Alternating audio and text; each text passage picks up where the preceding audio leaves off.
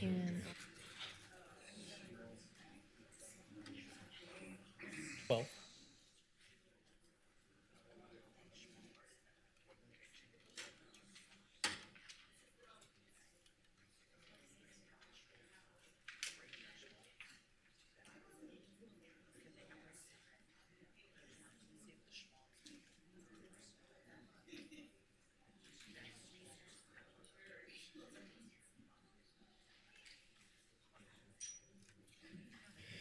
Mr. Clerk, I think we're ready to begin if you are. we're ready on our end. Okay, thank you so much. I'll call to order the Reno City Council meeting for Wednesday, August 9th, 2023, and we'll start off with the Pledge of Allegiance. Dr. Ariel, can you lead us in the pledge this morning?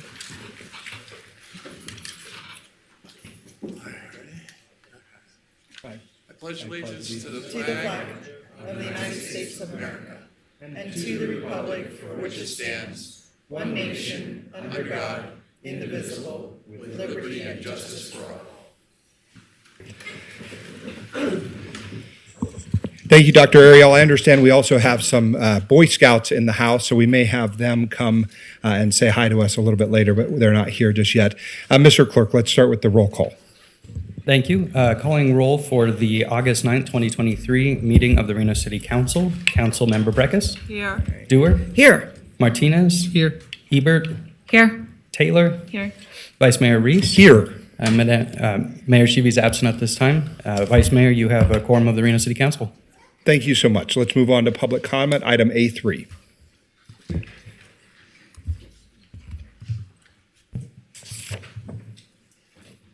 Thank you. Our first item today is public comment. It should be noted for those in the audience that comments are to be addressed to the mayor and council as a whole. Comments heard under this item will be limited to 3 minutes per person and may pertain to matters both on and off the council's agenda. Please note that the council may not take action upon any matter not agendized on today's agenda. When you are called on for public comment, please state your name for the record and begin speaking. The timer will begin when you say your name, and you will be afforded 3 minutes. Members of the public may hear, observe, and provide public comment virtually by pre-registering using the following link.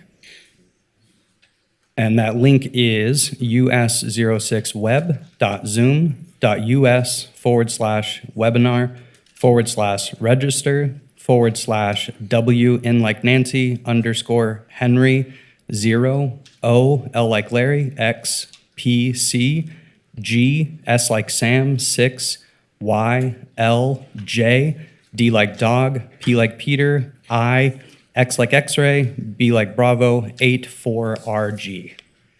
If you are an attendee in the Zoom meeting and would like to make a public comment, please raise your hand at this time. And lastly, while in this room, please be respectful. Warnings will be issued by the presiding officer if there is disruptive behavior, and you will be asked to leave chambers if the behavior continues. And our first speaker is Cesar Manera. Pastor Manera, good morning. Welcome. Good morning, Vice Mayor Reese. How are you doing, sir? Good morning, everyone. As usual, I'm here just to do some prayer. If I could read just one passage of scripture, it's out of Psalm 24, and it says, "The earth is the Lord's and everything in it, the world and all who live in it." And that is why we come to pray, so that God can bless our city, our region, and everyone that lives here. If you would like to join me in prayer, please do so. Heavenly Father, in the precious name of Jesus, we thank you for our elected officials. We thank you that for everyone that serves in this city council. And we pray for them, for their families, for their children, for their health, for their protection, and for everything that they do to serve this community. Father, we pray for everyone that is in government, starting with our governor and everyone that is in authority. And we pray for our community as a whole, for our schools, first responders, everyone that lives in this community, our children, people in hospitals. And just like Psalm 24 says, the earth is yours and everyone that lives in it. So, Father, we declare this region as being yours and everyone that lives in this place. Bless our region. Bless everyone that lives here. We declare this region yours in the precious name of Jesus. Amen and amen. Thank you. Have a great day.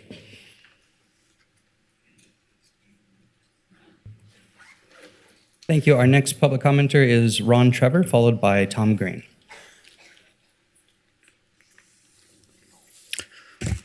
Good morning. Good morning, Ron. My name's Ron Trevor, and I'd like to thank the council for allowing me to speak to you today. I'm a representative of SAVE, which stands for the Senior Auxiliary Volunteer Effort that works for the Reno Police Department. Today I've got the recaps from second quarter 2023.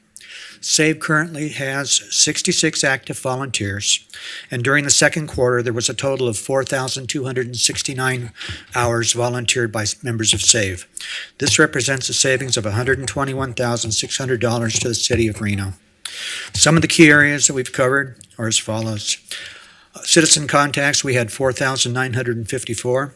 48-hour notices placed on abandoned vehicles, 1,201. School patrols, 701. Permit and handicap parking checks, 1,329. Handicap violations, and now the newly added charging station citations, we had 308. Pardon me, I misspoke. We had 308. The electric vehicle charging station citations, 33, just started. Stolen vehicles and fictitious plates located, there were 13. That's what I have today. Any questions? Ron, no, but thank you so much for being here, and certainly our thoughts and prayers are with you and your family. Thank you, sir. Thank you. Our next speaker is Tom Green, followed by Ron Ariel.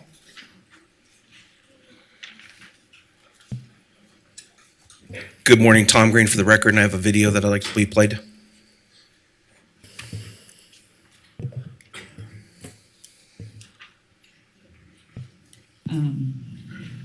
And, looking at some of those C&E reports, it was Tom Green.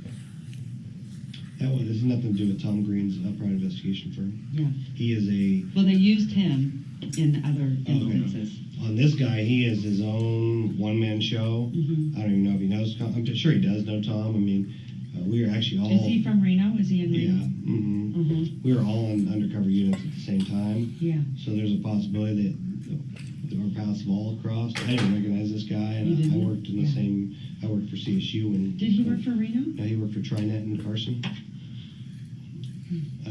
But it's just What's TriNet? It's like a dope unit. It's a drug task Oh, force. okay. And then, and of course, Tommy Green was in ATAC up here. So, My point is that quite honestly, I think they put it on Mary Luce's car, who ran for county commission, and then the story came out that she was, with Oscar Delgado, and that they kept trying to use, all of our personal lives to, help discredit the elections. But, he said things like, I got pulled over for a DUI, but I got let go because I'm the mayor. I don't even hardly drink, and I would never drink and drive. But Benjamin Franklin said it takes many good deeds to build a good reputation and only one bad one to lose it. After serving this county as a deputy sheriff for more than 26 years, working with senior citizens during COVID, running my own PI business where I've located families, loved ones at no charge because they didn't have the money to pay me, I think I've established a good reputation. During the last 10 months, I've been questioned about Trackergate by the RGJ, the Nevada Indy, and KUNR as to my involvement. As you've learned from the video, which was hard to hear, I just played by the city clerk, the Sparks Police Department, who were the law enforcement entity assigned to investigate, cleared me of any involvement, and Mayor Sheevy is clearly aware of my non-involvement since she was in the room with Sparks PD in December of 2022. I'm frankly tired of the character assassination and attempts to purge my good reputation. Mayor Sheevy, I'm not involved, and as you're aware, I've become fed up with the inferences you continue to make to my having a part in placing a tracker on your car. I did not. If I keep hearing this mentioned by you or the vice mayor and my name being taken in vain, I'll be left with no course except to take legal action. If anyone would like a clipped copy of the video clearing my good name and reputation by the Sparks PD, you can send an email to me, tom@tomgreen4washoe.com. I'd be happy to send you a copy. Frankly, I'm disappointed the mayor's not here. I don't know if that's by design, but I think it's clear I had nothing to do with putting a tracker on the mayor's car. And I keep hearing it. I'm running for office. And when I talk to people, they continue to say, you're that guy that put the tracker on the mayor's car. I didn't do it. She knows that, and I'm sick of it. So I want it to stop. Please, and thank you. Have a good day. Next, we have Ron Ariel, followed by Terry Brooks. Good morning to members of City Council, and thank you for your hospitality. I'm Ron Ariel. I run the Albie Ariel Foundation, named after my late mother. And the reason I'm here today is because City Council has kindly agreed to consider a proposed donation of $2,000 to the foundation. And I'm very, very appreciative of this generosity and kindness from the City Council. Our fellows are making a lot of progress. Claudia Sanchez Herrera is, within a few days, going to take her NCLEX, the National Nursing Licensing Examination, and she's very well prepared for it. I anticipate she will pass. She has a job offer, and within a month or two, she'll be working as a nurse in either our area or nearby in California. And her journey has been one of courage and perseverance and extremely hard work and some frustration, but I'm really proud of how far she's advanced in just 2 short years. And Mariana Lopez Baez is this summer was interning with athletic trainers, and she's looking for I think she's switching her career goals to becoming an athletic trainer, and wants to go to graduate school, and she's entering her senior year at UNR, doing very well. And I couldn't ask for more out of her. We have Elizabeth Vega Lopez, who is in the middle of a graduate program in psychology. She is a certified technician in applied behavioral analysis. Graduated on the dean's list for the last 4 of her semesters as an undergraduate, and I anticipate she will earn her master's degree next year or 25 possibly. Her instructors have nothing but praise for her. And we have Giselle Cruz, who is preparing right now. She's entering the Honors College at UNR, studying computer science, and was straight A AP class student at Reno High School. And so we have 4 years of her on our support list, and we'll be following her closely through her career. And I'm probably very proud of her. And we have one more who's entering senior high school. So I want to thank you very much for all your help. You will this will help us to pick up a new fellow. I'm still working on that. I'm still doing some fundraising for that. And I'm anticipating adding a new fellow within a few months, possibly 2. And so I just wanted to thank you very much for your kindness and support, and I certainly hope that this item is voted on. Thank you very much. Dr. Ariel, thank you, and your mother would be very proud of the foundation. Thank you so much. Next, we have Terry Brooks, followed by Abi Dam.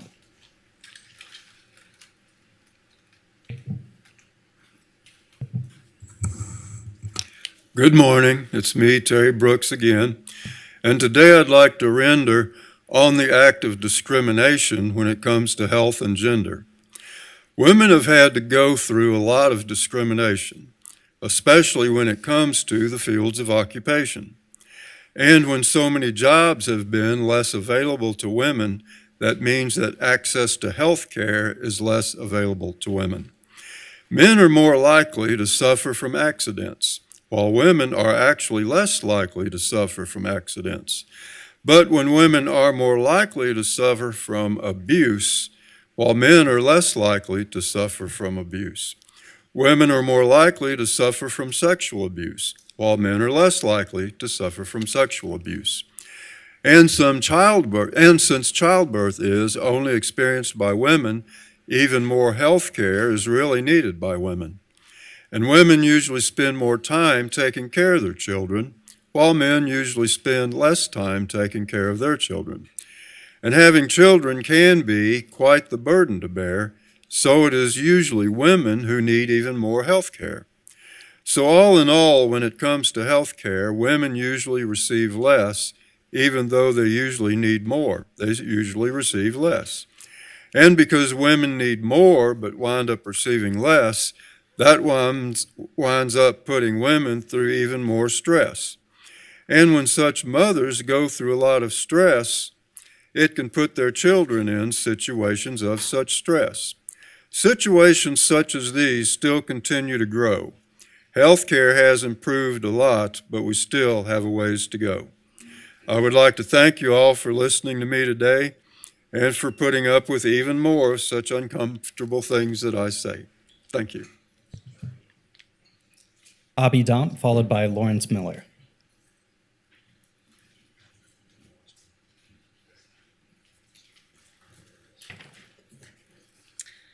Hello, my name is Abby Damp. I'm here on behalf of Urban Roots, speaking in support of B26, donation from Councilmember Martinez and Reese. So just to give a little intro about what Urban Roots is we're a nonprofit urban teaching farm located in downtown. We do a lot of programming for the community of all ages. So we have workshops, we do farm camps in the summer, so those are educational seat to table programming. We do we do a program called Gardening for All. So that is where we, the community can apply to have us come and plant a sustainable garden. We do this at homes, we do this at other businesses, and we do this, we don't. And we do this at schools. And so another program that we have is that teachers in the Washoe County School District can apply to have to come for a field trip. Don't, I'm being to come and do a field trip at the farm. So this is also additional to our Nevada native Nevada plant curriculum that we do here. Okay, hold on. Yeah, and so we really focus on equity and accessibility. I want to tell you something. Okay. Well, I only have 2 minutes, so. Everything you're talking about is not that. Okay. And so we offer about 30% of scholarships to our participants, so that's a big focus for us. We have a lot of events coming up this fall, so if anybody's interested in kind of checking out the farm, we'll have open farm hours this Saturday from 8 to 10:30. We're located on East 2nd and Gold Street. You can check us out at urgc.org or our socials at Urban Roots NV. Awesome. Thank you. Abby, who is this future mayor that you have with you? This is my daughter, Harvey. Fabulous. Yeah. Well, Urban Roots is really an incredible place. I had the opportunity to visit with you. Now it's been about 2 or 3 months, Yeah. and I know that a number of my colleagues have also been there over the years. If you haven't been, of course, I think you should go. It's pretty exceptional to see it happening right in the heart of downtown Reno. It is incredible what you're doing with the resources you have, and I think that as you continue to grow, you will grow your programming in a way that'll be meaningful to generations, and including this little nugget. So thank you so much for being here. Thank you. Thanks, guys. Next, we have Lawrence Miller, followed by Dana Miller.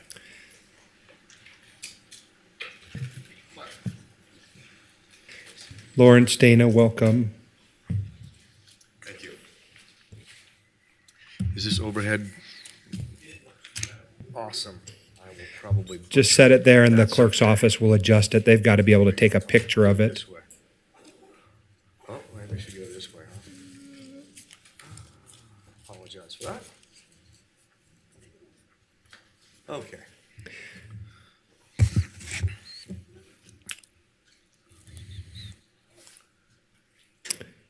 Apologize, technical difficulty. That's okay. Do I need to shuffle it? No, it looks like something came out unplugged. It's on my phone. No worries. We were having some issues with it earlier.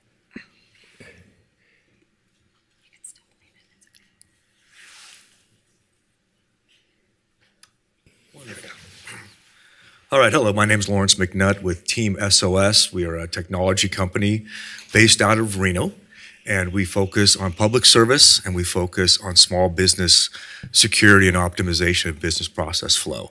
You probably know us from other things. We'll talk about those in a bit. We came here, I wanted to share this with you. This is what prompted this today is twice a year I have an opportunity to go back through my business plans, look at my past presentations, and that's when I have my corporate meetings and I fly all my staff in from around the country. That happens to be yesterday and Friday. So as I was doing that, I looked at what was my plan in 2019 as I was thinking of moving my business and myself personally to Nevada, which ended up being Reno. And I am one reader, so I read through this Reimagine Reno, and it was compelling. I was not moving to Reno. I was moving south of here. That was my plan. So some of the things that just kind of struck me as I read through this is in the plan, the master plan, we would be day-to-day actions and short-term decisions would be based on this plan. You guys wrote a great plan, and I think every one of your names is in the beginning of that plan as a contributor. When I looked at that plan, I said, this is perfect. I'll bring my business here. Over here, it's the regional economy. We can bring in, plan was to have 100 or so employees in this area, in the greater area, focus again on, take some of our skills in public service, rural broadband, I've met with most counties throughout the state, of how we can bring connectivity into rural areas, helping the economic development of those areas grow. And then we stumbled upon something else, which is what most people know us about, which is called the River Inn. And that was strictly an accidental purchase, so to speak, or unintended. Dana found me a beautiful home in Verdi up on the hill, brand new, great. And I said, I want to be on the river. And we ended up buying the old River Inn. If you don't know what that is, I'll show you a picture in a minute. So this then created the opportunity for us to look at public-private partnerships to develop an area along the river that initially we thought would be for us, but we realized it was for the community. It was bigger than us, and that is our vision. So that goes to the public-private partnership. Again, I'm looking through your plan because this is what enrolled me to coming here into Reno. So I've always been interested in public-private partnerships and with other states, other counties. And there's the perfect opportunity to do that here. I was reading through a couple of things in the last couple of days about the challenges that we're seeing in Nevada and in Reno. Well, I'm talking long, okay. I'll leave it over to you after that. So we're seeing a lot of challenges with small businesses. It's a difficult time for businesses with the economy, inflation and the economy getting worse. It's challenging. We need help. I'm a small business in Reno. I'm a bigger business in other areas, but in Reno, I'm small. I need your help. Okay? So I'm looking for the support of this committee, of the city. How can you help us bring more employment over here? How can you help us get networked? And I'll leave it to you, Dana. Say whatever you want. And next we have Dana Miller. Good morning. I'm Dana Miller. And first, I just want to say thank you for accepting my invitations out to the River Inn to come and see us. We're always happy to have people and show people around, so we appreciate that. Megan Ebert, I am so sorry that we had some scheduling conflicts, and so I also would like to re-extend my invitation to you, and I can email you again if you're still interested, because we would love to have you out and to meet with you. I wasn't really planning on speaking on this part of the thing. I knew he would run out of time. But one of the things that I'm really passionate about with the River Inn is that because it's along the river, of course, it's just got a beautiful area. It's one of the beginnings of Reno. It's where people get off on the old Highway 40, 4th Street, and they see us first. It's also, 4th Street is not known for being a very pleasant street sometimes. And so we would like that to change, and that's one of our visions in bringing the River Inn, certain parts of it back to life. Because we own both sides of the river, there's an opportunity to connect trails from the county to the city. and bike trails. And we know a lot of bikers do ride down 4th Street, which can be very dangerous. And it would probably also, by putting a trail across the river, would maybe make other people want to actually ride their bikes along there and connect with the Mayberry trails and things like that. So that's what we would like support with. Plus there's fishing, there's a countless number of things that the public would actually like access to. And they have told us over and over again through social media and such. So pretty much that's what I have to say. Right. Excellent. Thank you. Mr. Clerk, do we need to get copies of those? Are we able to get screenshots? Do you have copies you can provide for us and we'll distribute them? Or if we can take that, we can make copies. Yeah, we also did a master plan. Dana, you'll have to come to the microphone. You still got a few seconds. I just want to make sure that we had what you'd submitted and you want to make sure it became part of the official record. We also have a master plan that we kind of presented to the city a while ago, and I'm more than happy to also email you all of that to show what we presented for our vision. So I think I've seen it. Thanks for sharing it with me, but appreciate it. Okay, John Eric Johnson, I think you're up next. That's correct. Thank you. Got you. Mr. Johnson, welcome. Vice Mayor Reese, members of the council, thank you for giving me this opportunity, and thank you in advance for considering my remarks today. My name is Jan Eric Johnson. I'm a founding member and past vice president of Reno Free Thinkers, a community group for atheists and agnostics. I'm here on behalf of our president, Richard Evans, who could not be here today. I am representing our group in his absence. I'm also a former Reno fire captain, now retired, running 2 businesses. I have a very old and dear friend, Rajan Zed, who is an interfaith leader and whom we have worked with before on where we have had common cause. For example, I and other leaders from our group stood side by side with Raj and other faith leaders with the Sikh community after the horrible attack on one of their temples years ago. Most recently, I was honored to be one of the guest speakers at a reception for Chief Nance by religious leaders, welcoming her to our city. It was at this event that I caught wind of a letter that you were about to receive from several clergy leaders in our community, urging you to start city council meetings with an official prayer. On behalf of Reno Free Thinkers, the 25% of our population who identify as non-religious, and all those who support our Constitution, I would beseech you to not pursue this ill-advised course, however well-intended it may seem. We would also like a seat at the table of any discussions considering it. The problem with letting religion into government is that the question then becomes whose religion? Our founding fathers answered this question: nobody's. This is why they enshrined the separation of church and state into the very first sentence of the Bill of Rights. As James Madison said, the purpose of the separation of church and state is to keep forever from these shores the ceaseless strife that has soaked the soil of Europe with blood for centuries. Some cities have done an end run around this by saying they will include all faiths, favoring none in line with case law involving this issue. This approach would mean that if the Church of Satan applied to open a council meeting with a prayer to the devil, this council would be required by law to allow them to do so. If any of the clergy who are signatories to that letter wish to come up and use their 3 minutes of public comment and right to free speech to offer a prayer, they may do so, as the gentleman did earlier. And if anyone were to say otherwise, I would be among the first to stand by them to defend that right. Why do they not just do that? Because make no mistake, what they seek is not just inclusion, but endorsement. This is not to say a city government can't work with the religious community. I think the fact that Chief Nance is establishing a good working relationships with the faith community is a very good thing. During my decade as a fire captain, I used the services of Chaplain Arvin as much, if not more, than other company officers. As city council members, you get to hear a lot about what the city does wrong, real or perceived. I'm here to tell you that this is one of the areas where the city of Reno has been doing it right. You've provided outreach and support without endorsement. You've come up to the line of separation, church and state, without crossing it. You're to be commended for this, as it can be a difficult balance to keep. The proposal to open council meetings with an official prayer would upset this balance and cause division and strife in our community. Let sleeping dogs lie and continue to focus on the business of the people. Thank you. Next, we have Pablo Nava Duran, followed by Mara Lair.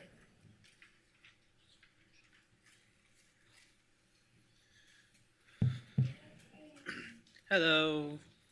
Hello, council member. My name is Paul Natduan.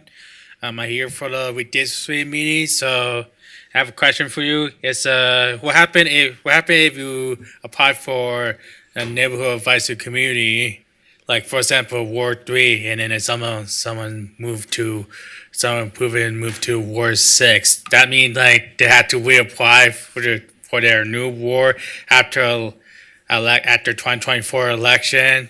And then the second question is I know the precinct number is a beginning of 1. So for example 1, 2, 3, 4, 5. For example, if you live on precinct begin with 1, you live Ward 1. So if a guy's create Ward 6, and I know you see a Spark usually 6 numbers. So what happens?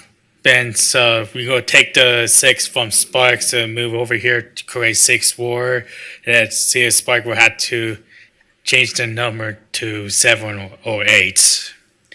So thank you. Thanks, Pablo.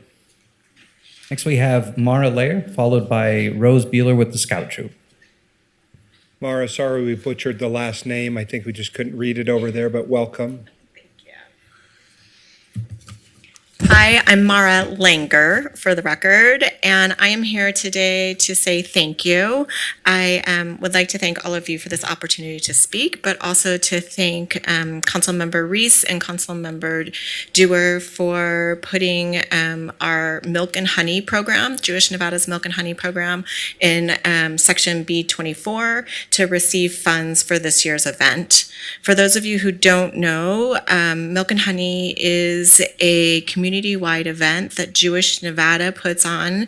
This is going to be our 2nd annual event at McKinley Art and Culture, and it's going to be September 10th. Everybody is welcome to attend, and we hope to see everybody's smiling faces there. We're going to have Israeli dancing. I actually have a food truck that is going to provide falafels, and we're going to have Cece Gable as a jazz musician.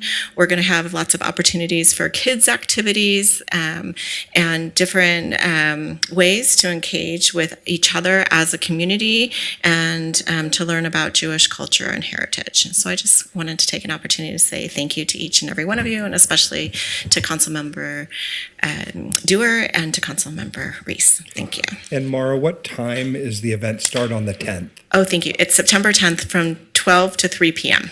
Thank you so much. Thanks. Thank you, Ms. Langer. And now we have Rose Beeler with the Scout Troop, followed by Carla Sanchez.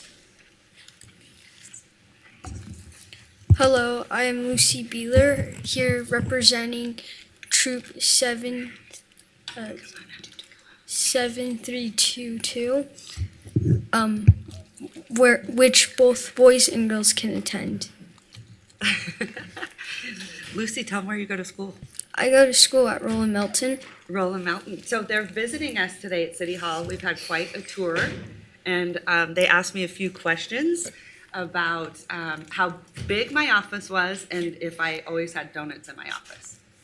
What do you think? I know the answer to the second one, no. I don't think the mayor eats donuts, but how big was the office? Did you get to play ping pong up there? No. We wanted to. We counted murals. We did, right? All right. Well, we wanted to say hello, and they were excited to meet you, and they wanted to address the entire council, and we talked about public comment, what it is, why it is, and why it's important, freedom of speech.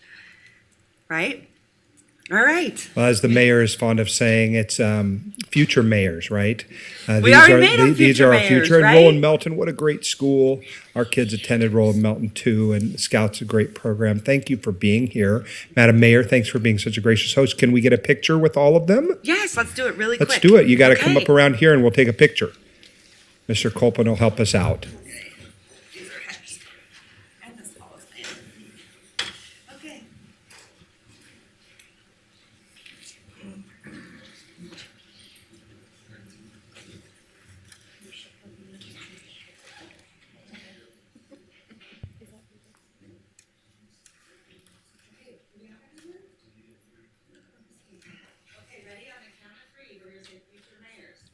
Ready?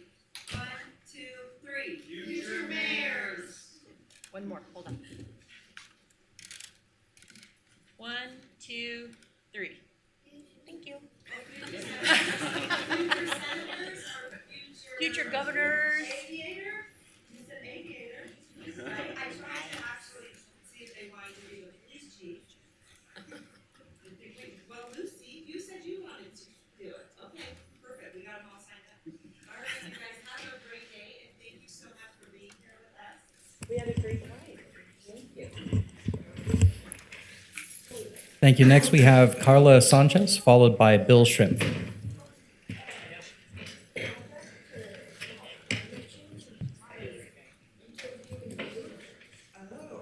We have Carla Sanchez. Okay, let's move to the next speaker, Bill Shrimp.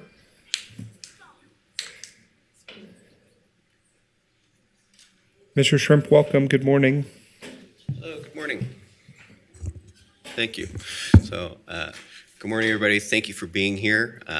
Again, work you do day in, day out that nobody sees and all that kind of stuff. Really appreciate it. And that kind of energy coming through City Hall with the kids. I don't know, it seems like a pretty regular thing that happens. I think that's a great thing. So I hope that continues and becomes more and more of a thing. I think it's really great. Something that I wasn't really thinking about talking about was, but hearing the lady from Urban Roots, it reminded me of something that came through the NAB not too long ago, and it had to do with farming within a person's own parcel, and it had something to do with water use. And honestly, I don't have my notes from that meeting in front of me, so I don't remember all the details. But there's some sort of ordinance that prevents people from farming in their own parcel, even when it's kind of allowed by right and zoning. There's something going on there. So it's kind of an issue. So I don't know if there's something that we can look at, revisit some ordinances so that people can be a little more self-sufficient within their own property, particularly if they're not bothering other neighbors and they're paying for their water anyway and using it as food. That seems like a good use. But really the main reason I came here today was to say thank you to not just you guys, but to remind you that the folks sitting over here and the folks that sit behind them upstairs and everywhere else they are, they're really pretty great, and I think it needs to be said. I'm new to interacting with the government, about a year, I guess, and it felt like I was hitting some roadblocks initially, but since then, I can honestly say that the folks over here have been very welcoming, very helpful, very informative. Sometimes I feel like a toddler. I ask why, or how, and they do a great job answering these questions and helping me out and just giving me some general understanding. I don't always agree with what the how or why is, but at least I understand it, and that I can appreciate and respect. And so for the council, just want to reiterate that it's something that you probably already know. Keep up the good work with the staff in the city, and thank you. Thank you, Bill. Make sure you connect with County Commissioner Mike Clark. He's the dapper-looking gentleman in blue.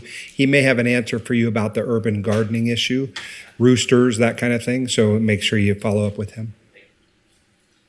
Thank you. That concludes our commenters registered live in the room. We do have one attendee via Zoom, Alexandros Mikraikis. Go ahead and unmute and begin speaking when you're ready.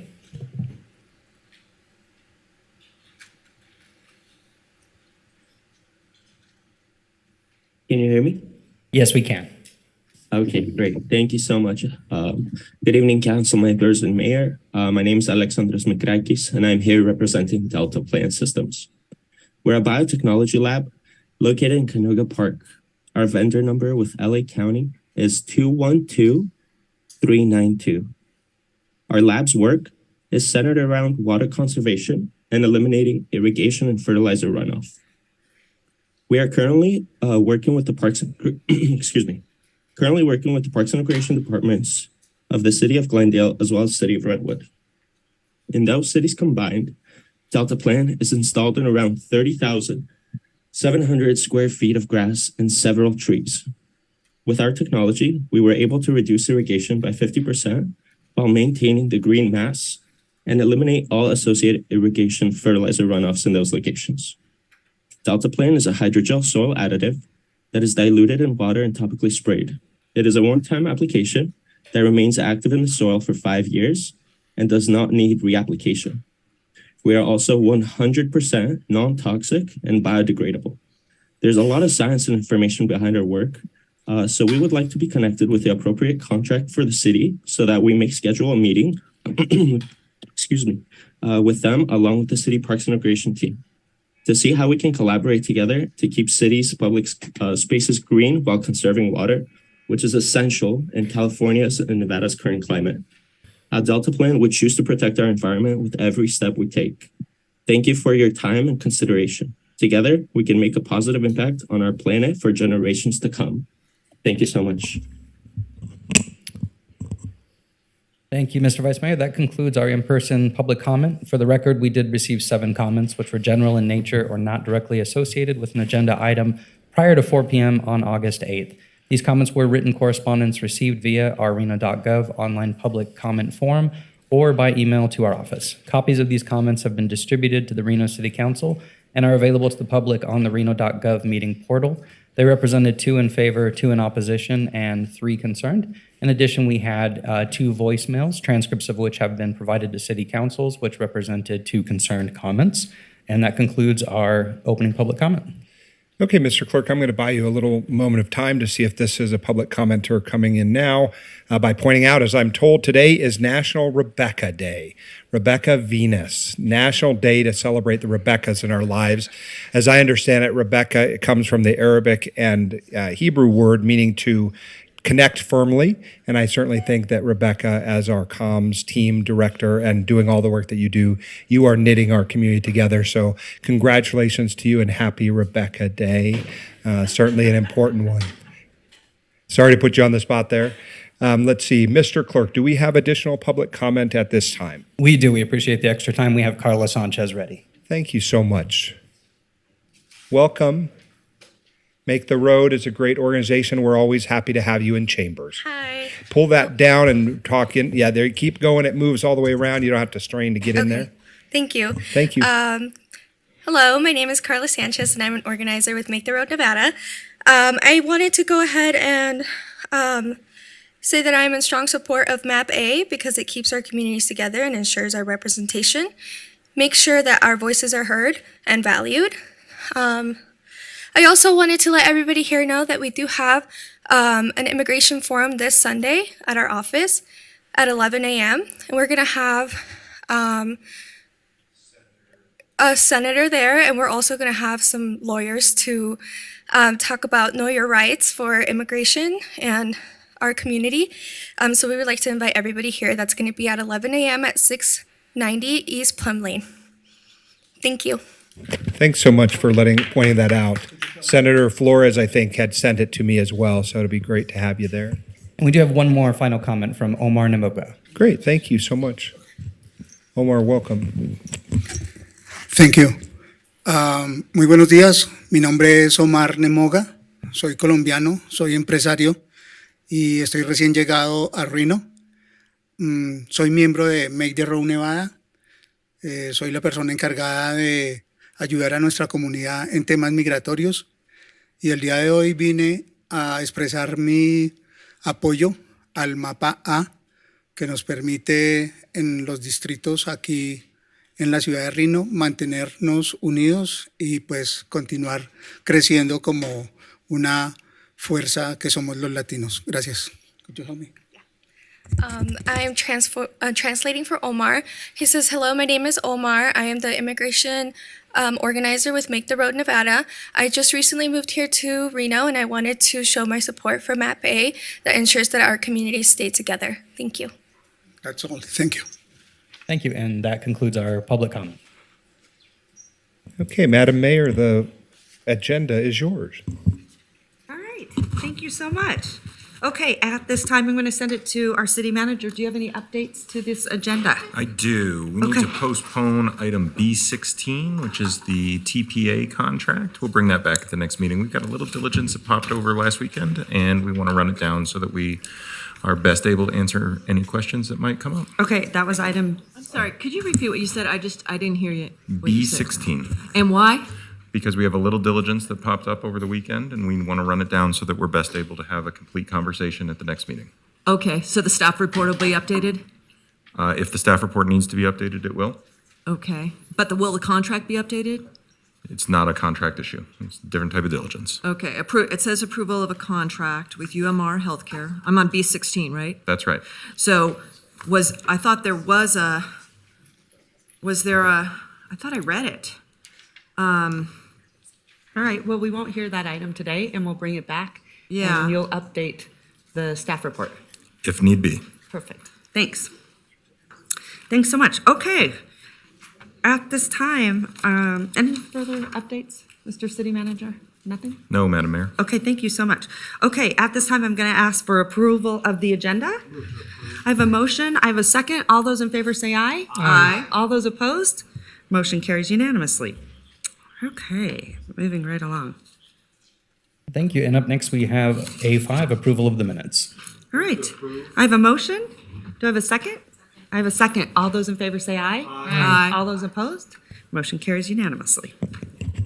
Thank you. And we are ready for our consent agenda, item B. Okay, thank you so much, Mr. Clerk. Do you have any public comment on this item? We do have two people registered in the room. First, we will hear from Gary Cecil, followed by Richard Bissett. All right, Gary, come on up. Good morning. Good morning, Madam Mayor, council members, Mr. City Manager. It's really hard to follow a wonderful blessing, an adorable child, and a bunch of great scouts, but I'll try. I'm here this morning just to keep the spotlight on an issue that downtown residents are always concerned about, and that is the impact of sometimes poorly run downtown bars and nightclubs on the quality of the life of the permanent residents, and to some degree the reputation of downtown Reno. But whenever I speak about this topic, I feel it's necessary to give you a disclaimer. I don't expect downtown to be a monastery. I came here largely because I love the entertainment opportunities and to walk around to them. My hope, though, is always that the bars and nightclubs be considerate of resident neighbors, but if they're not, that the city helps us to make sure that they can. A new nightclub causes a form of what I would think is PTSD amongst some of our downtown residents, and I think that's reflected in the public comments, the written comments that you might see before you. I just want to just significantly say that this time the Montage HOA board submitted a letter of concern because the new bar, and no disrespect to the prospective owners, has a very historically problematic number of issues. Our Ward 5 council member kindly met with us also recently to review a survey that we did of all the Montage residents. That's about 400 different people. And far and away, and it surprised me, the number one concern was, quote, security issues around the Montage and in downtown Reno. Several Montage residents have also reached out to Mr. Welsh and Ms. Lupo of Eden in the spirit of being good neighbors. And I think we all had a very, very positive conversation. So I really look at that as a good sign. That said, considering the recurring record of crime and code infractions of earlier businesses at Eden's location, a short paragraph from the Montage HOA board's letter, I think aptly captures their concerns. They wrote, "We wish the new prospective operator nothing but success.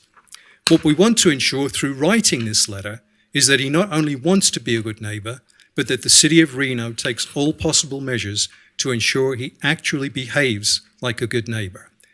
In closing, I respectfully ask you to consider two actions. A couple of years ago, former Councilmember Jardin started the bar car. I don't know if you remember that. We found it to be a very effective after midnight tool to operate intermittent but regular RPD enforcement in downtown. However, when the grant ended, it ended. If there's any way you could please consider restarting it, I think we'd appreciate it. Secondly, please ensure there are many opportunities for residents to have input into the planned overhaul of Titles 4 and 5 covering licenses and permits of the Administrative Code. Lance Ferrado has been extremely helpful, sincerely, and I hope you will strongly support his efforts. I know redistricting is front and center today, but thank you very much for your attention. I do appreciate it. Thanks, Gary.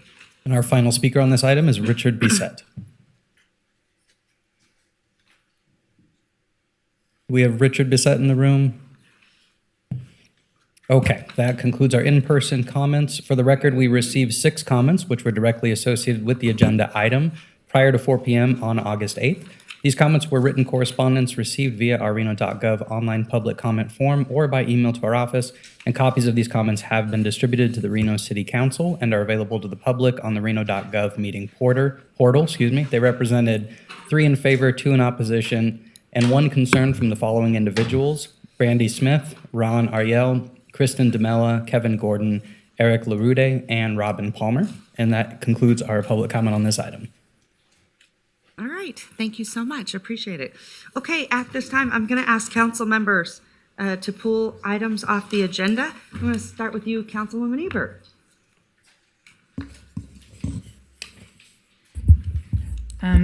B 14 and 15.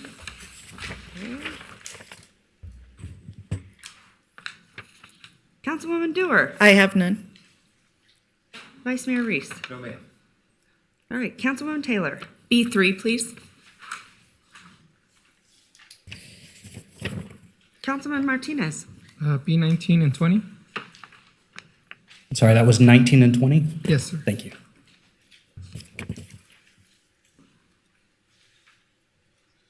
All right, Councilwoman Breckus. Thank you, Madam Mayor. I'd like to pull items B11, B13, and B18. Okay. And Madam Mayor, I did have one, sorry. B22.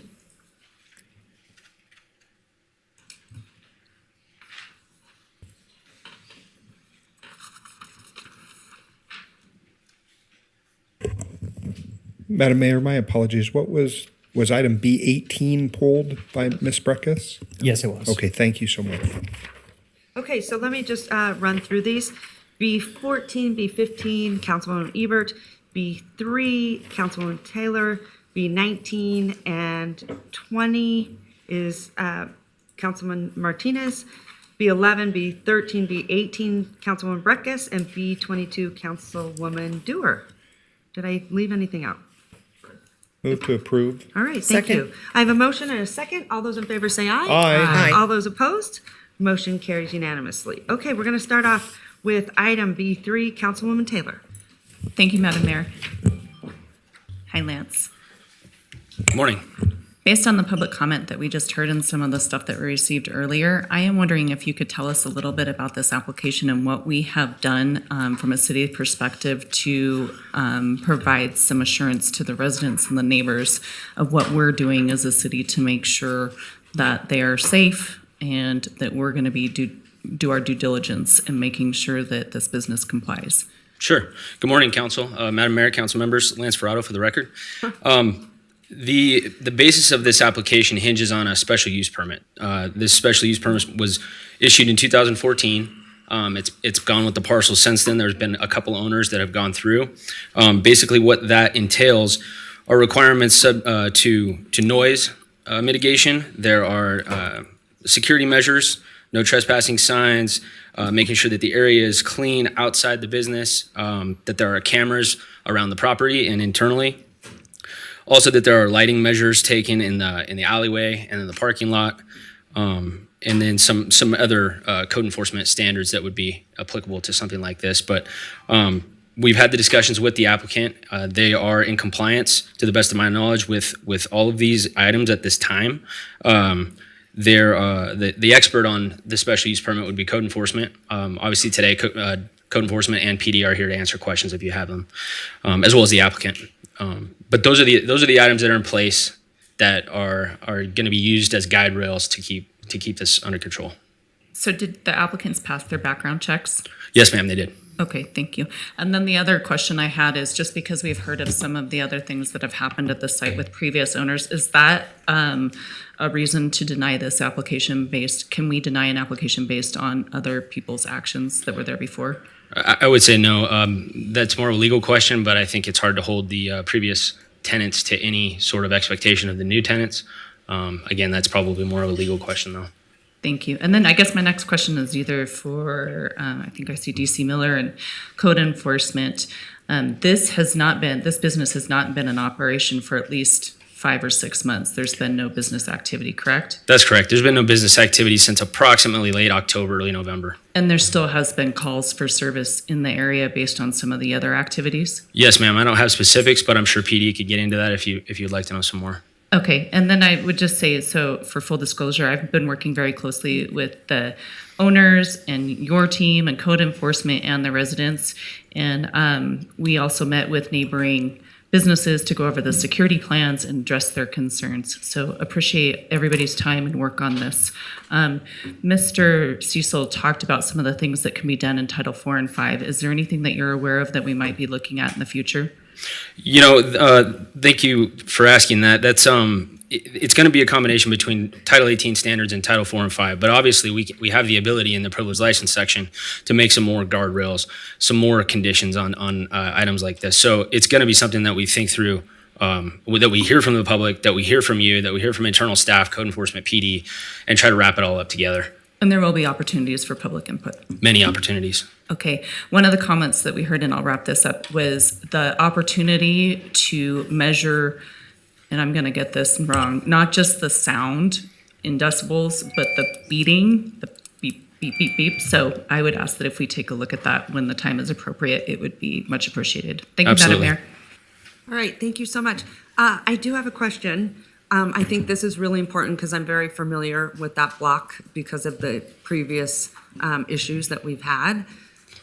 You have some really strong business owners over there and residents. And so I guess, and this might be a question for the applicants, what is the working relationship with the other businesses next door? Because you guys have to be really good neighbors. And that was something that did not happen. And I think that was very, very challenging. So if maybe you have any idea or you could speak to that, because I think that's going to be how you're going to have success. I can only speak through what I've heard from them, but I think they would love to address that. Yeah, please.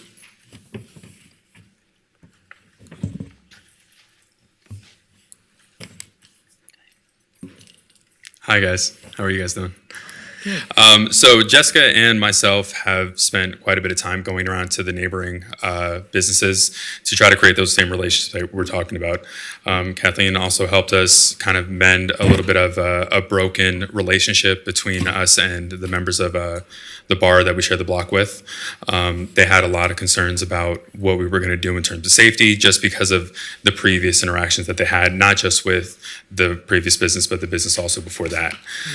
We spent a lot of time trying to go over ways that we can all help each other as a community. We've made great relationships with owners, managers, security staff, all up and down the block. We spent a lot of time getting to know them.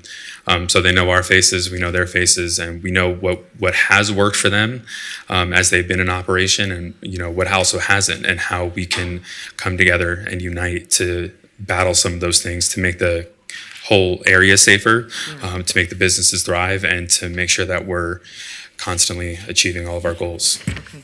All right, I really appreciate that because I think that's going to make the difference from what wasn't there before. And unfortunately, you guys are sort of getting pegged with some of those previous issues.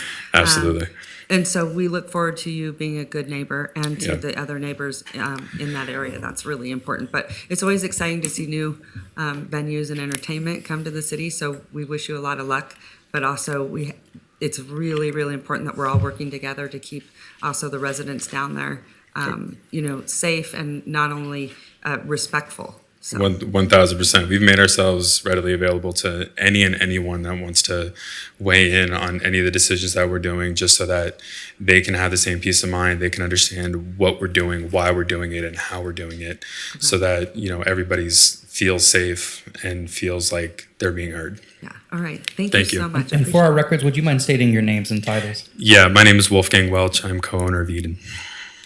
Jessica Lupo, co-owner of Eden. Okay, thank you. Any questions from council members? Madam Mayor, just briefly. Go right ahead. First of all, thank you for being here today. I think that's an important element of our relationship together, right? Yes. What we want to do is ensure that all of our businesses in the city of Reno are successful. And so our goal, of course, as a council is to allow our administrative staff to work with you in a way that is meaningful to you. And when that is not happening, you certainly are happy to let us know about it. I want to thank my colleague, Councilmember Taylor, for working so diligently on this particular location. I don't think it has anything to do with the two of you. In my interactions with you, you've both always been very professional and very kind, so I thank you for that. But I do think it behooves all of us to really dig in to the areas within our city where we have had some historical experience that leads us to believe that things can be repeated. I would encourage you to both recognize that privilege licenses are really that. They're a privilege to have, and there is a great deal of scrutiny going on with our privilege license format and an area, because we do want the best for the city, as I think you do as well. So again, my thanks to the mayor for leading in the discussion space about the importance of downtown and the privilege license space, our staff for the work that they've done, and Councilmember Taylor for the excellent work in looking at this from the perspective of all of us. So thank you. Thank you, guys. All right, thank you so much. Okay, Councilwoman Taylor, please give me a motion. Motion to approve. All right, thank you. I have a motion. I have a second. All those in favor say aye. Aye. All those opposed? Motion carries unanimously. Congratulations. Good luck. Okay, moving right along. Next, we have item B11 pulled by Councilmember Breckus. All right, Councilwoman Breckus, go ahead. Yeah, can we get a staff report on this? City Attorney's Office, can you make a presentation? Yeah, for the record, John Shipman, City Attorney's Office. Don't have a formal staff report other than just what we did was take the direction given by council at the last meeting, and we memorialized that in the agreement that's included in the packet. So if there's any questions about that, I'm open for questions. Yeah, okay, not a presentation, but it was not the last meeting? What meeting were you? Maybe 2 meetings ago, perhaps. Okay, I think it was it June 20th? And this item, just to characterize, is the reinstated and third contract with Correct. our city manager? Yep. Okay. And I had some questions about that, and I was not at his evaluation on June 20th. I have read the minutes, and I did submit my own evaluation. But there is a provision in there that enhances the severance pay that he would obtain. And I think that came up, a request he made when he first started was for a year severance, and I think we looked at some norms, and a year was a bit much. I think the ICMA approved 6. I don't know if anyone remembers that. That was my recollection. So I did go back and read Mr. Reese's discussion about a severance payout, and I've read the severance section, and it's very generous, it's very extensive, and then it links to certain ways in which the city might not pay severance, and I think those are on page 5. Removal is, and this is paragraph D, A through H. And in particular, F is use of possession of illegal drugs or violation of the code set forward in 281A, which if you cross-reference that's Nevada revised statutes related to ethic commissions, and we know a lot about that because we have a lot of interaction with the Ethics Commission. But then our own municipal code, 2.2 Code of Ethics for Public Officials, which seems to pertain more to city council members than it really does anyone who's in the workforce and not an elective. So I get that, but then when I read section 2.24 in our municipal code, and it's not referenced in a reason for removal under which severance would be due, there's 2.24 says, if a result of the investigation, the city council determines that the mayor, city council member, city attorney, a city council member, there's also a reference to the city manager up above, but can be, will be subject to, it's actually 224.070. If a result of the investigation, the city council determines that the city manager or city clerk subjected an employee or covered person to unlawful and discrimination, harassment, or retaliation, the city manager clerk, and I'm excerpting, the city manager clerk will be subject to discipline up to and including termination of employment. So I want to understand how that section reads with the severance privileges that are given, benefits that are given to the city manager, because at the time the council reviewed him, the city manager, to my knowledge, was and is under investigation. Councilwoman. And that's an investigation that. Councilwoman Breckus, you're over 3 minutes. Hold on. Oh, okay. I'm going to be cut off right now. Just for Have him Okay. respond, and then we'll keep going around. If I could just clarify it. So like two points. Number one, we're not agendized to talk about people at this meeting. Oh, we're not? No, we're then not. why are we doing a contract? Don't you usually have, I mean, if with the contract's on, can't we talk So about the the contract, contract? yeah, that's the sole thing that's up for discussion today Yeah. is the contract, and the provisions that you're talking about have not changed. So, that's, again, we can have a conversation offline about that, but, No. I don't think we're agendized to talk about that or to talk about, Yeah. particular character competence of Well, individuals. I want to understand, because there is knowledge and I have Councilwoman background Breckus, here, hold on. that investigation was, okay. Hold on Okay. 1 second, because you know we have 3 minutes. Yep, Everyone gets 3 3 minutes. minutes, and we keep going around, so Okay. everyone gets the opportunity Okay, to 3 weigh minutes. in on the conversation, so it doesn't get dominated by one person. All right. Any other comments on this item? No? Okay. Sending it Thank back to you for 3 Okay, minutes. so this 2.24, okay, it's in the code. It says if council's doing an investigation and the investigation finds wrongdoing, the city manager may be terminated, okay? I want to know how that works with the employment contract related to a severance. Yeah, This so enhanced we can get you a severance memo on benefit. that. Huh? I can get you a memo on that. No, I want to know right now. Yeah, I'm not prepared to opine on that currently. Okay, at this well, moment, so. that's fine. Now I'll ask another question. It's just the benefit of the 6 months PERS purchase, up to 6 months PERS purchase, is that still solid, included in there? Yeah, that has not changed. Did you cost that out? I did not cost that out, no. You don't know. Do you have a guess? It would be about 30% of the annual base salary under the normal PERS Okay, rates. so I that's on believe. top of the costing. Okay, I think unlike CBOs, you're not supposed to show all the costs, but because it's buried in the Second Amendment, I didn't know. Well, I am opposed to this provision of the enhanced severance with full knowledge that the council knows, and I know, because I've been interviewed by an investigator, about violation of retaliation. And I was the one who requested it. Here's a public letter about it that my attorney sent in May of this year. The council, I believe, is aware because the investigation is ongoing. And with that knowledge, it appears to me that the council enhanced up to a year a severance buyout. I find that fiscally irresponsible. Now, the investigation's ongoing. I believe, and I mentioned it in June 22 with his evaluation, that there was wrongdoing, improper government action, and retaliation. I brought it up in my interview on the 22nd. I mentioned it several times here. I finally had to hire an attorney to call upon that because the retaliation has ramped up so much over the last year.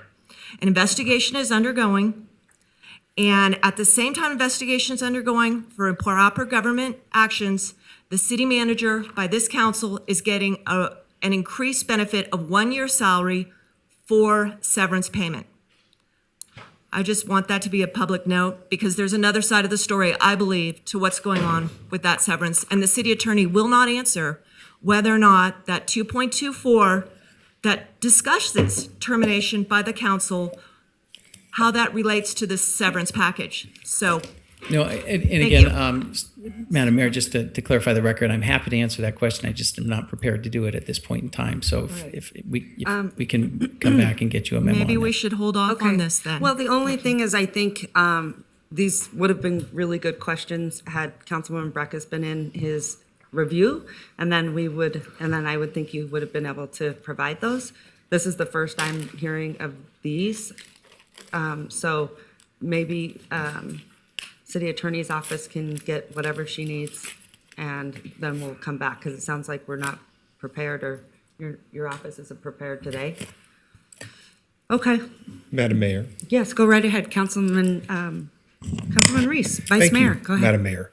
A couple of things for the colleagues and for the folks watching at home. Number one, Mr. Thornley, you've done an exceptional job running this city, and I commend you for it. We live in very difficult times where both the right and the left of the political spectrum have made the job that you do and the job that we do very difficult. It's unfortunate that council member from Ward 1 continues to behave in the manner that they do, but this is not unknown to you. Certainly, the public is a part of our discussions and certainly is aware of some of the items raised by the council member from Ward 1. However, what I want you to focus on, Mr. Thornley, is that concept of behaving like a goldfish. You just have to have a short memory. Ms. Breckus was narrowly elected in her last term. She represents a very minority position in this community, and the allegations that have been raised are false. And so you have to let some of that go. The item before us today is really related to a contract extension, which was approved by this body, I think unanimously at the time it was raised, as well as the terms and conditions of it. So I thank the city manager's office for working with the city attorney's office to bring us this restated contract. Of course, the contract includes provisions that are designed to make it harder for you to leave us, quite frankly, because we have decided that being run out of town by all measure of things, as perhaps some of our previous managers have been, by the misbehavior and antics of one member of this body is not acceptable. So there's a risk versus a reward. We want to make certain that our community has the leadership that you have brought to this building and has that leadership for a number of years. And in doing so, the provisions of the contract and the performance evaluation recognize your incredible contributions to the organization. And so for my part, we'll be supporting this extension and believe that the spurious and false allegations raised by one of the members of this body have no truth or bearing on that truth, and certainly believe that it's a continued pattern and practice of harassment that this particular member has engaged in with many members of this city council and with members of the staff over a course of 10 years.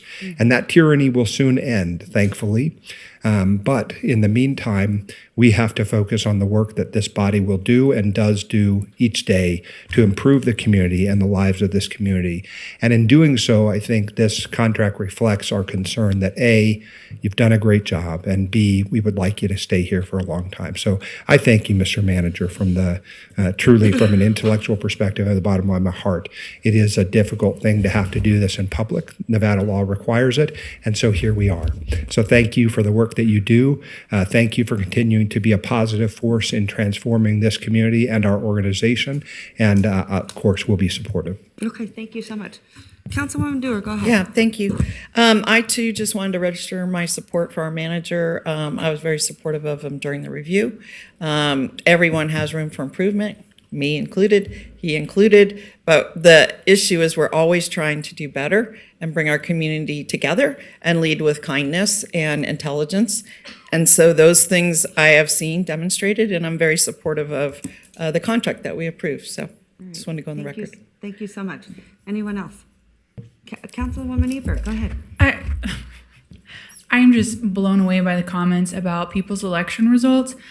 So completely unnecessary, so completely uncalled for, especially considering we have two people on this body right now that were appointed. I don't see the relevance of calling out people's election results from 2 years ago and talking about when somebody's going to be gone and how relieved you'll be about it. Unbelievable. Childish, uncalled for. I'm so disappointed and frankly disgusted. So those are my comments. Thank you. Okay, thank you. Okay, hold on. First of all, no one likes to air their dirty laundry, ever. I don't think this is a particularly good look for the council. But this is the politics we're living in today, that people, disagree with you, and then it becomes really challenging. We're living in times where it has never been more divisive in politics. I know firsthand. I've been tracked and stalked, and my privacy has been invaded. I mean, we're at that level now, and so It's very, very concerning to me. So it's unfortunate that we have gotten to this point. I will say, Doug, I have been very hard on you, our city manager. I have been very hard on you. And you have done your job with a lot of grace and mercy and respect. So I have to say, I've been impressed with your performance because, you know, I do hold you accountable. I just wish Councilwoman Breckus would have been part of the review process, because I think, you know, these are always important conversations. I like to be a body that has consensus. I think that that is important. It builds a solid team. And as a city, that's what you guys deserve. You deserve that, whether you agree with me or not, or my politics. But guess what? We all live here together. If something tragic happens in the city, I hope that we're there for one another. Maybe you're my neighbor, and maybe, you know, something, you know, a horrible accident happens. I'm coming to save you because you're my neighbor. I don't care about your politics. And at some point, we have to set that aside. We're human beings. We all have to figure that out at some point. Sometimes we're our own worst enemy, our absolute own worst enemy in this country, when we should be looking at other countries as our own worst enemy instead of ourselves. Right? We live in a wonderful, wonderful country, the best. But let's all get along to make this country better, our cities better, each other better. This isn't going to help anyone. I want the city to be better, not bitter. So anyway, okay, we're going to move on, and I apologize, everyone, for being dragged through that. That's embarrassing. But we're going to move on. And Madam Mayor, Mr. Martinez has. Oh, go ahead, Councilman. Thank you so much. Just trying to get my mic on. I appreciate the conversation. I will say that we hashed out a lot of these things during our previous council meeting, and so this is the first time that we're seeing some of this information. And although I appreciate the input from all of our members, we're being asked to consider something that's a speculation and not a result of an investigation, which is clearly stated in Reno Municipal Code, subsection AB, section 2.24.070. So I am in support of this item, and until there are affirmative results of an investigation, then we can have that conversation at that point. Thank you. Okay, thank you so much. May I have one more minute under our No, rules? Councilwoman, we already went through our time. I can't have one more minute under our rules? We already went through one more Cutting me time. off could be depriving me of some due process We already rights. went through our rounds, Councilwoman Breckus, okay? Madam Mayor, All right. you misrepresented the record on the evaluation, and I want to set the record straight. Councilwoman Breckus, hold on a second. You can have your time to speak. Hold on one thank second. you. Just give me a minute, because you know how this works. We're going to come back to you. Okay. Go ahead, Councilwoman Taylor. Oh, sorry, Madam Mayor, I was just prepared to make a motion. Okay, hold on. Before we do that, go ahead, and then we'll go into discussion. Motion to approve item B18. All right. so Second. I have a motion, and we're going to head to discussion. Councilwoman Breckus, go ahead. Yeah, thank you, Madam Mayor. Like you, I'm the most senior member on this board, and I'm very proud of my attendance record. I did not attend the evaluation due to a very important family landmark occasion, but unlike what you referenced, I sent in my evaluation. It was a written document. Yours is not of record. Okay. Okay, I so never do that. I do it in person. That's fine. Okay. But mine is of record, and it harkens back to my June 21 record evaluation, where I provided in person and on written, outlined the incident, outlines the retaliation, and since that time, the retaliation ramped up to the degree in May I felt I had to hire an attorney. At this point, the only question I'm asking is, one, putting into the record the fact that there is an investigation ongoing, stating that I've been interviewed by an investigator, and two, how this enhanced severance works together with a part of Reno Municipal Code that my colleague just mentioned, 2.24, that talks about removal of the city manager as a result of an investigation. Is this enhanced severance go with that or not? Because there seems to be a conflict between the contract and the Reno Municipal Code. The city attorney cannot give an understanding and answer that. That's disappointing. That office failed to investigate back in 21. So, you know, I think they're falling down on some of these issues. But with that, I'm ready for the vote. And I'll just reference all to the written record of the last 2 years' evaluation and the letter in there and the contract, which raises these questions. Thank you. And I'll be voting no. Okay, thank you so much.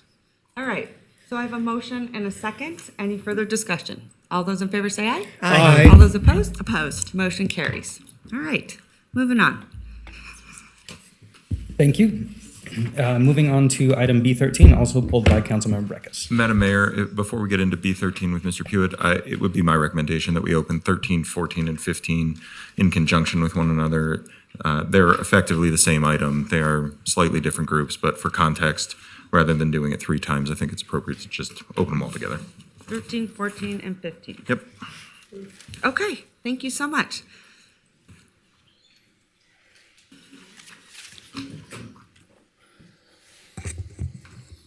Hi, Good morning. how are ya? I'm good, thank you. How are you doing? Okay, go right ahead. Madam Mayor and Council, Jesse Pewitt, Labor Relations Manager for the record. I'm here to present to you a comprehensive benefit resolution for the unrepresented hourly, mid-management, and management employee groups. First, though, a little bit of the history behind the benefits for these groups. They're detailed across 20 piecemealed resolutions that date back as far as the 1980s. So some 40 years ago, in some of these cases, they defined benefits such as automobile allowance for the management group, sick and vacation leave, deferred compensation matches, holidays, and insurance, all defined via resolution across these 20 or so resolutions. Benefits for these groups, however, have fallen behind the negotiated benefits of bargaining groups, as well as our local labor market, looking at Sparks and looking at Washoe County. We have individuals, as a result of this, that are working in the same classification, but in different benefit groups, who are earning, for example, different vacation accrual rates. A program assistant in the city attorney's office will earn a different vacation amount than a program assistant out at, say, Public Works. This organization has done a good job of building and maintaining a robust and healthy organizational culture, and I think that's evidenced by being nominated as a best place to work in Northern Nevada twice. We have some 200 employees in these groups, and in order to maintain that momentum, staff is recommending that we true up the benefit resolutions for these 3 groups. The first ask from staff is that we create one comprehensive benefit resolution for each group so that we don't have to go through all 20 to figure out what we need to maintain or update. This makes it easier to update, identify, and maintain the benefits for these 3 groups. We're also including clear definitions of classifications within each of these benefit groups. This is ultimately to provide parity and equity with bargaining group counterparts, add contemporary language to these resolutions, and also to provide parity and equity with Sparks, some of the benefits that Sparks and Washoe County have for their employees as well. This also corrects some compression issues that we've noticed. We have individuals who are working in, say, Local 39 or RAPG, those 2 benefit groups that aren't promoting into positions that are in like the unrepresented group or mid-management or management because they take a hit, a decrease to their fringe benefits. This aids in retention at the highest levels of this organization by increasing these benefits for these groups.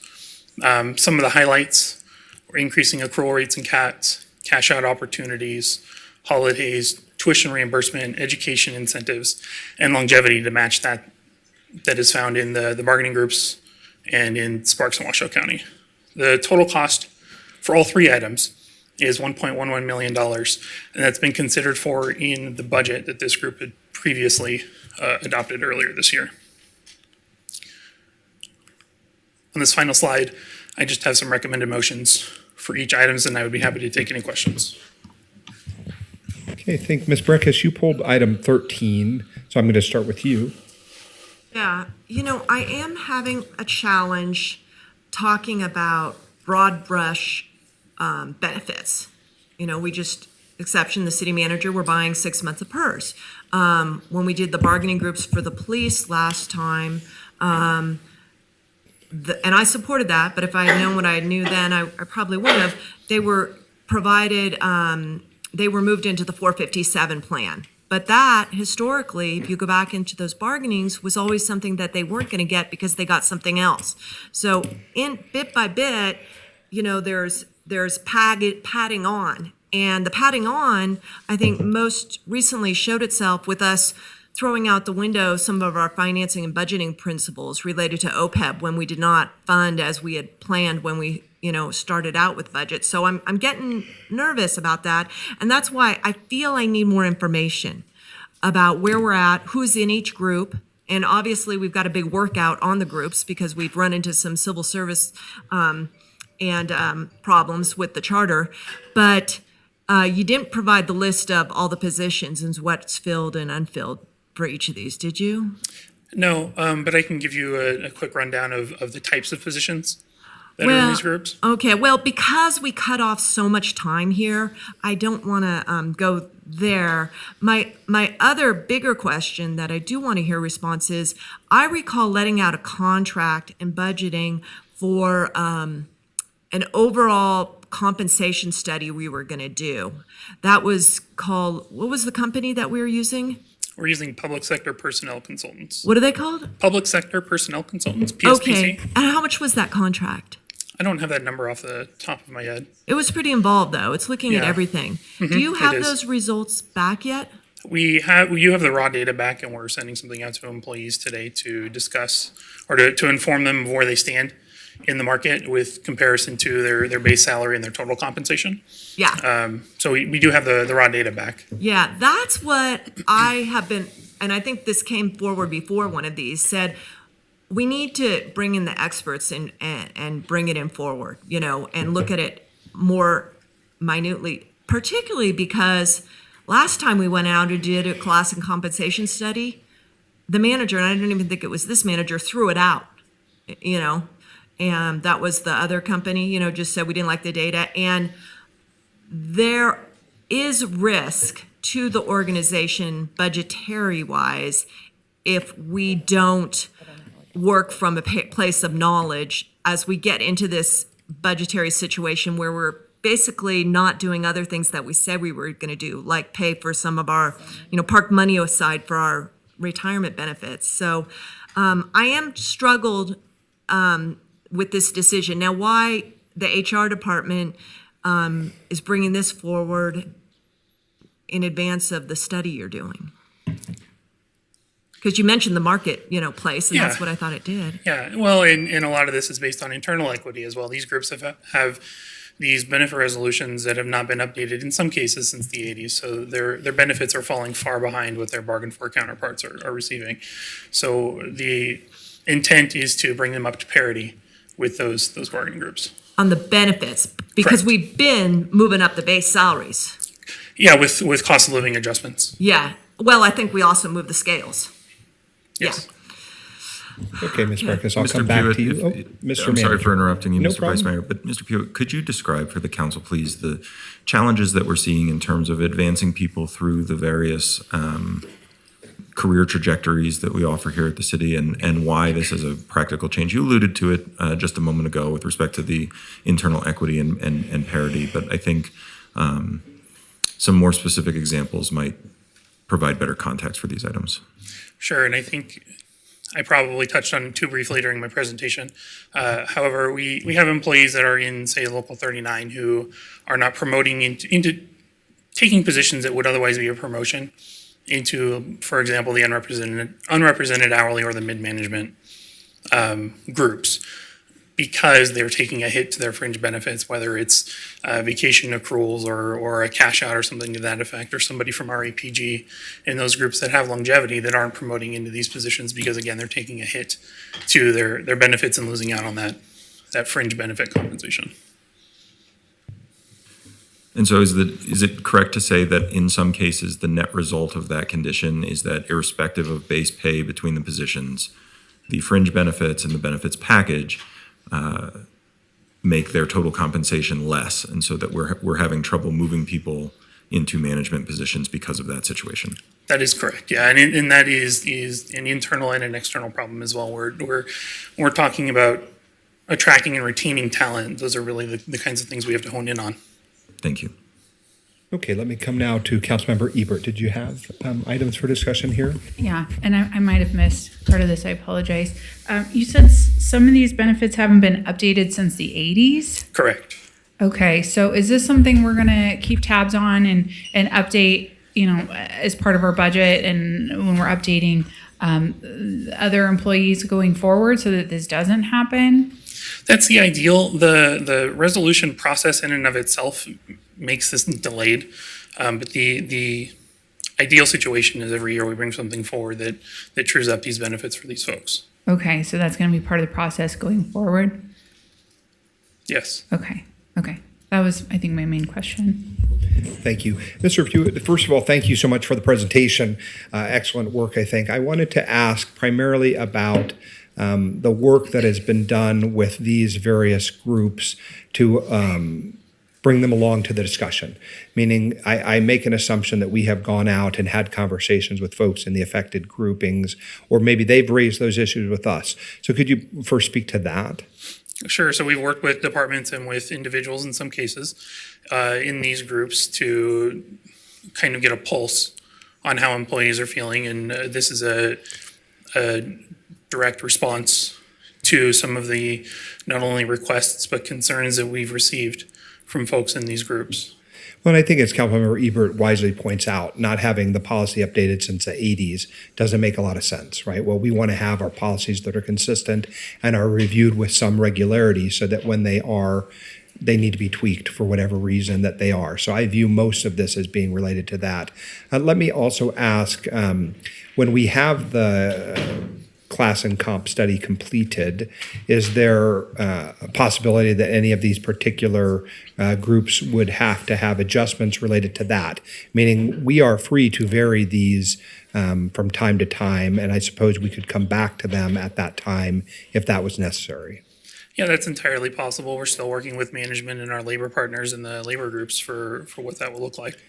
And when you talk about unrepresented persons, meaning you're speaking to people who are not covered by collective bargaining agreements, is that correct? Correct. But they are covered by the protections of civil service, is that correct? In some cases, yes. The civil service delineation is defined by charter and ordinance. And are there lawyers who specialize in doing this type of work on the employee side? Meaning, are there people that we encounter with some frequency as it relates to these particular types of groups? Or, I mean, who would those be? I mean, have they been involved ultimately is what I guess I'm asking. Oh, yeah. We've included attorneys from the city's attorney's office. Okay, perfect. Thank you so much. I'm ready to make a motion. Hold on one second. Looks like we've got Councilmember Taylor to weigh in, and Ms. Breckus would like another shot. Thank you, Mr. Vice Mayor. Thank you, Jesse. Just a couple questions. I say this a lot. I am not the expert in HR, but I believe you qualify as an expert in HR, so I will ask you the questions. I think it's fair to say this was budgeted for before, right? Correct. All of these items have been budgeted for and approved.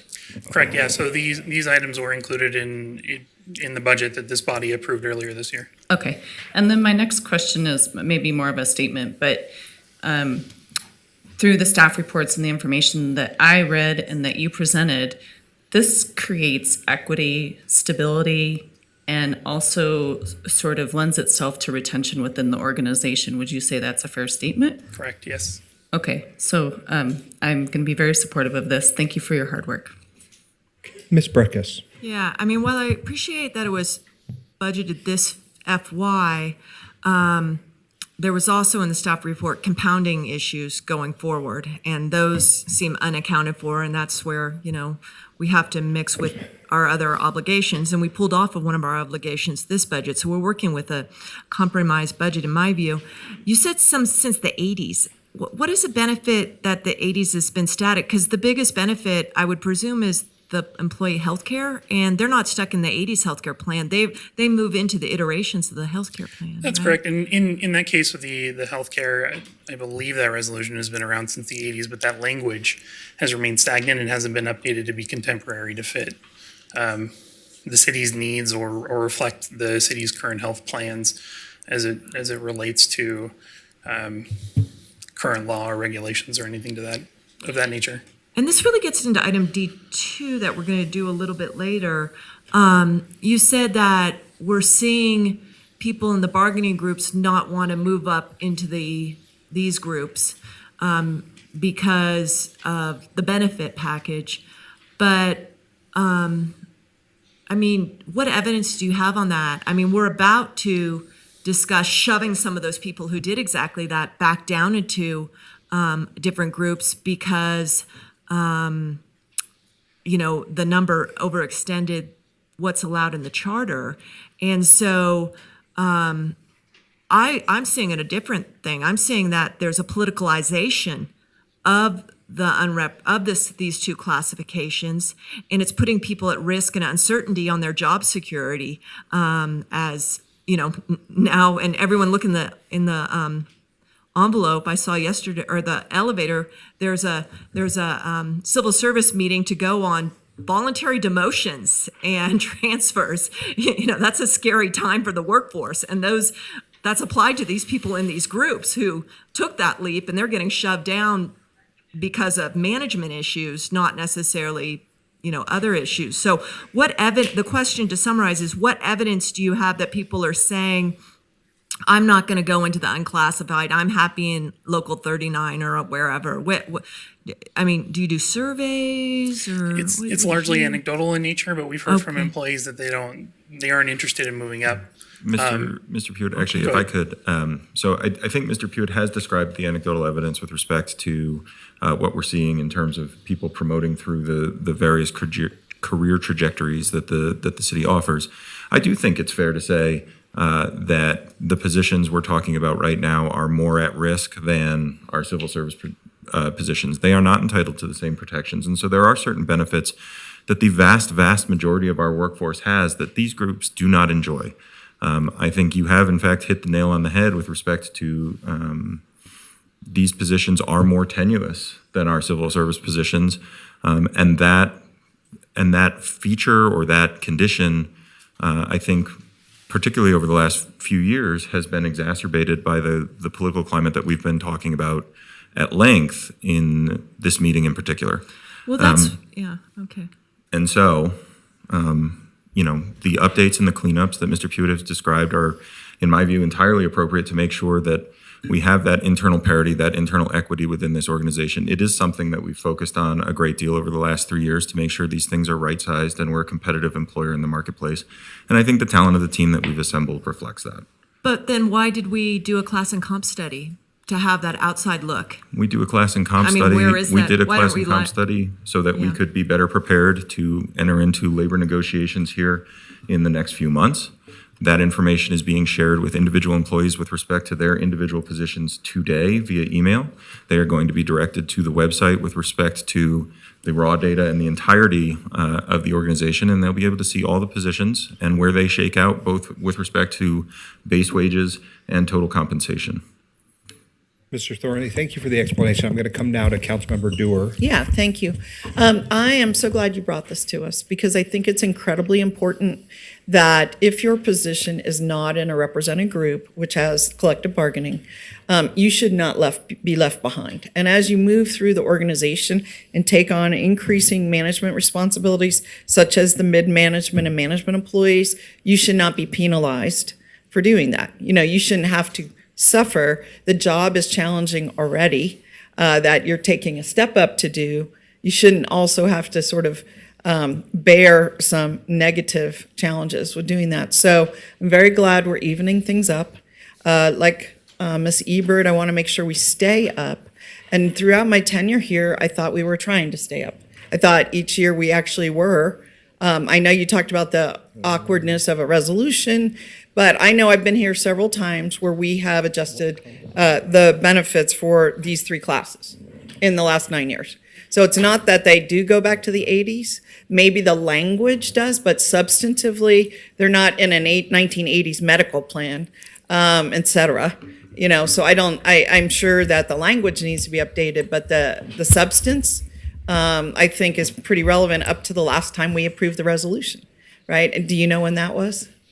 I don't know off the top of my head, but I know that this body has approved some iteration of those Yeah. piecemeal resolutions throughout We the have. years. Maybe we haven't done them all at once. We've tackled one or the other. But anyway, I am prepared to make a motion if there's no further conversation. Looks like have one more. Councilmember Ebert has a question before we Yeah. do that, and then I'll come back to you. Okay. This is in regards to Manager Thornley, maybe. You said there was a comp and benefits study done, and this compared our employees' compensation and benefits to other city staff in cities with comparable size. Yes, what we did was we designed a study, not necessarily based on comparable size, but based on who our predominant competitors in the marketplace were. So, of course, we've done it regionally with Sparks and Washoe County, but it extends down to Sacramento, it extends to Las Vegas, it extends to Salt Lake City. I'm missing some. I believe it's a collection of 8 municipalities against which we ran our numbers and compared.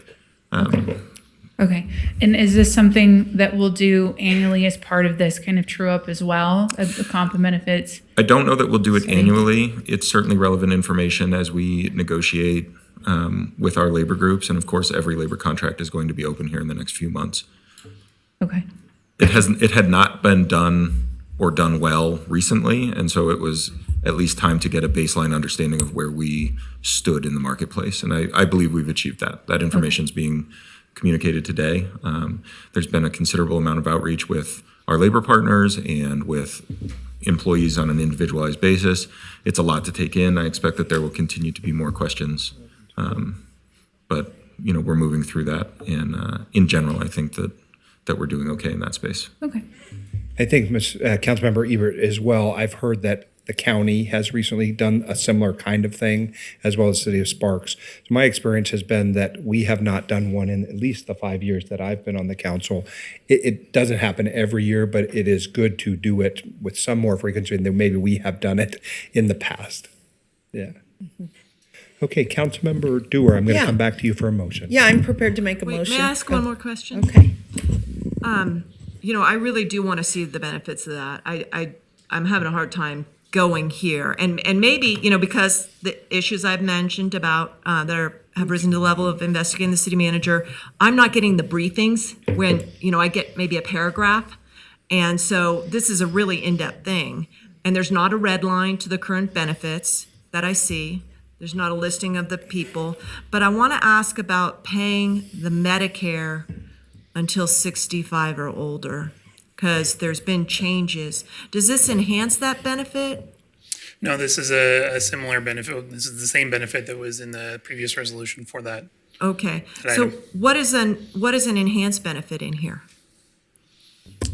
I'm going to defer to, An example might be the accrual rate for vacation. the accrual rate for vacation is being enhanced. We're adding education incentives for mid-management and management employees.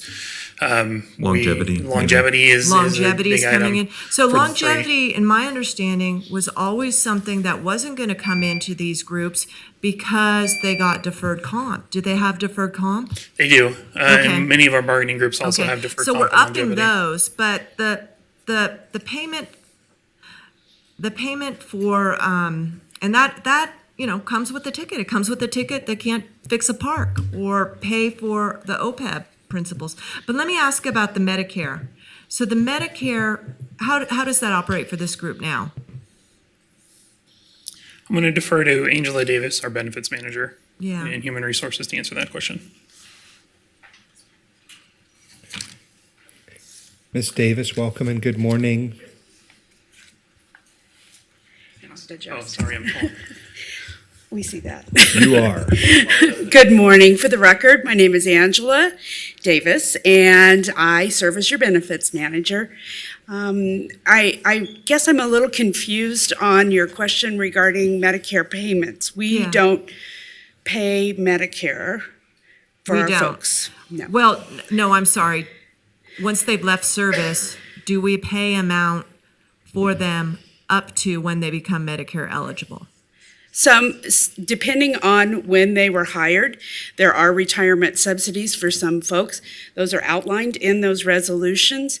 And then for some folks at age 65, when they become Medicare eligible, then they're responsible for their full premium. And how do these group work on the Medicare payments? On the payments before their Medicare, when they've left service and Medicare eligible? How much do we pay? It depends on their hire date, which group they're in. So And none, has some of any them that are paid. Has any of that changed in these resolutions? No, it's the same amount. Okay, thank you, Ms. Breckus. Ms. Stewart, I'm going to go to you now for a motion. Sure. I'd like to move to approve the resolution that amends the benefit-related resolutions, existing resolutions under items B13, B14, and B15. Okay, I have a motion by Councilmember Dewar, second by Mr. Martinez. Any additional questions or comments at the time? Ms. Breckus? Yeah, I was cognizant that we were, during budget, we were coming in on budget on this, but I also understood and made points then that I wanted to see the class and comp before we, did this for this group, because we don't go to the table with them. And there is this cascading effect I'm seeing throughout the organization of benefit enhancement. I talked about it with the manager, 5 to a year on severance. We're buying PERS. The police and public safety got deferred comp in addition to the other benefit that they had. Now this one's getting longevity in addition to deferred comp. It is cascading. And I have talked over the years with people on past bargaining, our sides, and they say we really are taking steps out of line. And so I really wanted to see that. And I don't see it here. And even though it's in the budget for this FY, I need to see some background comparatives out of the class and comp. And I think it should raise everyone's concerns. I'm glad people talked about it. But the fact that the last one was thrown away, and this one is lagging, we need to get that before we do anything more, in my view. Because these do have out year issues. And I'd hate to see us sit at the table next year in bargaining and again disregard our OPEB budgeting principles. It's hard decisions, but that's what we're here for. Thank you. So I vote no. Mr. Pewitt, again, thank you for the presentation and the work that your office has done. You've got a great team. For my part, I want our employees to understand that we value their service, that the city of Reno is a collection of people who are doing good work, that we want for them to enjoy the benefits of both the work but also the benefits that come with working here. It's not easy work that they do. Sometimes it's more challenging than others, and circumstances create challenges beyond the everyday norm. But for my part, I thank you for making it a priority to get these revised and updated, realigned with our values as a city. Obviously, the budget was part of it, right? That allowed us the space to know that we were going to come forward with this at a later time. And now that it's here, it's a good thing. So again, thank you for the work that you've done, and I hope our employees who are listening know how very much we value the work that they have done and continue to do. And of course, we, like Mr. Thornley said, I think we want to be a competitive employer. We want to be a place where people desire to work. They would not only come here to start their career, but maybe they would end their career here. We've got some good examples of that in all of our departments, and these are the kinds of things that will help employees to make careers here. And to make the commitments that they want to make so that we can benefit their families and certainly they benefit our community long-term by their service. Being a public employee is not easy. And so, again, I think your resolutions and the modifications to them help us to consistently provide the equitable path for them to continue to serve, and while also making it clear that we value what they do. So thank you for that. Any additional comments or questions at this time? Madam Mayor. Yeah, just really quickly. I want to commend you, and I want to commend the whole HR department. It has changed dramatically. You have done a phenomenal job. I don't know if Norma's here, but you girls are right here. So you should be very, very proud, because I have seen a major difference. It was an area that caused me to have great concern for years. And the reason I know that is whenever HR becomes the mayor's office, you got problems, right? So I want to thank you and your team, and also working on this. I mean, now more than ever, it is really important to invest in the people that are investing in you. And the other thing too, I think we also forget that this will end up being a reflection on how we also treat people in our community. And what I mean by that is, I always say if you have unhappy police officers on your streets or firefighters, you can only imagine that that's going to be the outcome of, sort of the work and the community that they engage with. And so I think it's really important that, and I do believe this because I've heard this from so many of you that I get to work with every day, that you look at your job as service, but also I've heard a lot of gratitude for, the benefits and the pay and how grateful many of you are. And as a result, we end up keeping you much longer. And that makes a difference because, there's a price on it, like $3,500 every time you go through an employee? Oh, much more. Way higher than that? Okay, okay. Or I know what it was. They were paying people $3,500 to quit. That's what they were doing. But my point is turnover is incredibly high, and to have a bad culture also is not particularly helpful for anyone in this city.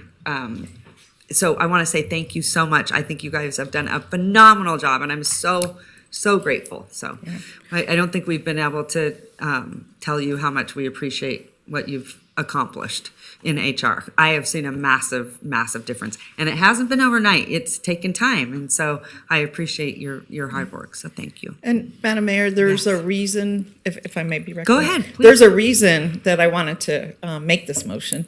And I said it in few words. But I have had a chance to delve into the details of this. And as I said before, it's incredibly important to invest in our employees. And I think both of you have made excellent points about turnover, the cost of turnover to the organization, the loss of institutional memory, the ability to do a good job for our residents, to be here, be knowledgeable, and have the continuity, I think is incredibly important. And when I hear that our policies and systems are disadvantaging that, not supporting that, that has to be fixed. We have to be equitable. We have to support our employees. We have to respect our culture. We have to always be improving our culture. So it's with great pleasure to have made this motion. Thank you. Okay, I have a motion by Councilmember Dewar, a second by Councilmember Martinez. All those in favor, please signify by saying aye. Aye. Aye.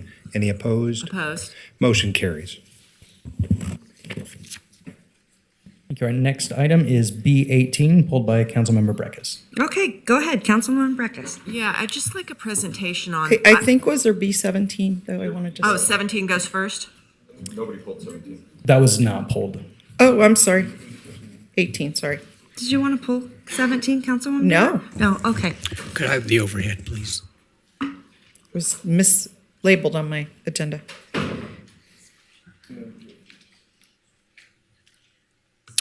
Good morning, Mike Michelle, Engineering Manager for the record.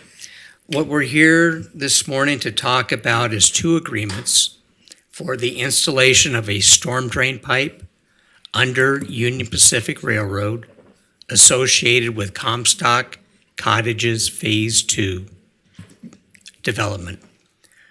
You've seen these agreements before.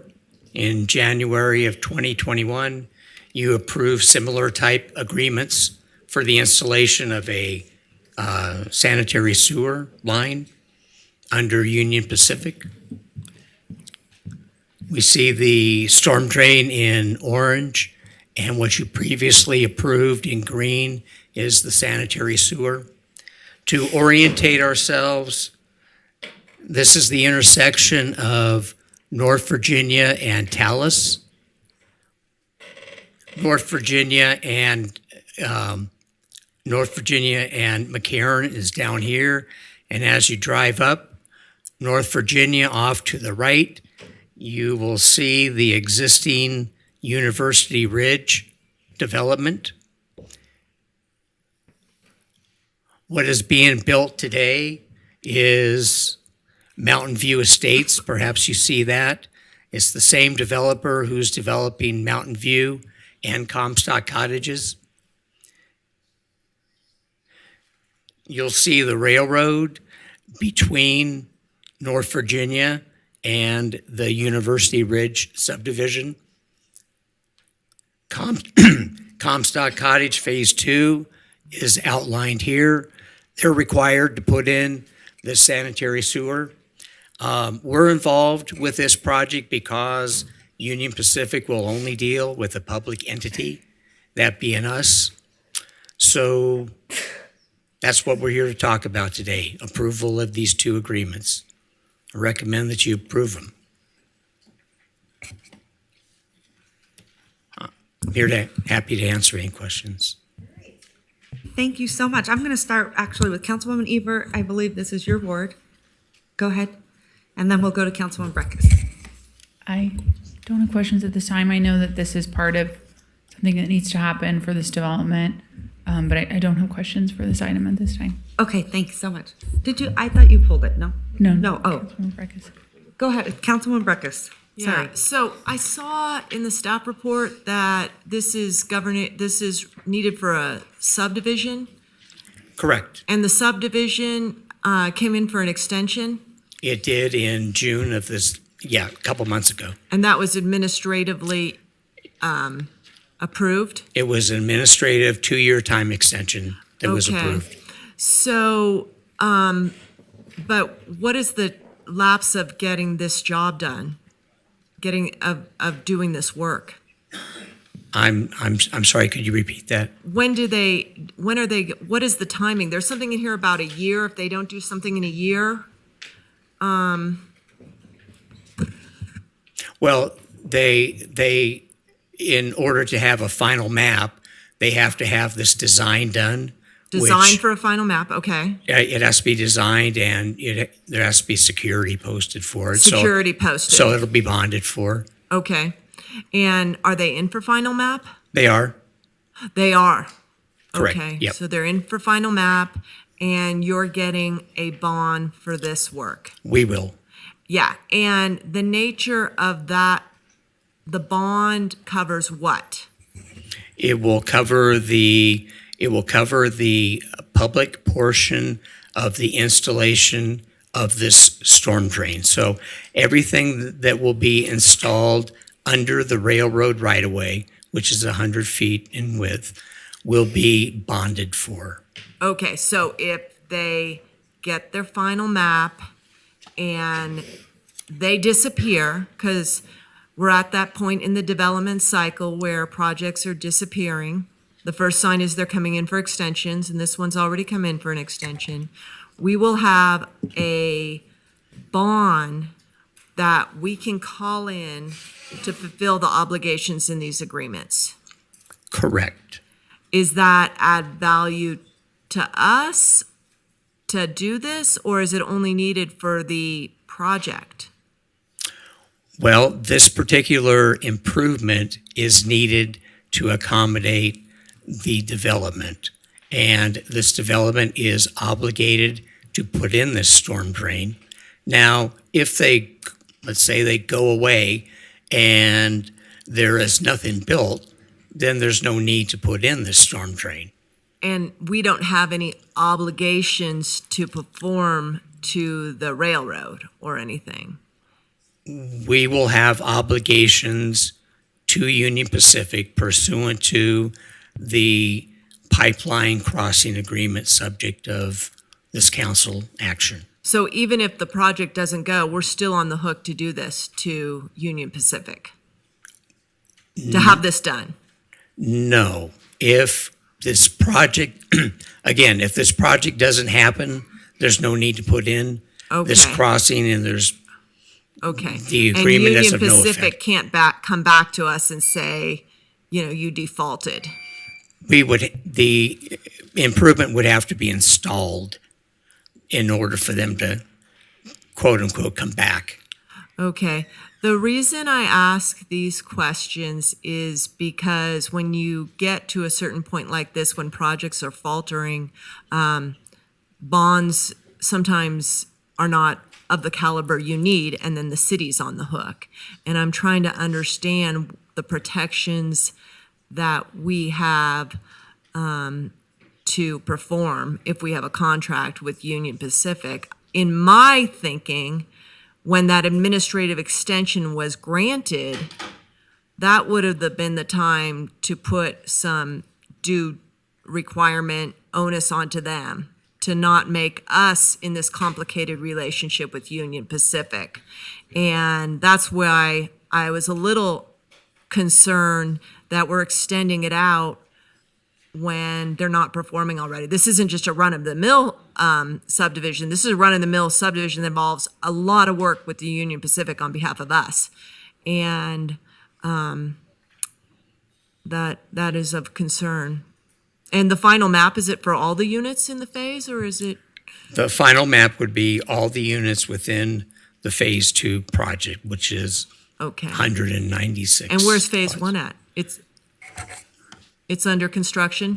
Phase 1 is down here, and that is in for final map as well. Okay. And just so you know, while I'm up here, Yeah. in another month or so, you will see me again.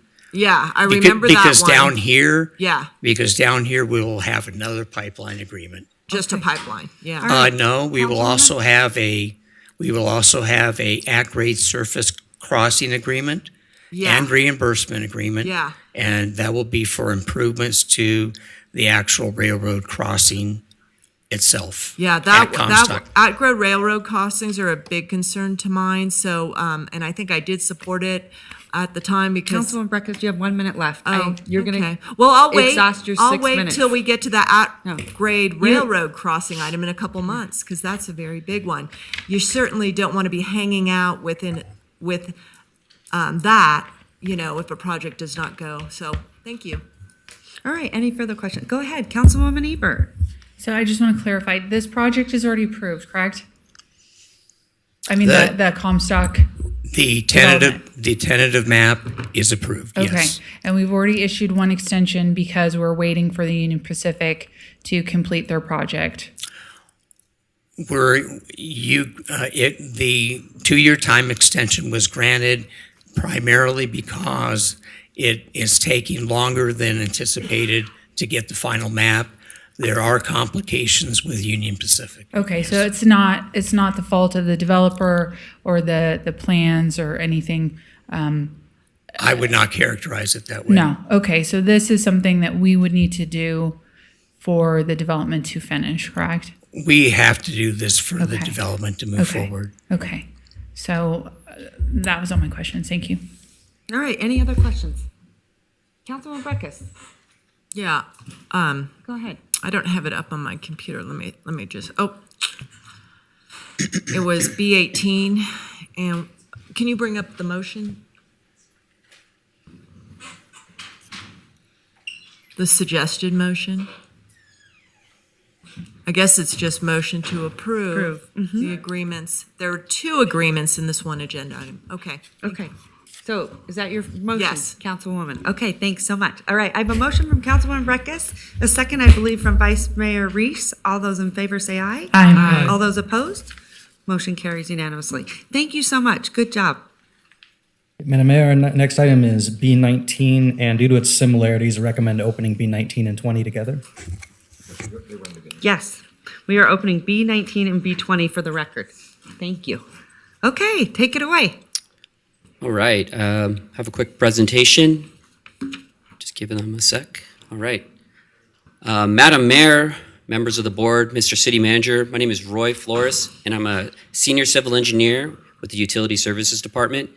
Before you today are 2 items with respect to the Dermody and North Dakota lift station replacement project. The first item, B19, is with a construction contract with KG Walters Construction Company, and the second item is for a construction management contract with Loomis and Associates. Both items are included in the fiscal year 24 approved capital improvement program budget and will be funded from the sewer fund program or sewer fund. All right, just a quick refresher. So what is a sanitary sewer lift station? Traditionally, sanitary sewer systems are designed to flow gravity, so think about going downhill. And there's points in the system where there's low points. And so at those low points, we have a pump station or lift station that collects the wastewater where it is pumped or lifted to a higher elevation and continues to flow gravity to its end destination, which is a treatment plant. So project overview. So this item before you today is for 2 lift stations. We've combined them together. So the first one is a Dermody lift station located in Ward 3. That lift station is approximately 34 years old and has reached the end of its useful life. Typical lift stations are designed for 15 to 20 years. With corrective, proactive maintenance, you get 20 plus years. So we've reached the end of our useful life of this lift station and has been identified in previous assessments to be replaced. The second lift station is the North Dakota lift station. It is in Ward 2. That lift station is approximately 37 years old and has also reached the end of its useful life and is recommended full approval or full replacement. So why it's recommended, so replace outdated infrastructure. Both lift stations have reached the end of their useful life. While we're doing that, we're going to improve safety for maintenance and operations staff, and we're also going to bring the lift stations up to current industry standards. And with that, I have the staff recommendation up on the screen, and I'd be happy to answer any questions. Thank you. All right, thank you so much. Great job, by the way. It's nice to see you. We don't get to see you that much. Okay, any questions? All right, seeing that there are none, Councilwoman Dewar. All right. To approve this item. If All right. I mean, did you want to? Go ahead. She called for the motion. Oh, I thought I'll second your motion. All right, I think fine. Yeah. Okay, I have a motion, I have a second. All those in favor say aye? Yes. Aye. All those opposed? Motion carries. All right. Thanks so you. much. Take care. Okay, moving right along. Final item on Mr. our Clerk. consent agenda is B22. Yeah, this is mine. I pulled this item because I wanted to say a very special thank you to Councilmember Breckus. And that is, all of the donations are incredibly important and I support them all. I mean, I voted for them and I support them and I'm even recommending that I make some. But this particular one is some funding for community cats. And yesterday had an opportunity to speak with the Nevada Humane Society and the Animal Services group together. And they both identified incredible challenges with feral cats, that our shelters are running out of space. They have many, many cats in them, and they really need to depend on partners, such as this group, Community Cats, to help with the trap, neuter, and release concept. So the idea is that we trap the animals, we neuter them so they don't reproduce, and then we release them so that we don't have to pay for their upkeep. We don't want to keep them in basically a little prison for the rest of their life. They're meant to be outdoors, and that's where they live. So this money will be incredibly helpful to those programs and to helping our shelters empty. And so thank you, Councilwoman Breckus. I just really wanted to acknowledge this, and I hope to do something similar later in the year with my own funds. So I just wanted to highlight this, and I want to encourage everyone. I'm going to now do a PSA about our shelters, which are very full, and the city of Reno has taken an active role in helping reduce the population in the shelters. We have, for example, worked with the Nevada Humane Society to actually open up the shelter so that people can once again walk through and see the animals that are available for adoption and get invested in an animal that they might not otherwise have chosen. And we've already, in the 1 week since this happened, they already report a significant increase in adoptions. So I think our efforts there were well-founded.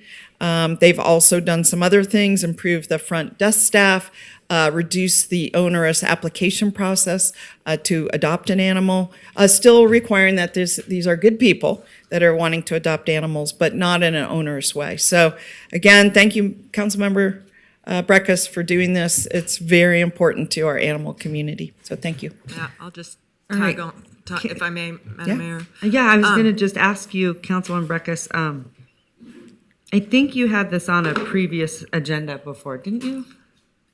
I think you did, but I do want to say I think Councilwoman Dewar is right. I would just encourage other council members, because I think this is a very, very good initiative, and I believe it says programs in Ward 1. Yeah, and I want to acknowledge, our liaisons help us on this, and Tyler Shaw really helped me try with this one. And it falls out of the constituent work that my office does, because we have belief that there are two real hot spots in Ward 1, kind of not close to each other, spread out. And we're hoping to provide that they will have the resources, and they said they have, do the legwork to focus on those two hot spots. If not, that's okay. But yeah, we hear about it a lot so it comes out of constituent services work. Yeah. And it's a problem in search of a solution. So that's what we're hoping it can be replicated. Yeah.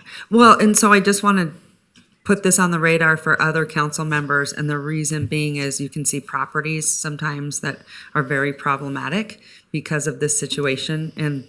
And we can prevent so much of that kind of problem if we're doing work like this. So I would just encourage everyone for your wards to, really look into this. And Tyler, I'm sure you'll help all of us.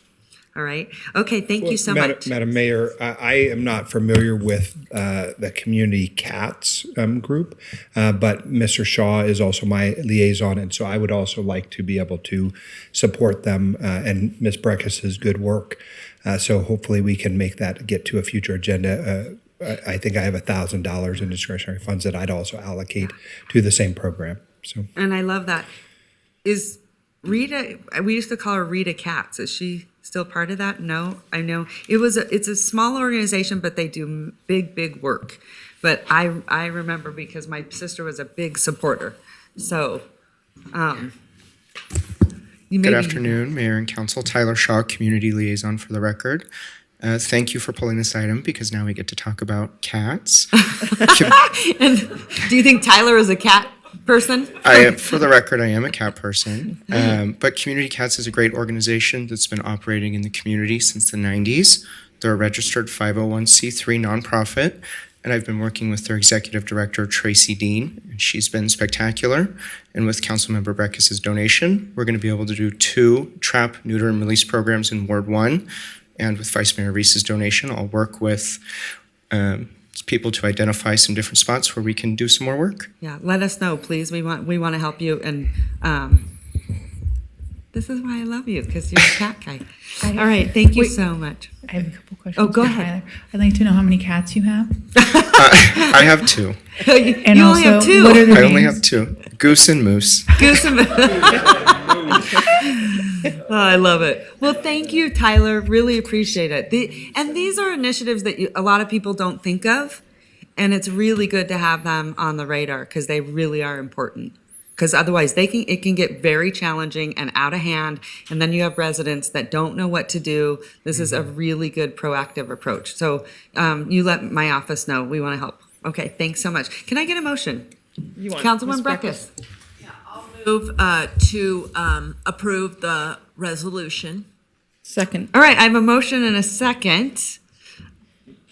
Madam Mayor, I have a question. Any discussion? Go ahead. Just, I want to know from maybe it's legal's perspective, can we amend the thing to include the donation, or that has to come back a separate time? Let's come back. Okay, sorry about that. I'll support.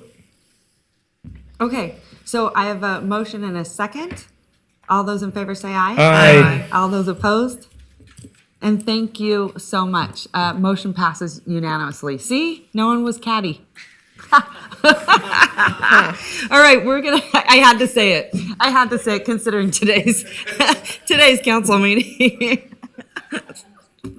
You know me, I'll say it in my out loud voice. I'm going to tell you always what I think, just off the top of my head, huh? Now you can come back with a poem. Right? I want a poem next time, my friend. Okay. Where are we at, Mr. Clerk? That concludes our consent agenda. Okay, thank you so much. I appreciate it. We are actually going to go and take a break. I need people to get up and reset. That first half of the meeting was awesome and long. No, it was something where I think everyone needs to get up and take a break, but also get some lunch, and then we'll be back. Let's see, where are we at? We're at 12:30 about, so can we get back by 1 o'clock? Mr. Clerk? Yes, that sounds good. We'll come back at 1. Okay, thank you so much. We're gonna go into recess. Thanks, everyone.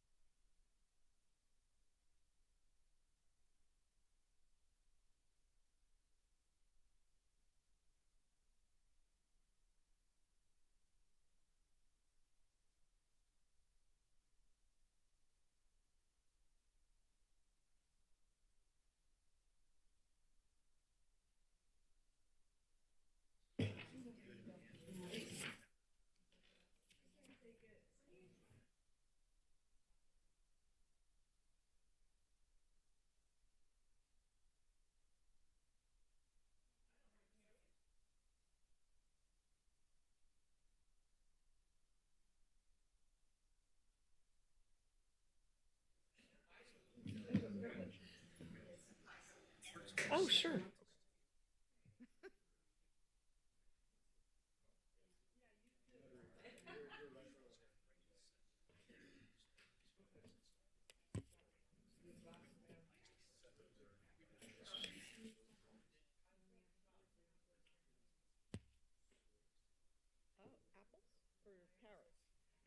Oh, okay. Okay.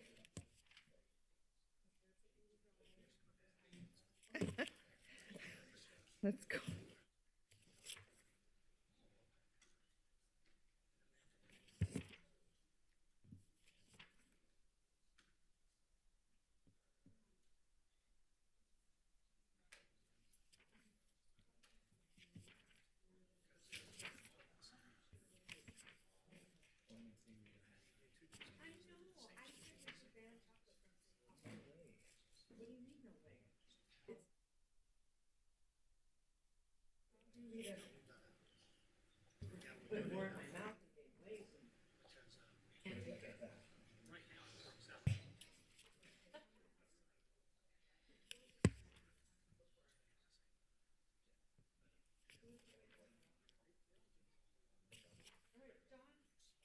Is it okay if I start with you? Yeah? Okay. Thank you so much. Mr. Clerk? Madam Mayor. We on? Okay. Testing. All right, Mr. Clerk, get us back on track. Okay, we are reconvening the Reno City Council meeting, and we are on item D1, presentation by Public Works. Okay, thank you so much. At this time, before we have them come up to the podium, do you have any public comment on this item? Yes, we do. Okay, let's go into public comment first, if you don't mind. Absolutely. We have no in-person public comment, but we did receive 4 comments which were directly associated with the agenda item prior to 4 p.m. on August 8th. These comments were written correspondence via our Reno.gov online public comment form or by email to our office, and copies of these comments have been distributed to the Reno City Council and are available to the public on the Reno.gov meeting portal. They represented 3 in opposition and 1 concern from the following individuals: Lance Semenko, Craig Madole, Michael Gothrop Hutchins, and Larry DeVincenzi. And that is everything for comments. Okay, thank you so much. Appreciate that. At this time, I believe we are going to take a disclosure. Councilwoman Taylor, go ahead. Yes, thank you, Madam Mayor. Madam Mayor, fellow council, city council members, and Madam Clerk, Mr. Clerk, in the interest of full transparency on item D1, I am disclosing that SNC is a former client of my consulting firm. Approximately 3 years ago, I completed a 3-year consulting agreement with SNC, which included supporting RTC's outreach efforts on the Virginia Street Bus Rapid Extension Project. Here, our item D1 involves discussion and potential direction to staff regarding options to address the existing raised center median on South Virginia Street that RTC constructed as part of the project. On this matter, I have sought guidance from the city attorney's office. Today, I can confirm that SNC is a former client, not a current or future client. I am not currently under contract with SNC, nor will I have any contracts with SNC in the foreseeable future. As a result, I do not have a pecuniary interest in the outcome of item D1. In light of these facts, the city attorney's office has advised me that I do not have a substantial and continuing business relationship with SNC, nor a commitment in a private capacity to the interests of SNC. As a result, I may participate on this item today. Madam Clerk, or Mr. Clerk, please accept this disclosure and lodge it on the record. Thank you. All right, thank you so much. Any other disclosures? Okay, seeing that there are none, then we are going to go into presentation.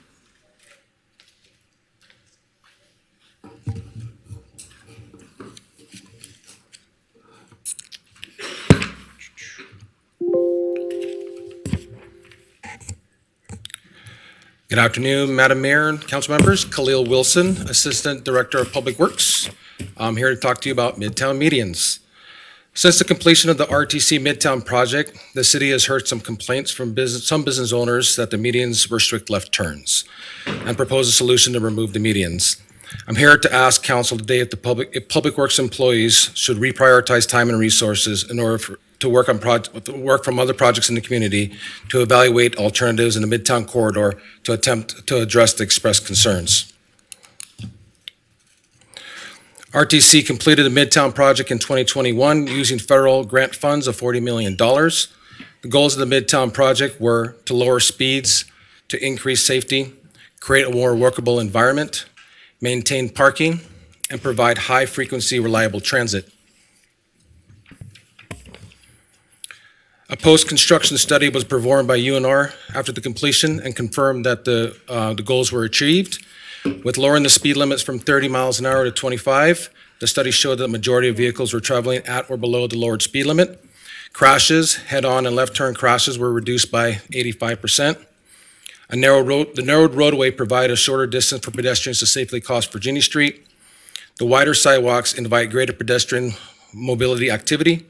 The parking spaces were utilized, and the Rapid Virginia line is the highest used and best performing transit corridor in the city, with a significant number of ridership from the university. RTC used federal grants to build the Midtown roads. The terms of the grant require no changes to the road until March of 2026. If the city removes the medians before March of 26, the city would need to repay $40 million of the federal grant.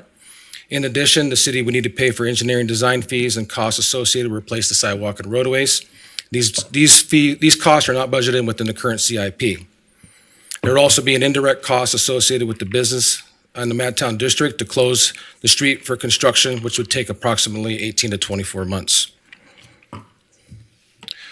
In conclusion of my presentation, I'd like to ask council if staff should reallocate time and resources to evaluate the alternatives, what's constructed today in the Midtown corridor.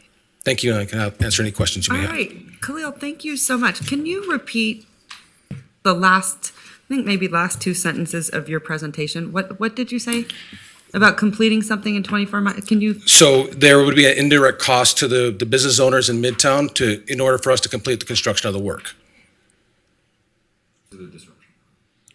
If we were to remove the medians. Okay. I guess I'm getting mixed messages here, because one message I hear that we can't do that based on federal guidelines because of the money that's attached to it. The other thing I would like to see is, and I want everyone to remember, and Khalil, I'm not directing this at you at all in any way, so don't take it personal, because it wasn't you. And it wasn't even the current team over at RTC.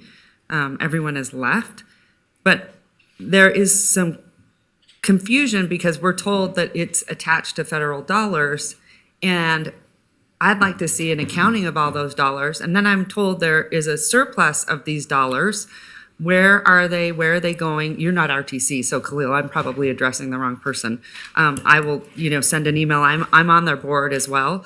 But I think it's a little difficult because those people are no longer there, but we still have to kind of go back and figure it out. But you're telling me that why would we even give that option if it was tied to this federal piece?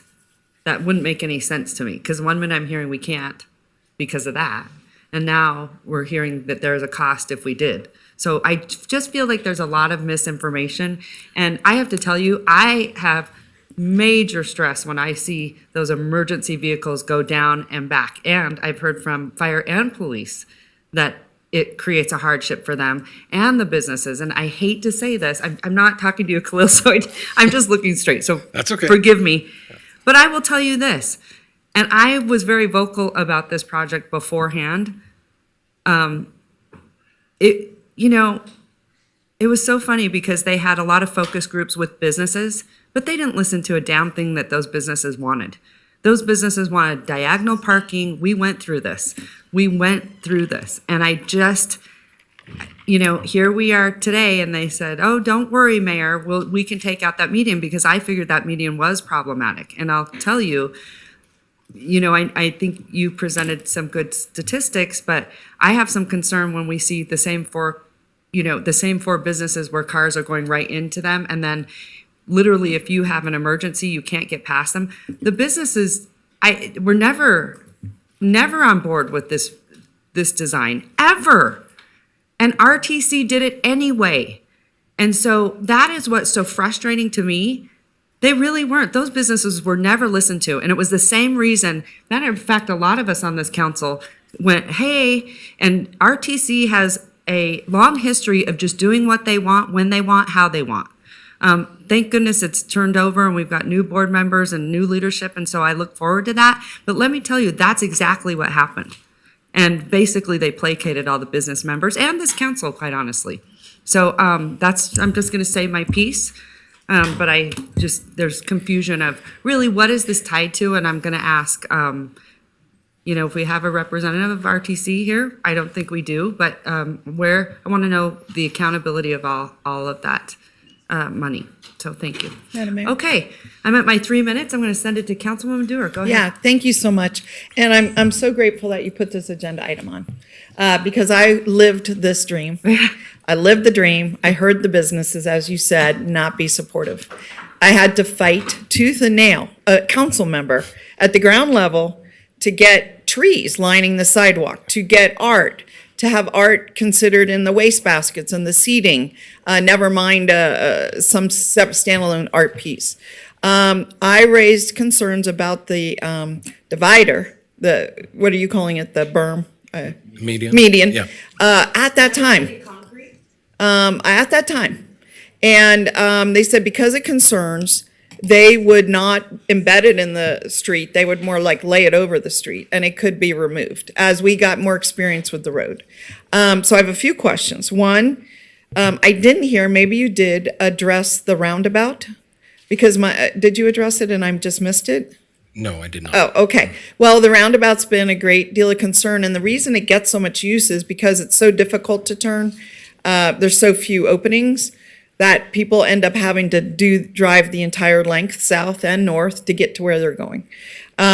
When we were going through this project, we had RTC bring in maps. We put them on the walls outside in the lobby. We put them up in the council conference room. We went over them with RTC block by block by block. I mean, in detail, every block. Where is every median? Where's every cut through? Where's every tree? And I remember at that time, I recommended 2 more cut-throughs, is what I recall. Now, Dale over at RTC said he was pulling that data to get refresh us all. And another thing I wanted to clarify in your presentation is that my understanding, talking to our staff, including you and Carrie and Doug, is that the prohibition about changing the project ends in March of 2026. In other words, at that point, if the sponsoring agency, Reno, wants to make a change, the money is not at risk. And could you clarify that? That is true. The money, the terms of the agreement ends in 2026. Right. I would also say that the chance of getting future dollars may be at jeopardy as well. Okay. Even for a slight change, like 2 openings in the median. So I've never been one to advocate to take out the entire median. I want to make that clear. But I have been advocating to follow up on what RTC promised, which was to evaluate it after it was built, both the roundabout and how the whole system was working for the businesses, for everyone, for the people traveling through, and to make sure that it was good. So in summary, I would be supportive of you doing some additional work, yes, not drop everything, and especially given the time frame that we wouldn't want to do anything before March of 2026. So there might be a time frame, maybe 2 years before that, 2024, where you might want to think about doing some work because it takes quite a bit to do a study, and it takes quite a bit to get to the point of building something or taking something out. And lastly, you mentioned closing the road for 18 to 24 months. I think it could easily be done in sections and any kind of small changes without having to close the entire road for 2 years. I just see that. So those are just some of my summary comments. I don't want us to do anything to jeopardize money. I want to make that super clear, but do want us to continue evaluating the functionality of the road. Thank you.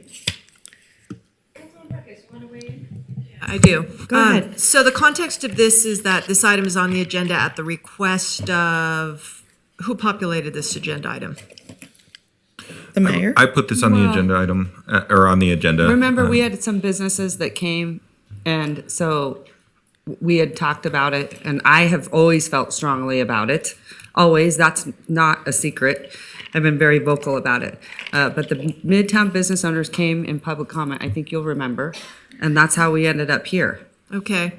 So I have represented this area, the west side, for 11 years. I was at the table. I think only 2 of my other colleagues were when the design was approved. It was not the design I voted for. Mr. Bob Zine, who sat here, and I voted for a different one that was a community-based one called the Great Streets Project. And I still haven't gotten things that were supposed to be implemented in that, which was a 2-way cycle track on Forest Street, because the pivotal choice was whether or not we were going to put a cycle track on bike lanes. That was lost. But other things as the project progressed, like the median, were installed and agreed upon and part of the design. And I support those. The only person I have heard have a problem with that median is a tenant who signed a lease, I think in 2019, well after the project was done, on Martin Street. I haven't heard from anyone else. Now, the mayor's saying, and others are saying, the business is businesses. Well, I want to represent the interests of the residents in that area, because west of Virginia up to Plumas is a neighborhood. And then Plumas, where we have the Plumas Park, and then over there we have 2 schools, all the way to Arlington. It's a walkabout neighborhood. And the interest of these cars to make these turns into this one bar owner's property, I think, would have counter effects to the neighborhood walk-in traffic and enjoyment, because it's going to create cut-through traffic situations, which we have policies against. And so I have stood fast and told that person, I'm not going to entertain your idea. I'm not going to bring it to the council. I've heard that the project works. People are happy in the neighborhood with the fact that cut-through traffic is not an issue any longer. Now, so to come in and cut this median in, and the bar owner gets better access to his parking lot, which everyone is pretty accustomed to using, circling around, there's a good alley system, is going to have this impact. And I find it unreasonable that we are entertaining this at this time. And frankly, insensitive. That's a walk-in neighborhood, and the cut-through traffic concerns are just like not even an issue with other people. So that's number one. Number 2 is I've got a lot of traffic priorities in Ward 1. There's someone who has had their house plowed into on Cashel who needs some improvements. There's Virginia Street. There's things up in Collin Ranch. There's things out in Dickerson Road that haven't been done. The fact that we want to relitigate a road that spent so much time is just... It's insane to me because, if I could just conclude. I'm sorry. It's insane to me. It acts like there's not other transportation neighborhood priorities. We have 3 minutes, so everyone gets their time on the record, so it doesn't get monopolized. So I just want to. Can you give everyone else? Yes, Madam Mayor, I will come back to you. I promise, I will come back to you like I always do. I always do, Councilwoman Breckus. Okay. All right. Any other? Go ahead. Thank you, Madam Mayor. For my part, I was not on the council when this project was originally designed, or I suppose in the very early days when it was being implemented. And there was, a variety of different opinions about it. I think sometimes people are reluctant to change. I want to thank the mayor for continuing to listen to the public when they come and raise issues of concern. I think it is incumbent upon us to figure out what is the issue, why is it paining this person that they're taking their time out to come. We always appreciate being responsive. I think, too, that there are always competing traffic issues. I mean, there's a business in Midtown that's been run into 3 times. Like Ms. Breckus is talking about a home, there's a business that's been run into 3 times. At the roundabout. Right? Yeah, at the roundabout. And have you seen the pictures where the bus has to go up into the island? So just be careful, because if someone is walking on that island, the bus will take them out. It doesn't fit the bus. Yeah, there's a lot there. I for my part, I am appreciative of the folks who came before me that created Midtown as this really eclectic and interesting area where people are now really want to be. There was a period of time, not too long ago in the memory banks where it was not an area that people desired to be in. And some good business leaders, including Madam Mayor and the folks who own Junkie, really established beachheads there, which allowed people to see what could be transformed to become. And that is a reminder that we are always looking at the history of a region. But as it relates to just sort of the pure traffic issue in front of us, I certainly am not a traffic engineer. I don't know all the proclivities or ins and outs of what is going on there. I would hope that if there were traffic issues, our folks like you, Khalil, would be there working on those issues and addressing them.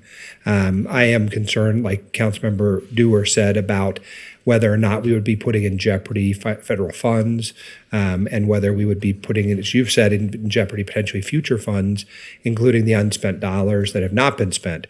And the mayor's right. We've got some auditing to do of those funds, which we will hopefully take up at the RTC. We sit here today in a capacity as Reno City Council members, but of course the mayor and I serve on the RTC. So again, multiple layers to this. It's not as simple as saying, should we or should we not remove a median? I just think there's more to it than that.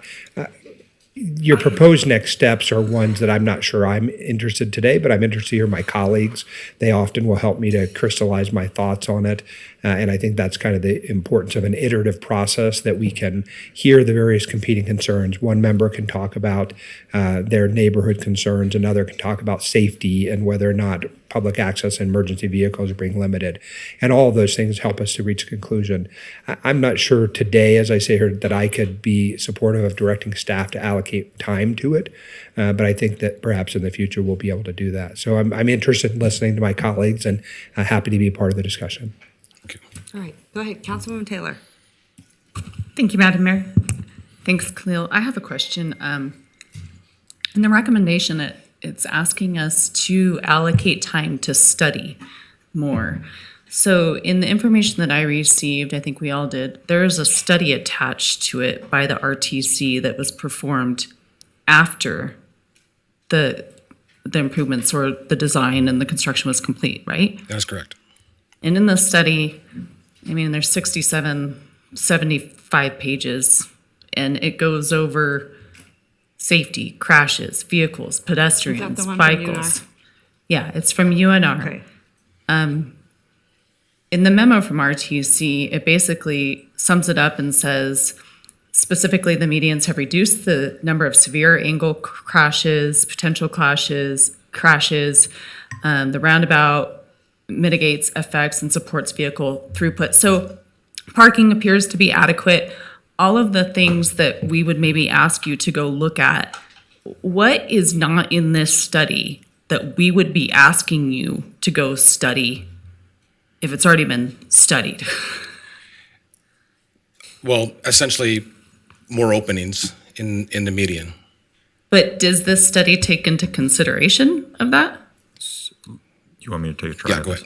So what's going on here, Councilmember Taylor, is that the funding source here, the primary funding source, the Small Starts Grant, is predominantly in place to provide that extension of the bus route from the university to the south. And one of the conditions of that funding was that 10 minutes of headway on average be maintained between the buses, right? So in layman's terms, that buses show up at the bus stops every 10 minutes, for lack of a better descriptor. The safety aspects of it that are provided by the median aren't necessarily, I mean, they're nice and they're part of other smaller component parts of it, and they're important, I think, to the community. But what we would be studying is, as Mr. Wilson indicated, whether or not adding those additional left turn movements in any way impacted the ability of those buses to arrive on time. And if we design a street that accomplishes some goals. It didn't look at transit in the study. The study does not look at the transit. The study looks at the safety aspects of it. It says transit ridership. The funding source is tied to that 10 minutes of headway for bus service. And so we can't put things in place that will delay those buses' arrival at the sites that they need to be. And that's what we would study. We would study whether or not we can amend that design and not run afoul of those terms. So what I would say, go ahead, Councilwoman Taylor, I'm sorry, that was. No, I guess I don't understand it looks like it looked at transit and the line in the study. So are we going to be studying the transit stops? And Or would RTC do that?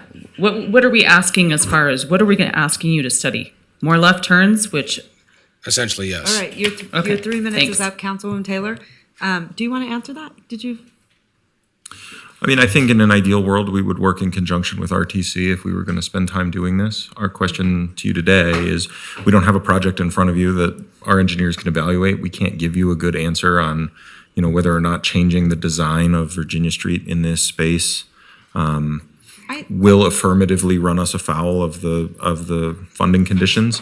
And so what we wanted to know today was, how much time do you want us to spend chasing this down right now, knowing that the challenges presented by the specifics of that funding source, I don't want to say expire. I don't know that that's the right term. I think Mr. Wilson described it well, but they're significantly diminished or less severe in May of 2026. So I would say this, that I don't remember, and maybe Councilwoman Dewar remembers, but I don't remember them ever harping on saying we have to have this bus time, we have to have this bus time. We were very unsettled at this council with the design and what was happening. And then we were told, because that was my big fear, I said, because other businesses were bringing it up and residents in the area. And I'm sorry that Councilwoman Breckus doesn't think that the business owners in her district are important, because they really are. Midtown is the reason it is the way that it is today, why it's walkable and it's thriving. That was a very long time, and it took a lot of personal blood, sweat, and tears from a lot of businesses who are also large job creators, and it allows a lot of people in that ward to walk to work and so forth. So I'm very proud of that. But there are also, I will tell you this, there are also many residents that don't agree with that, because they tell me that the traffic is now pushed into their neighborhoods. Now, Councilwoman Breckus might know that if she accepted meetings from people in that area, but I understand that she's not, and that's unfortunate. So I want that on the record. But I would say this, no one wants to do anything where it's going to jeopardize this federal funding that it's attached to. I would like to see that, because I don't want to waste any staff time until that is clarified. I think RTC needs to come here, and or whoever it is that attaches that funding, because I think that's important. I just want to say, this was my original. A lot of us had issues with this, but we were told, hey, we'll study the street, and if it becomes problematic, then we will take it out. Councilwoman Dewar remembers. And we were told it will even be put in there temporarily. We won't put it down with concrete. Exactly.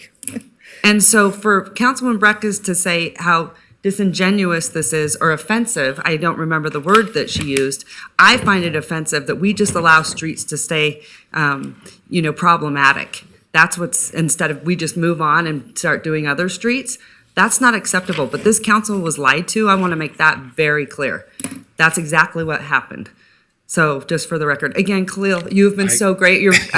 Poor guy, you've been taking all the punches. And I don't mean it to be that. But also, you know what? RTC should have been here today. I'm going to call that out.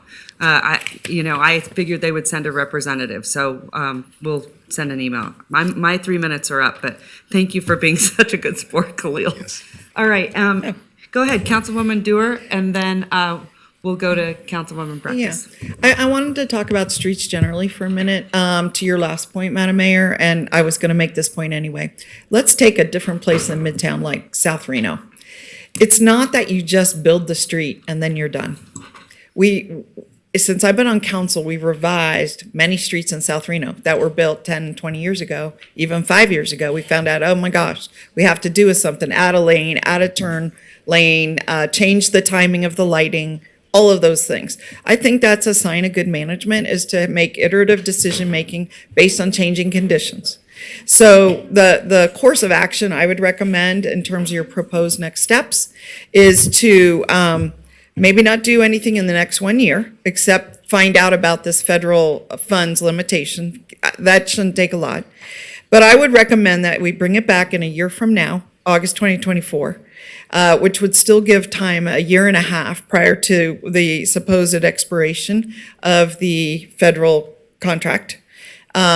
with RTC, and then reconsider whether we need a study at that point, and then time it so that you could do the analyze the traffic movements. Are the timing of the lights good? Do we need a stop sign somewhere? Do we need to change the circumference of the roundabout? Do we have to put in bollards so we prevent these accidents at the roundabout? I just think that's good management. You know, we built to something, it was kind of a new thing. We haven't built 20-foot wide sidewalks before, anywhere in Reno, to my knowledge. We haven't built that kind of roundabout with that kind of art. We haven't put in 80 trees or whatever, taken down overhead power lines. So I just believe that that is part of our road building process, is to build it, evaluate it, make changes as needed. Would they take away funding if we change the timing of the lights, put up bollards to prevent accidents? I kind of doubt it. You know, that's proactive. But I really think you have to look at what's happening with REMSA. I understand the fire engines can navigate the median, but maybe the REMSA trucks are having more challenges. So maybe we have to put in some cut-throughs just to speed up REMSA response time. You know, every 3 blocks they can make a turn. No, they drive over it, and then that costs hundreds of thousands of dollars. Okay, well, anyway, what I'm saying is evaluate the whole picture. That would be my recommendation, to not follow this recommendation right now, but to put it in maybe in the budget process for starting 2024 for July, and consider an evaluation of the road at that time. That's just where I'm at, so. Yeah, thank you so much. Yeah. I appreciate it. Okay, Councilwoman Breckus, and then I'm going to go to Councilman Martinez. Well, I think I've had a chance per your rules already. Councilman Breckus, I just called on you. Should I defer to him? Mr. Martinez, are you okay with that? Yeah, that's fine. Yes, go ahead, Councilwoman. Yeah. Look, the statements the mayor made about me and who I will, you know, those are unsubstantiated and not worthy of addressing. And I don't issue those sort of statements about her, but so I want to call that out. But, you know, the policy decision, road building is about trade-offs. And it is a legitimate policy discussion, what trade-off to make. I don't endorse the trade-off of cutting into that median. And then priorities are legitimate. I don't endorse going back and revisiting, I think it was a $50 million project when you bring in all the transit. It's time to move on. That's what I hear from Ward 1 residents all the time. They want retrofits. They want the traffic calming program that basically has been shelved for 2 decades, reworked. They want other things from RTC too. I don't understand how this body can sit and say, this is our transportation priority right now, when so many other are not being met. And a lot of the answers come from the traffic division. We don't have the time, we don't have the focus, we can't do that, we don't have the funding. Here we are going back in. If that's the priority of this body, fine, I accept that. But, you know, it's also an answer to a lot of folks when they ask about why this isn't getting done in their neighborhood. And the answer is because the council wants to go back and look again at a roadway that they spent $50 million on, which, to be honest, I've only heard from one person, one bar owner who opened up his business in 2019 or so. I have not heard from anyone else in that area. And, you know, that's really where I live my life because I am a resident very close there. So I can attest to the council, this is not a hot button issue out there. And all the first responders, they were fine with it. And the reason, another thing, and this is theory, is, you know, you crank it down, and there's an acceptance by first responders to go a little bit slower, because when you crank it down, speeds are lower, and that's better for everyone.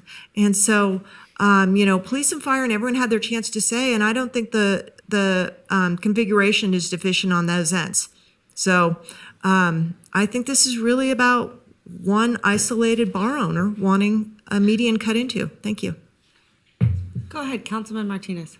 Thank you so much, Madam Mayor. Khalil, thank you so much for responding to, you know, all the inquiries and questions and providing some of those graphics that I had reached out to, and, you know, trying to get a better understanding of what those left turns are.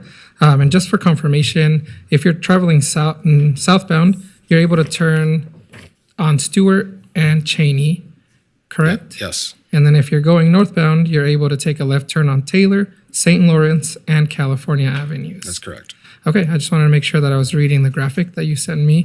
Well, with that and the speed, the council member, the impacts to the behavior and driving and speeding in that area, I would suggest that we don't spend a lot of staff time on this issue, and I do want to be sensitive to the business owners in the area, but as a consumer of that area, I know when I'm trying to visit that there is going to be some increased travel times to get into those locations. And anecdotally, when I speak to constituents, they understand that when they're going to those businesses, it's similar to going to downtown where there may be a special event and some of those roads are closed off. And so allotting for time to walk, bike, take a bird scooter to get to their destination is something that's included in their thought process already.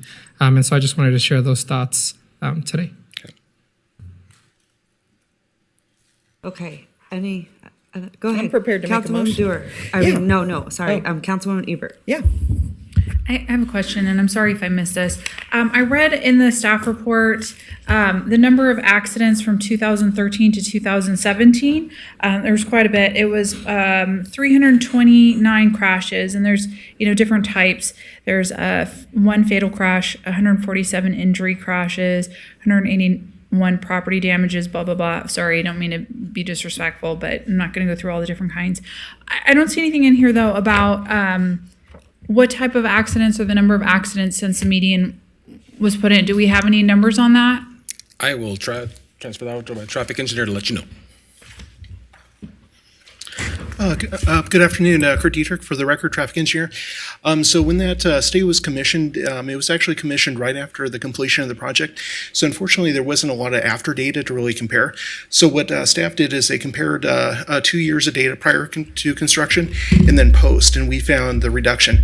So when looking at the median specifically, we threw out parked vehicle crashes and rear ends, and we just pretty much looked at left turn and U-turning crashes, and so it did go down within that 2 years before and 2 years prior. Do we have those numbers out? I mean, if we're going to vote on something like this, I feel like that's extremely relevant data. I mean, this is, if we're talking about safety and first responders, why would those numbers not be included in this? So the numbers that we actually pulled for the median crashes, we had 7 relevant crashes before construction, the 2 year period prior, and then 1 after the 2 years post. Okay, so we don't have any injury crashes, we don't have any property damage crashes since we put the median in. Is that what you're saying? So the 1 crash that we had after, let me take a look at that real quick here. That was actually a U-turn crash, but I don't have severity, so I'm not quite sure if that was an injury or not. Okay, so you're saying we've only had how many crashes since we put? 1 crash. 1 crash. 1 reported crash. So we've gone from 329 crashes down to 1. Now, the post period is a 2 year period, so I think the crashes that are reported in that UNR study is a greater period than the 2 years. That might have been 2013 through 17. So yeah, looking at durations, we're going from 7 to 1. Okay, that's still pretty significant though. Like if we extrapolate that out, that's a significant decrease, right? It Absolutely. would be significantly safer if we're looking at it just from a public safety standpoint. That's a huge drop in traffic collisions, right? Of all kinds. Absolutely. That represents an 85.7% reduction. Okay, that's huge. So I think that's something really important to take into consideration here. I mean, not just impact to businesses and first responders, but just in public safety. That's something that we really need to consider. Thank you. Thank you. I think I'm ready to make a motion, Hold on but one- I have a question. I just want to ask Mr. Clerk, where are we at? I think we've done 2 rounds. I have 2 rounds from yourself and council members Dewar and Breckus, and 1 from Ebert, Reese, Martinez, and Taylor. Okay. Anyone else? No? Okay, I just want to take everyone down memory lane because it's all coming back to me now. Does that sound like a song? Celine Dion. But so this is what's so interesting about this. This is a little story down memory lane for everyone. Do you know the reason I'm sitting here today in the seat is because of Midtown? Because all of us business owners, I remember when we were starting out, and it was really tough, and Midtown didn't exist. It was very seedy and not even considered a place you'd want to go. And this was about 15, 16 years ago. And I remember there were 5 of us. Brian McCardle, I think, was even with us. Brian, where are you? You remember these days? And they said, Hillary, you're going to city council and asking for street lights. Remember how dark it was? And so they made me come to city council. I'd also been here like a couple weeks before that, and the city wanted to charge me $5,000 to move my sign 2 feet. And I was like, that is outrageous. What's going on at the city? They were not supportive of businesses at all. But so they made me, there was 5 of us again, that made me come to city council and ask for some streetlight improvements and sidewalk improvements because it was bad. It was really bad. Well, I remember the experience. It wasn't good. And the city didn't listen to me then. And I don't think the city has listened to me now. But I'm glad that I am sitting here today and advocating for our community, the business owners, the residents, because they do reach out to me. Many of them reach out to me, and I'm happy to forward them to the ward representative. But it's just ironic, here we are today, that it's come back around full circle. And it's kind of unfortunate that, again, here, the businesses worked really hard to make that part of the city thrive. And also, it happened in the recession whenever there was not a lot of hope. I don't know if everyone remembers, but Midtown was the big driver of hope, because we were all small businesses struggling, and we worked with property owners, and those property owners worked with all of us businesses, and we came together and we made it work. We had partnerships, and we put art in, we put culture in. That kind of like started a lot of what happened here today in Reno. And so the fact that it gets overlooked for the contributions that it's made, I think, and especially, here, I just personally feel this is just government just running you over. No pun intended, but quite honestly, so it's ironic that I'm here today. I'm glad to see that it has improved, but we were lied to with that median. And I think streets should be planned by urban planners, not concrete planners. And I said that during the process. We were all very, very vocal. We were very vocal. And it's interesting, those people that lied to us today are not here today. And poor Khalil, he's taken all the hits for these people that have not had the courage to show up here, quite honestly. And I thank you so much. Anyway, all right, moving on. Go ahead, Councilwoman Dewar. Yeah, I'd like to use my 1 minute to make a motion. Before I do so, I want to thank Councilmember Ebert, because she's put a highlight on something I think is incredibly important in all of our decision making, and that is the data. So where I'm concerned is that we haven't reported crashes from around the roundabout, to your point, only crashes about left turn lanes. And what we've done is at the Midtown project, we've done a number of things that enhance safety. We not only put in medians, we slowed the speed down to 25 miles an hour. We essentially have very few, if any, bikes. We put in wide sidewalks, and that meant that the crossings were narrower. So you have fewer pedestrians in crossing a street for a shorter amount of time. That's saves on crashes. So all of those things, it's not one thing. It's not the medians or no medians. I just want to make sure that we're looking at the whole picture. We time the lights. We did a bunch of things. We put bulb outs, okay? So what I would like to recommend as a motion is that we have staff evaluate a work program for inclusion in the next year's budget that, if it's approved by this council at that time, would take effect July 1, 2024. And they would do that work program. If the council does not approve it, they don't approve it. But at least you put forth a proposal. And what I would like to see as part of that work program is a full analysis of the data, not just a select analysis of left turn lanes. I think it's important. How many parked cars were crashed into? How many cars or people were crashed into, or businesses on the roundabout? All of the data, all of the crashes. Let's look at it as a whole. Not just one thing, because we are not evaluating just one thing, which is a median. Yeah. We are looking at the whole safety of the whole road.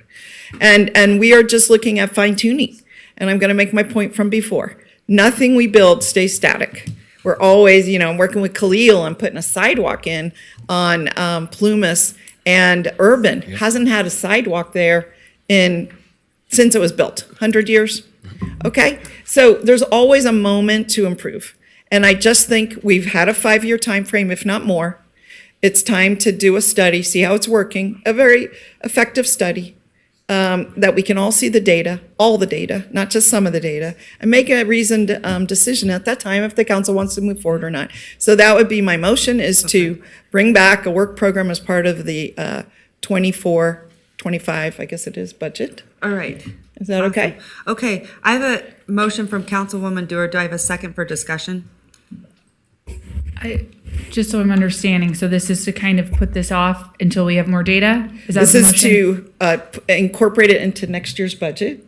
Okay. A work program that this council may or may not approve at that time. Okay. You have a decision time, once Okay. you see what's involved in the cost and the results. Yeah.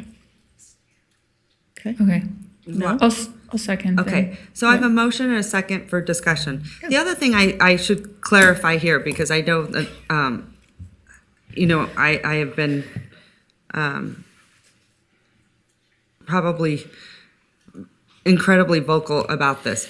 Not everything in the project is bad, not everything. By any means. There's some great things. Love the sidewalks. There's a lot of really good things about this project. I don't think it's the entire median where, it's the whole strip of concrete. I don't think that is so much the issue, where that roundabout is really, really scary.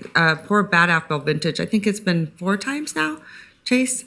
It's been about 4 times. And then the other, if you go down there and you watch, RTC literally runs over the island. It is so scary. If someone were to go onto that island and the bus were to come around, you would get hit and killed.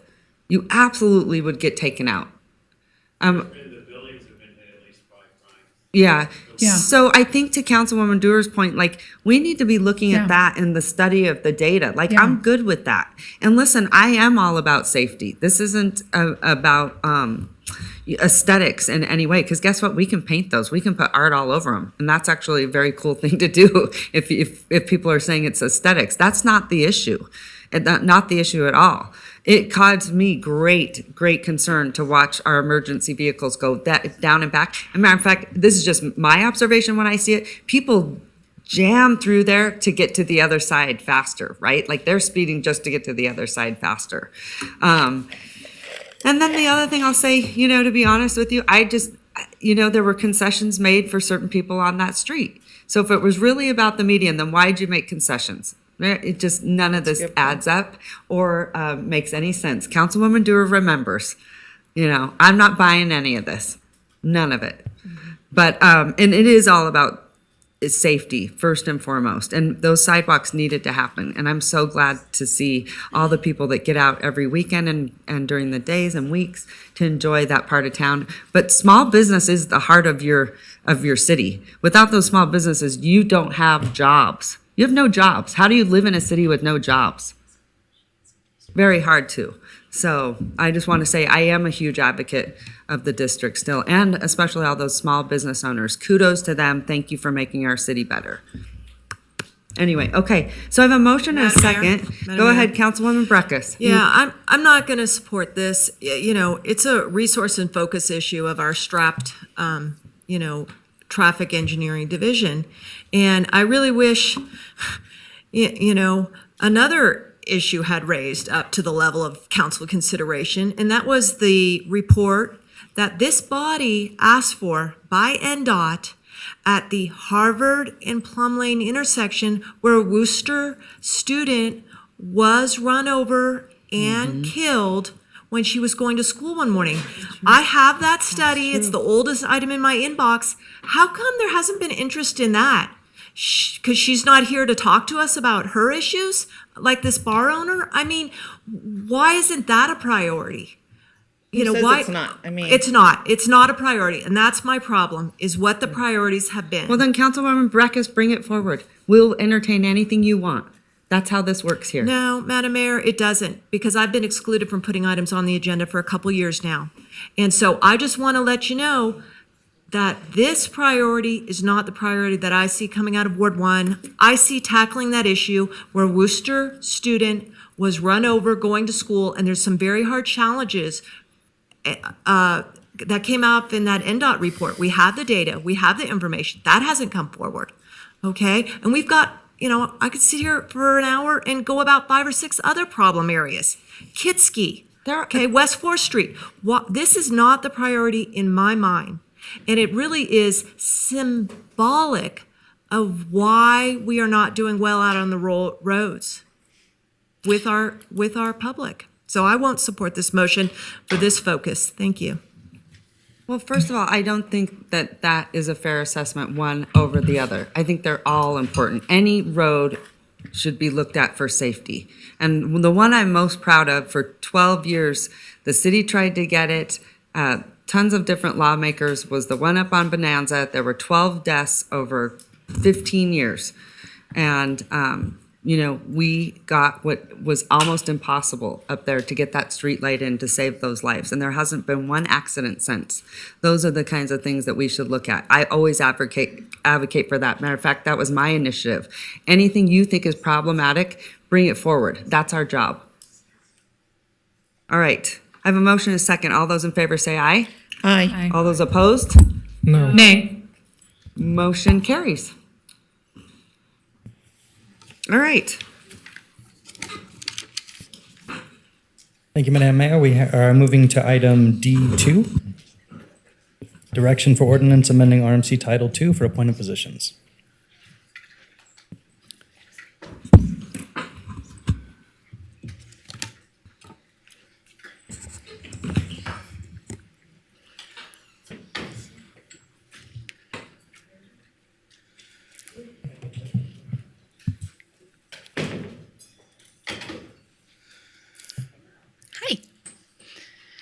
All right, Madam Mayor, members You've of... been here all day. You get the star. And you've been Patiently friendly. waiting. All right, take it away. It's all you. Thank you. So, Madam Mayor, members of council, Jill Atkinson, I am the Assistant Director of Human Resources, and I am here to present item D2, which is seeking support from council to bring forth a bill that would amend Title II of the Reno Municipal Code. When we reference Title II of the Reno Municipal Code, more specifically, we are talking about 2 individual sections. These sections fall within Title II, Chapter 2, Article 2, and they are sections 2.06.035 and 2.06.050.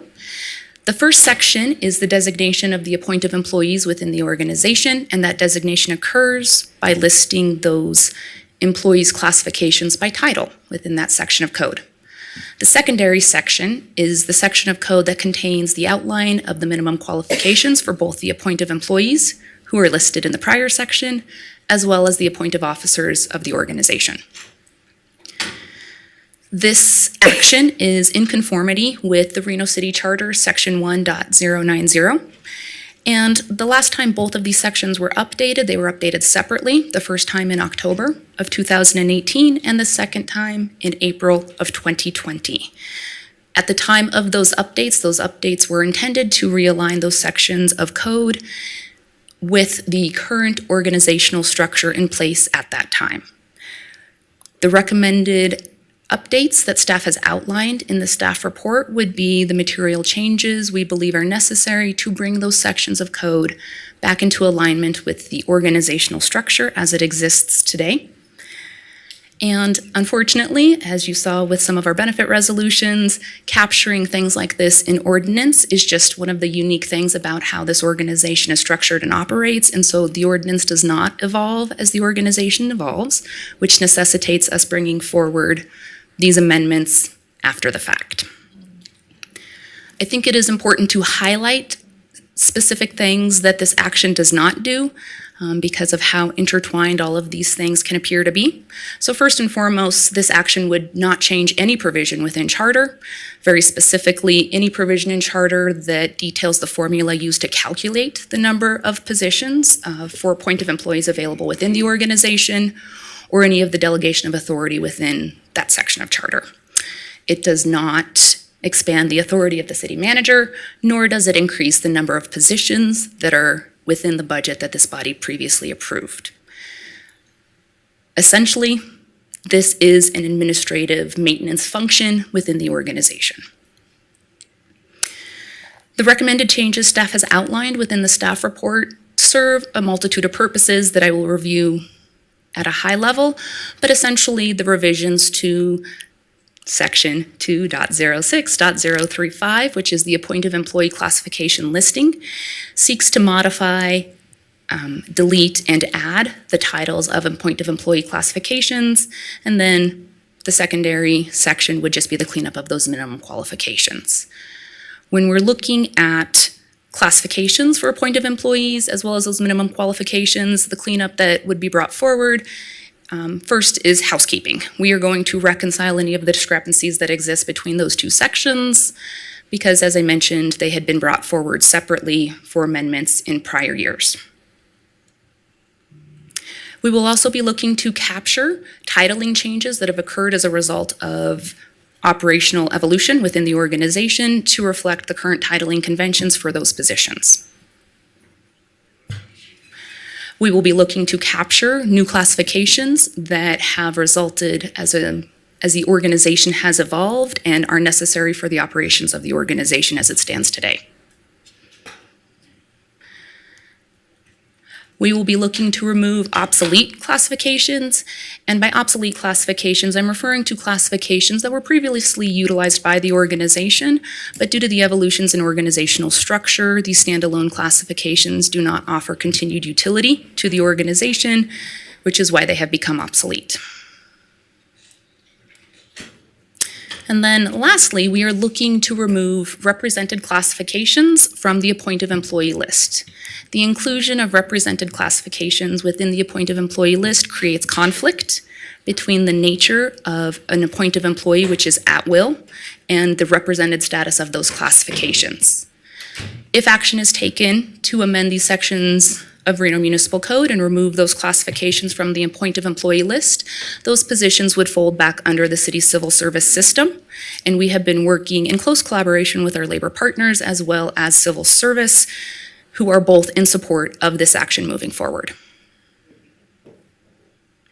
And with that, the recommended motion is up on the screen, and I am happy to answer any questions you may have. All right, good job. Good job. I was listening to you out there. Okay, go ahead, Councilman Breckus. No, I didn't raise my hand yet. Okay, Councilman Martinez. I'm gonna go down this way. Thanks so much, Madam Mayor. I think I asked during the briefing, but just for the record, just making sure that with these changes to this, to the code, that none of the currently employed staff members are going to be removed from their positions. It's just reclassification of their positions, correct? That is correct. So none of the individuals who currently hold any of the classifications that would be removed from the appointed employee list and then folded under the civil service umbrella will be adversely impacted. The action we are recommending is in the best interest of both the organization as well as the employee, and there will be no change in their classification, their compensation, or their benefit structure as a result of this change. And I'm sorry, I have to jump in. Reclassification has a technical meaning, and we're not doing that. Correct. We are not doing a reclassification. We are simply converting them from an appointive status to a civil service status. So the position and its represented status remains constant. Thanks for clarifying that. That's all I had, Madam Mayor. All right, Councilwoman Taylor. Thank you, Madam Mayor. Thank you, Jill. Just quickly, I think I heard you say this doesn't change the charter, doesn't change authority, it doesn't change civil service or the process of how people become hired, and it doesn't change the amount or the number of appointed employees that we have. It stays the same? Yes, that is correct. Okay. This is cleanup. So if you had to describe for me exactly what this is in layman's terms, what exactly is it? I would call it housekeeping. Okay. We are updating the language. Perfect. Thank you. All right, thank you. Yeah. Councilman Reese. Yeah.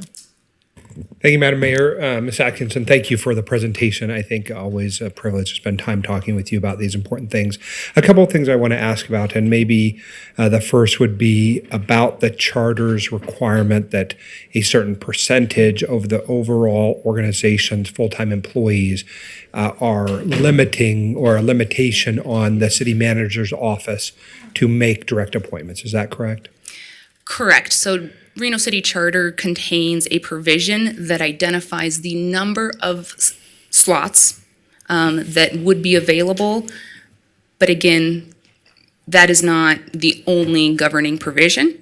It also then relies upon the city council's adoption of a budget for the number of FTEs for the city manager to have available funding and headcount to use one of those slots. And so the current percentage, which is called for by the charter, is 4%. It is 4% of the total positions within civil service is one of the formulas that is specified within Okay, charter. so it's not the percentage of the total FTEs, it's the percentage of those covered by civil service. Correct. And the theory behind that is that it relies upon the assumption that we value the concept of civil service, right? And at least our legislature, in their infinite wisdom, determined that that would be an advisable portion of our charter, correct? Correct. So civil service serves a function for the organization, which is a merit-based recruitment and selection process to ensure that we have the most effective and efficient workforce to serve this community. And The appointed slots allow flexibility within the organization to more readily adapt and respond to emerging needs within our community. Well, I think that's the area where I wanted to think about the way that direct appointments have been used by this city manager's office. And so I think about things like our liaisons. I think about some of the management level positions that have been hired. There's an economist, an urban economist, which I think is a very interesting and novel idea. Has quite frankly worked out very well for us. The person in that position has turned out to be brilliant and helping with a lot of data-driven assessments. But those are how I'm balancing this issue, right? It's this concern that we all have for the civil service process, which is proven to be an effective way to ensure that we get both a diverse and a well-qualified group of folks to be employed here. But at the same time, there are certain positions that are outside of civil service that really that have value to the organization. And I think that what you've presented is a cleanup that allows those things to continue in that balance, but gives no more authority than we have already given to our city manager's office. So I think, as you said, it's housekeeping. I understand the function of it, and so I'm broadly supportive of the action that you've brought forward today. Thank you. Thank you. Go ahead. Thank you. So you mentioned that the number of appointed positions is 4% of the total civil service. Correct. So how many is that today's world? So presently, I believe it is 53. 53. So I just counted up on your list, that was your other attachment to this item, where it said org chart, and I think it downloaded. It showed all of the positions, and there were only 33. Are there 33, or are there more? So we are well below the number of allotted slots. I unfortunately, off the top of my head, could not tell you what that actual number is. If your chart's correct, it's 33. There are more than 33. So the chart is correct with respect to the appointive officers and a handful of the more visible appointed employees. But in general, we're talking about department heads, city manager, the assistant city managers, the two chiefs in the appointive officers list. And then we have the appointed employees. And Okay, perhaps Ms. well, all I'm Atkinson asking is how many we have. Do you know that too? Prior to any of these updates, Yes. I believe the number is 49. I think that's right. So close to the 53, but not 33 that I was asking. So they're not all shown on the org chart. I would like to see a full list, even if they're not in org chart format, of who these people are. Okay, There is a list in the staff report. okay, so maybe I There is a missed it. full listing that is filed annually with the city clerk's office Okay, let me pull of this all up. of the appointive employees within the organization as well as the appointive officers. Okay, I have the staff report, and it's talking about new classifications. And that was my next question. Appointive officers, appointive employees, 2, 4, 6, 8. Okay, so that's all of them, Mr. Manager? Have we covered them all in this memo? I'm assuming we did. I am assuming that we did as well, but it is possible that the staff report and the memorandum have Okay. only the changes. The memorandum that is filed with the clerk Mhm. on an annual basis is complete and is accurate as of today. Because this one says that pursuant to city council, we can't exceed 40 full-time equivalent appointed positions, or the 4%. So the 4%'s more, is that what you're saying? 40 or 4%, whichever is Gotcha. greater. Whichever's is the greater. language. Okay. So my other question was about the memo, the presentation. Where I got confused was, let me just open that up again. The last page on the memo, okay, or second to last, it talked about recommended update represented classifications, remove represented classification. I want to make sure I understand what this means. So a parks manager, that's not the parks director, right? That's a parks manager. Correct. And earlier you all told us that these mid-level managers, of which I have to assume parks manager, recreation manager, engineering manager, are all in that mid-level management position? They are not. They're not? No, This they're is- RAPG, and you've stumbled into the confusion that is created by this situation. Okay, so what I'm unclear on is when you say remove, what do you mean for these people? So the action of council would be to remove those classification titles from the appointed employee list. That's what we The would parks, update. the recreation, the engineering, traffic, only 5, maintenance and operations?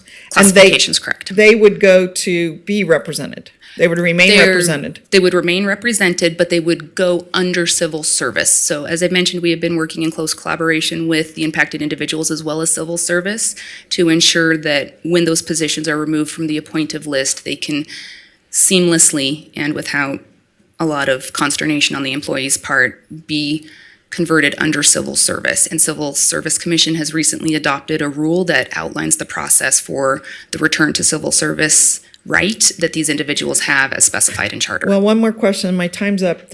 Would they still be appointive? No. They would both. They would be civil leave service. appointive, and they would leave, they wouldn't be represented. It says. They would stay represented, but they would no longer be appointive. Well, it says remove represented classification. That's what it says. Okay. We would like to remove the represented employees from the appointed employees list. They would stay represented by Okay. their labor groups. Yes. Okay, that's where I was getting very confused, and maybe I still am, but bottom line, these people that are mid-level managers in my mind, they're touched today because they're unrepresented, or they are represented? They are represented. Okay, so they were not touched today in what we did today earlier. Correct. But they would stay classified and leave appointive. Correct. It's only these 5 positions. Correct. Okay, I think I've got the world. I'm not 100% sure. Which is part of what we're looking to clean up because it is inherently confusing. Confusing. This is the very reason we're here. Because it is. And I even briefed on this. I thought I understood this, so. All right. Councilwoman Ebert. Hi. So just a few questions. When was the last time this was done? So both sections were updated separately, the first in 2018 and then the second in 2020. Okay. And what triggered it this time, or is this something we just do every couple of years? So these were specifically identified through some of the work of the class and comp study that is underway. And as we were looking in more detail, there were numerous cleanups that were necessary to realign these sections of code with the current organizational structure. And so we have brought forward all of those elements of cleanup to realign these sections. Okay. So is this something that'll happen annually or anything like that? Because we have other appointed positions that maybe change over time. So is this something that will be, an ongoing process, or will we just do it when we do a comp and benefit review? It should be updated when there are material changes to either of those sections. So either the minimum qualification component or the listing of the appointed employee classifications. And so, for instance, if we go out to recruit for an appointive officer and the minimum qualifications stipulated in the section of Reno Municipal Code are divergent from what is currently an acceptable norm in the marketplace for that type of position, we would likely bring back an update to that section of code to realign that with what is the standard qualifications for that type of position in the marketplace. So while you're trying to fill the position? This would be part of the assessment that's done before we look to advertise the position, because these are the minimum qualifications anybody we would seek to hire would need to possess. Okay, so I'm talking about somebody that's currently appointed right now. None of these changes would adversely impact any current individual. There are sections within Reno Municipal Code, particularly as it relates to the minimum qualifications, that acknowledge that if those minimum qualifications are updated in a way that is divergent from what the current incumbent has, that incumbent is not impacted by that update. Okay, so I understand they won't be negatively impacted, okay? But let's say we have an appointed right now. Mm-hmm. Their role changes and they should be covered under civil service. But like, we're not doing a comps and benefits study. Will they just remain an appointed, or let's say their roles and responsibilities shifts? Will they just remain appointed until we do some kind of comp and benefit study? No, so the two are not a causation, like I believe the two are suggesting, Councilmember Ebert. The two are more indirectly related. The organization undertook the classification and compensation study to take a very holistic look at the structure of how we classify the work. So how is work currently being done titled? Do the job descriptions reflect the work they're actually doing? Mm-hmm. And then the compensation side was, how does our compensation for those positions compare to what is the going rate in the market? Mm-hmm. These are things that ideally are done by organizations on a periodic basis, somewhere between a 5 to 10 year interval based upon the number of changes that have occurred in an organization. So those things happen at a far more infrequent interval than perhaps changes to the Reno Municipal Code Title II sections would be, because if we rely on historical data, about every 2 years it appears that an update is brought forward to amend this section of code, which is more frequent than a classification and compensation study. Okay, so let's say somebody's appointed right now, their roles and responsibilities change in a month, then they could technically be in a position that should be civil service for maybe 2 years before this process happens again? So the other part of this, I think, is where you were headed, which is the ability of the city manager to manage the employees of the organization. And so when we're talking about a position whose duties and responsibilities have changed, which perhaps make it no longer appropriate to be an appointed position, then the city manager has the ability to identify that classification under the purview of civil service for the recruitment and selection process. Okay, so it's Okay, at I'm going to cut you off. Hold Okay. on, you're a minute 20 over. Oh, sorry. I'm going to head down to Councilwoman Breckus. Go ahead. Yeah, a lot of good questions by my colleagues. And, as benign as this is stated, and I wrote titling conventions, housekeeping, cleanup, it really is not. And there's an understanding in the organization of what has happened and where we're at, and it has undermined the integrity of our organization, our merit-based manner of filling the workforce, and it is covering tracks, and it is wrong what's happened. And I brought it up for 3 years now. I think it happened about 6 months after Mr. Thornley started, when someone was hired to a position that did not exist. No, not in the classifications anywhere, not even a job description. That was the Chief Innovation and Experience Officer. If it's an appointed position, it should have been in the ordinance. And those positions started happening. There were other things going on too, and I'll bring that up, outside of budgetary authority. And now, we're hearing some speak that, well, we will, simultaneously, update these and do it. No, you do not go out to fill a new position under the appointed classifications under the appointives, if it's not in the ordinance. You come back to the council and you do that. And you also come back to the council to make sure you have budgetary authority for that position. I've mentioned this at this table dozens of times. I mentioned it to the Civil Service Commission. I expressed it privately to him. And what is the byproduct right now? You know, some people who came out of the classification system, went up into this, you know, politicized hiring environment, are now getting shoved down. And that's why in the elevator, there's a little flyer that Civil Service is coming with, come lunch and learn about, you know, voluntary demotions, and I can't remember the other language on it, transfers. This should not have happened, okay? The council needs to put the guardrails on, and that's why, you know, for the first time, I finally voted against the budget because I wanted to see the departments lined out. I wanted to see the staffing complement, and if he wants to, and sometimes there's good reason to repopulate, it has to come through our authority, both budgetarily and in ordinance. This is ordinance violation. Okay, first and foremost. And it really creates a whole, you know, plethora of other problems. Now, I want to address a little bit more since I have 35 seconds. First of all, this doesn't impact public safety. Public safety is very cured and very integrated into merit. And the chiefs are the only ones. Okay, so this is everyone else in the organization. But another thing is the department heads. And the assistant directors are beyond those number heads. So how many departments do we have? That's why I keep asking, where are the department heads? And all of a sudden we had all these assistant directors. I'll use you in case in point. You were hired as a labor relations manager in what month and date? I technically was not hired as the labor relations manager. I was hired as the training and development manager in July of 2021. And you became an assistant director how many months later? Within a year?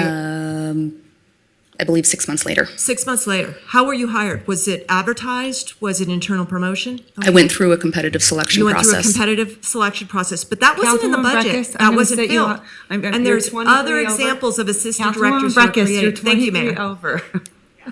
Please, will you just have respect for everyone else up here? I'm going over on everyone else so that they can get their questions in, but it is a fair process, and the reason we do it is so that other council members get their questions and concerns on the record, or otherwise the record is just all one council member, and it needs to be fair. So I just want the public to know that.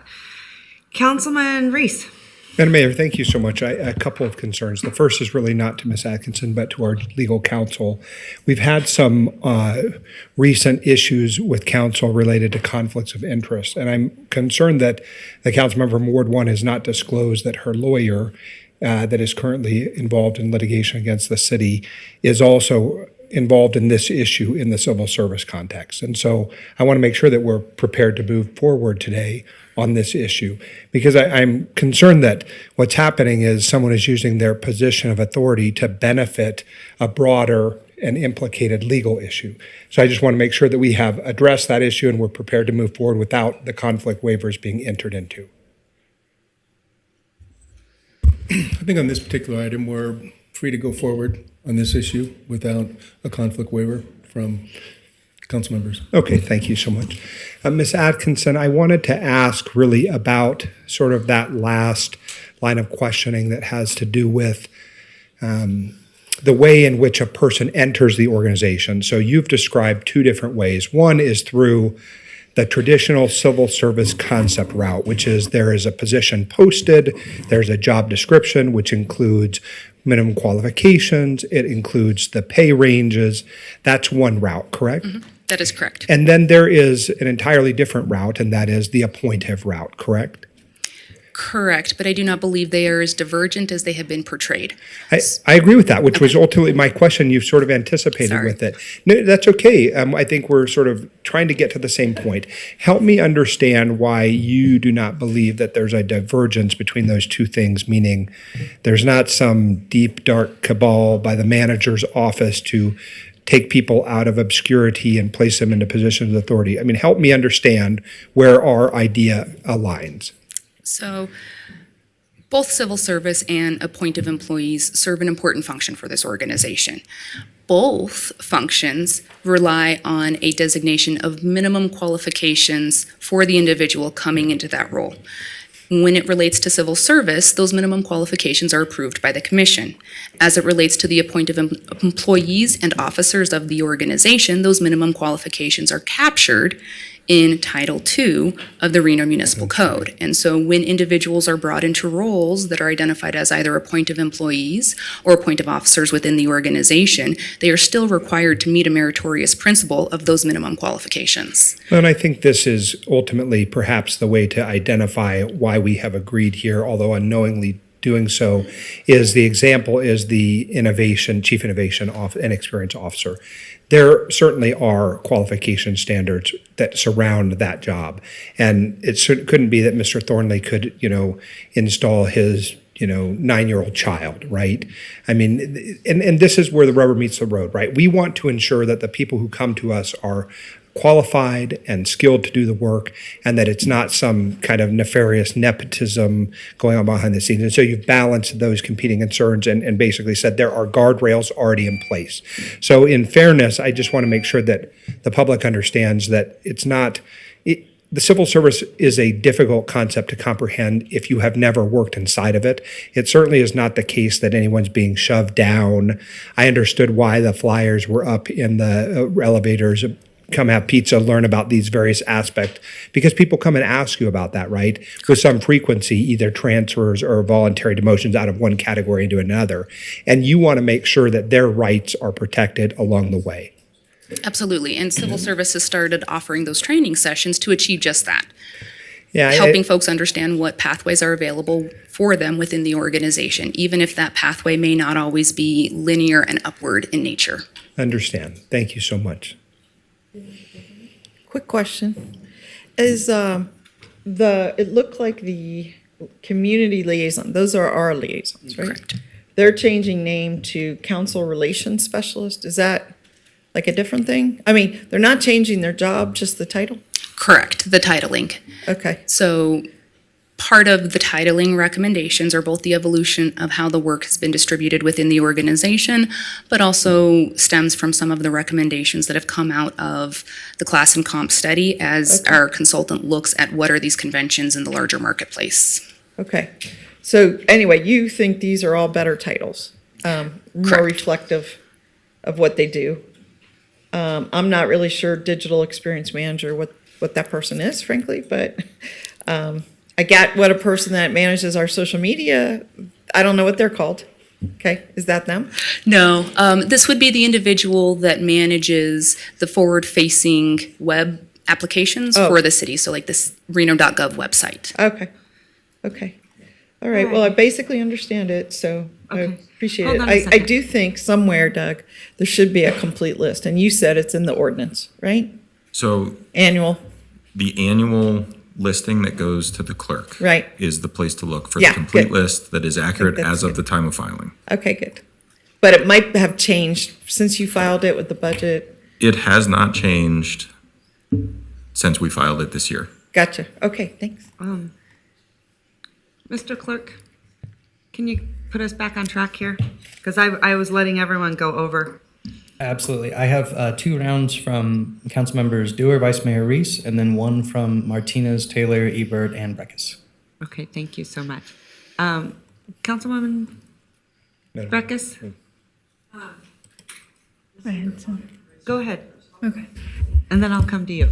Okay. Okay, go ahead. So, and I'm sorry if I miss this. What requirements are in place besides percentage of employees can be appointed are in place for creating appointed positions?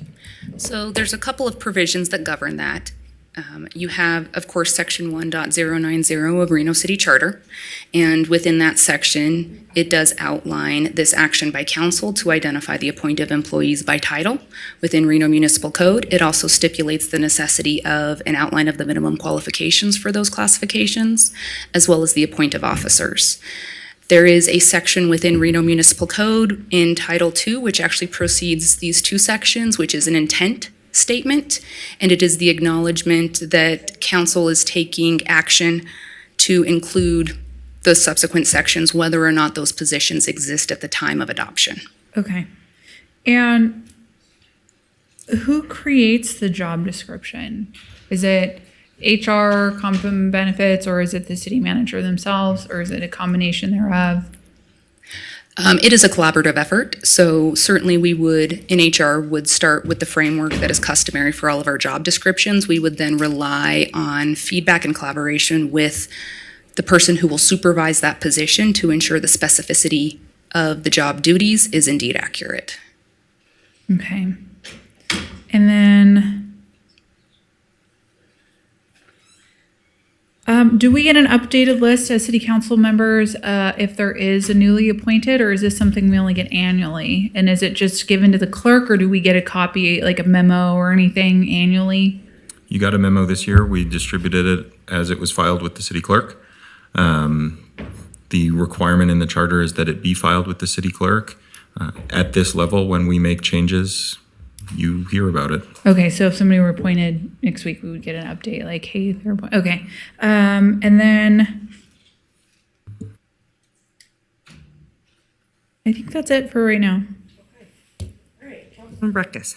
Yeah, so I want to clarify, and I hope everyone knows, that outside of the 52 and the 53, which is a percentage of our civil service that don't have to be merit-based, city manager can just call someone up, and invite them to join our workforce. The department heads and the assistant department heads are outside of that 52 and 53, but they are not through the civil service process. Correct. Those would be the appointive officers. Okay. So what has happened in the last 3 years is all of a sudden we have a lot of those. And it's very unclear what's a department. And then under that, we have an assistant department head. We didn't have an assistant human resources director. 6 months later, after she was hired to be the training manager, we had one. And I counted the 22 to the 23 changes, or the 21 year to the 22, however you want to count the fiscal year. And I noticed, and I could be wrong because I don't think that it's been presented transparently, about 8 or 9 of those populated just in that 1 year. So what's happening is, a lot of people are getting upgraded to be assistant directors so they can be non-merit based or non-merit based hiring. And it also has budgetary implications. That's why another issue I've been bringing up. I know we're not talking about the budget, we're talking about the framework, but just like hiring a third assistant city manager that we didn't budget for, all these assistant directors to have this larger pool of body of workforce that doesn't go through the merit-based it's very convenient to make a program like, a program like, I don't know if it's true or not, code enforcement is now a department. But what's a department? How many departments heads do we have under the city manager's office? I don't have that information readily available. I think how many people do we have in the city manager's office? 100? It would, again, kind of depend upon the parameters you're defining. If it's the people who report up through the city manager, there's about 1,600. Yeah. No. The city manager's office was always department, but now it has department heads under there and assistant department heads. And that's how the workforce has grown beyond the 53. That's the point of the council, because we have department heads who used to be program managers, and then now they have assistant directors. So we have a larger than just this 53. And it has all been done outside of budgetary authority. There's catch up at the time of the augmentations, and I brought that up for several years now. In the last few minutes, I just want to say the council has not put guardrails around this and seems to be fine with it. And that's fine. They endorse the manager in doing it this way. We're cleaning it up. We're retroactively cleaning up. That's fine. I believe in the bureaucracy. I promoted twice through the Civil Service Commission as an employee a long time ago. And I know within there, the power of culture is very important. And if someone calls you from the 15th floor, maybe you're mid-level junior, and says, hey, come up and apply for this job. We'll take you up. And if it's too good to be true, it is. And I think that people are getting pushed back down and having a little unsettling, and it's been very uncertain to them, are reflective of that. So I think people will know there was a time and place where a lot of people were getting a lot of promotions, but losing their civil service classifications and politicizing the environment. And the whole reason. Okay, thank you, Mayor. I'll just close. All right, we're done here. We're done here. You guys know like the rules and I want to be respectful of everyone. So, and I hate to have to cut you off. So if we can just pay attention to the time, that would be very helpful. I'm also very uncomfortable moving forward right now. The last meeting, we had to make disclosures. We have to make disclosures a lot. And now more than ever, especially in a time where people continue to file frivolous complaints, I apologize profusely, but I'm going to ask for a motion to recess this meeting.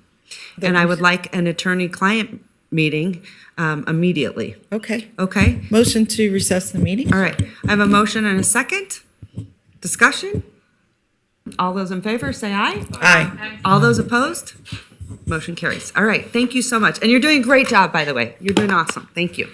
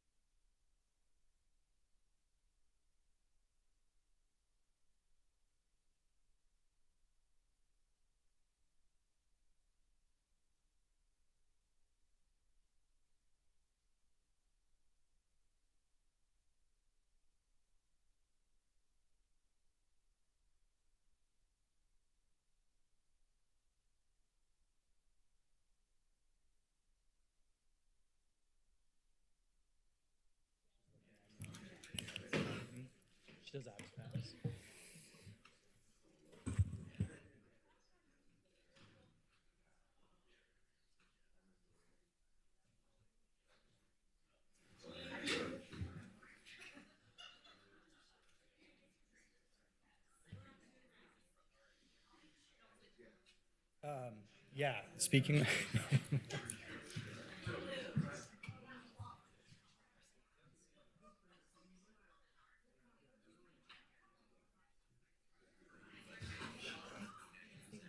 Good job.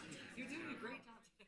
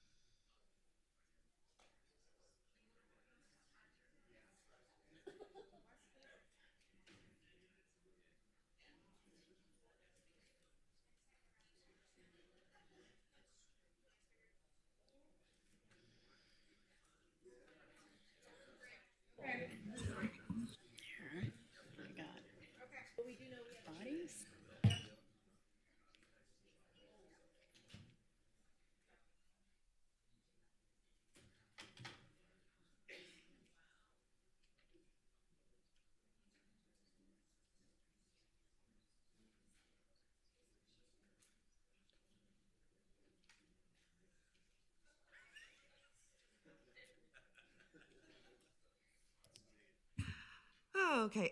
Madam, or Mr. Clerk, Madam Clerk, Mr. Clerk. Thank you. You just, I was just asking you how many rounds. Everyone's had 2 rounds. A few have had one, I think. And I've had one? A few have had one. Oh, okay. On the bottom of that, it has the tally. That's right, Mr. Martinez and Councilwoman Taylor. Do you want to weigh in on this? No? Okay, thank you so much.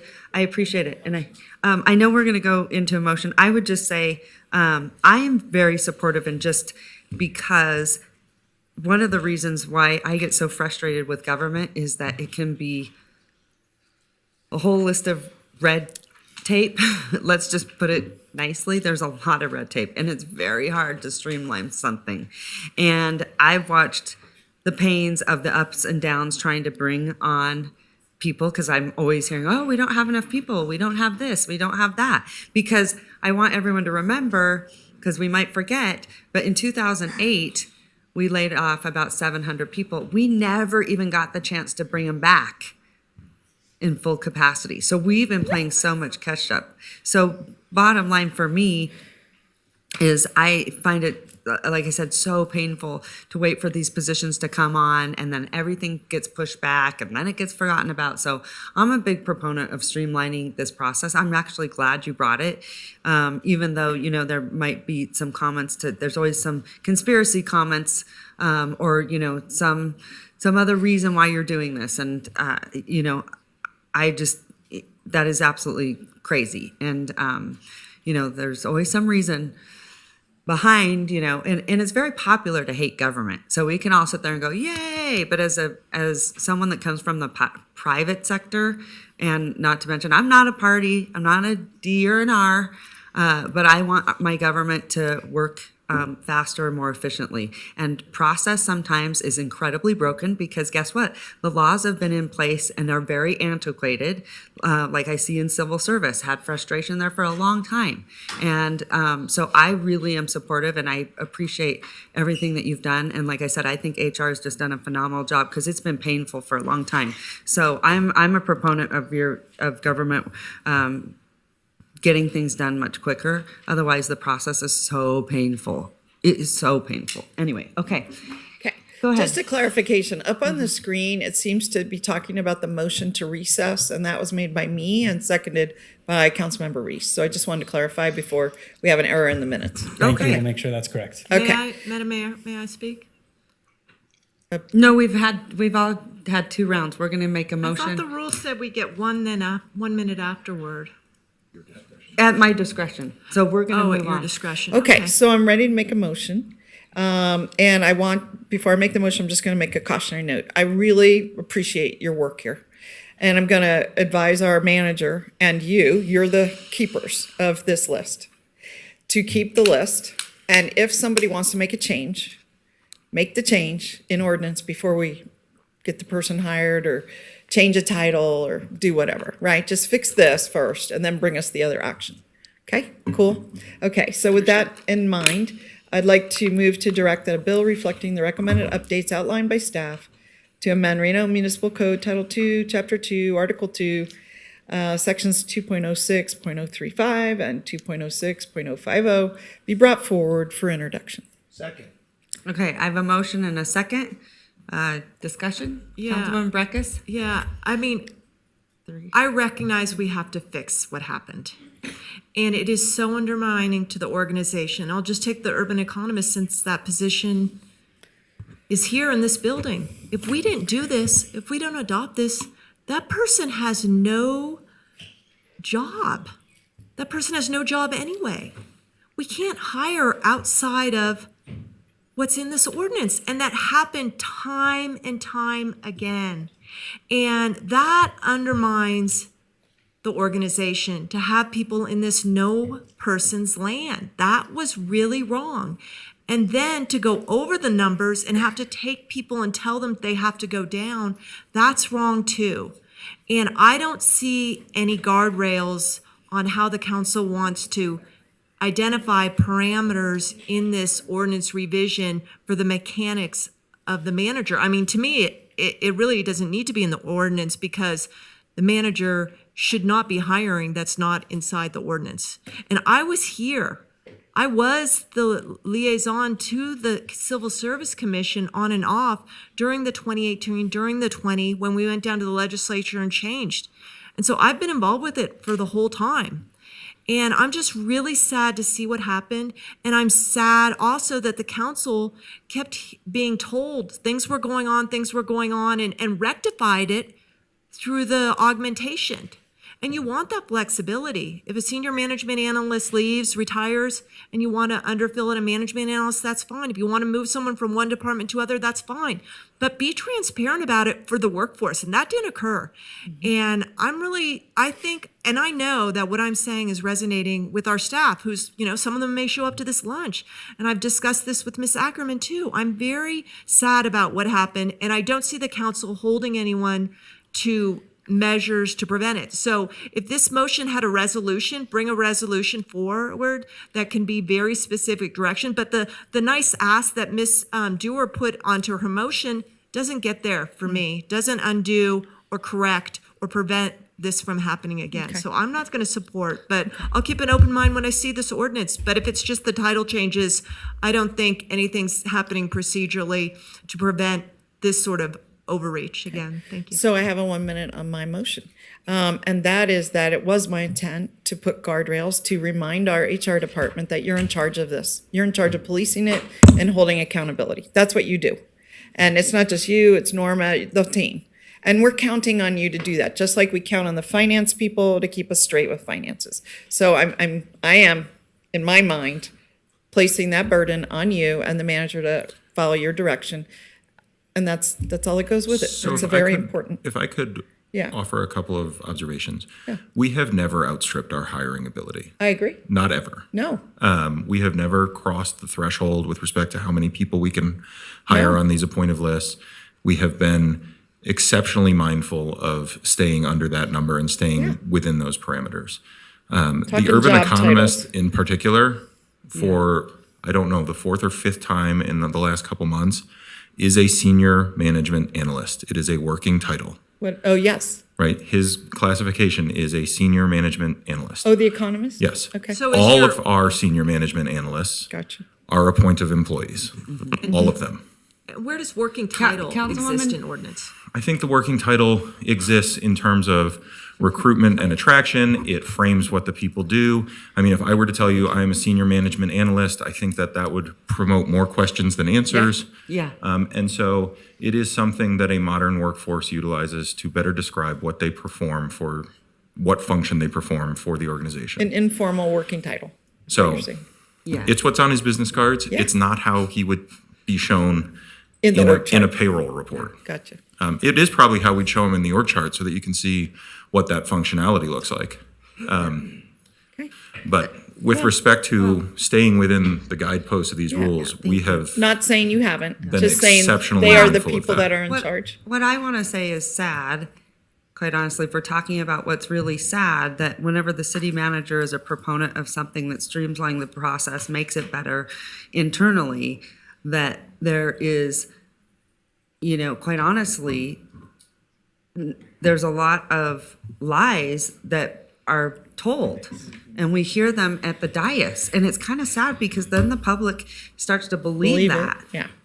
And that's really what's going on here. And I don't know if anyone's watching or witnessing, you can clearly see, I mean, to me, it's very evident, right? It's very easy to see, I think- and that is frustrating. So I want to apologize because, we talk about attacking people's character and those types of things. And again, I'm going to apologize for this council, or at least for a council member. And I just think it's really interesting. Anything that you're a proponent of the city manager is a proponent of, that you are going to have pushback for multiple reasons.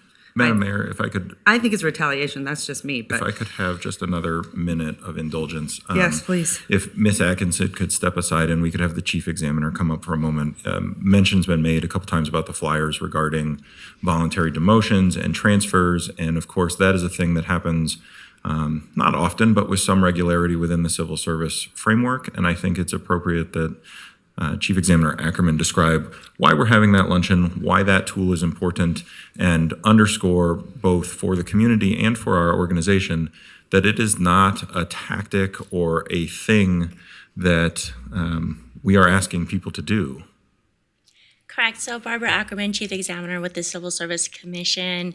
Thank you for letting me clarify that, because this is actually something we're super excited about. We're going to be able to provide some opportunities, internal movement within the organization, which that we hope in the long run will help us to retain this amazing workforce that we have.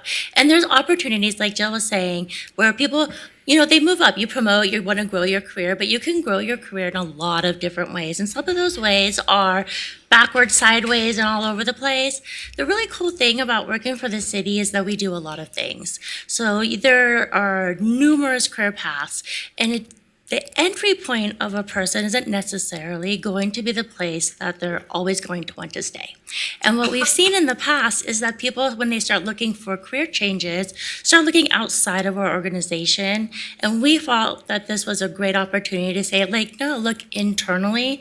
And we want to be able to provide them with the information and support to allow them to look at those opportunities, to feel supported, provide protections to them. And so we are developing a quarterly Lunch and Learn series to invite employees to learn more about their opportunities within the organization. And we're excited to be able to share that with them. So it is a positive thing. Very cool. And something that we're extremely looking forward to. wait, can you repeat that? It's a what? Positive thing. Okay, it's Yes. a positive thing, everyone. I Yeah. want, regardless of what you've heard up here today, Yeah. it's a positive thing. It is a very for your positive thing culture that we're and excited for your about. workforce, and for allowing them to move up and advance. That's how those things should work. Can you imagine? I can't even imagine. Very cool. imagine. I'll just Anyway, throw that out Go there. ahead. Go ahead. Well, I made a motion. Well, Okay, I go was going to comment on your motion before you did. Ms. Ackerman, thank you for being here. Here we are talking about the civil service like it's this ethereal thing out there, and your providing context is very gracious.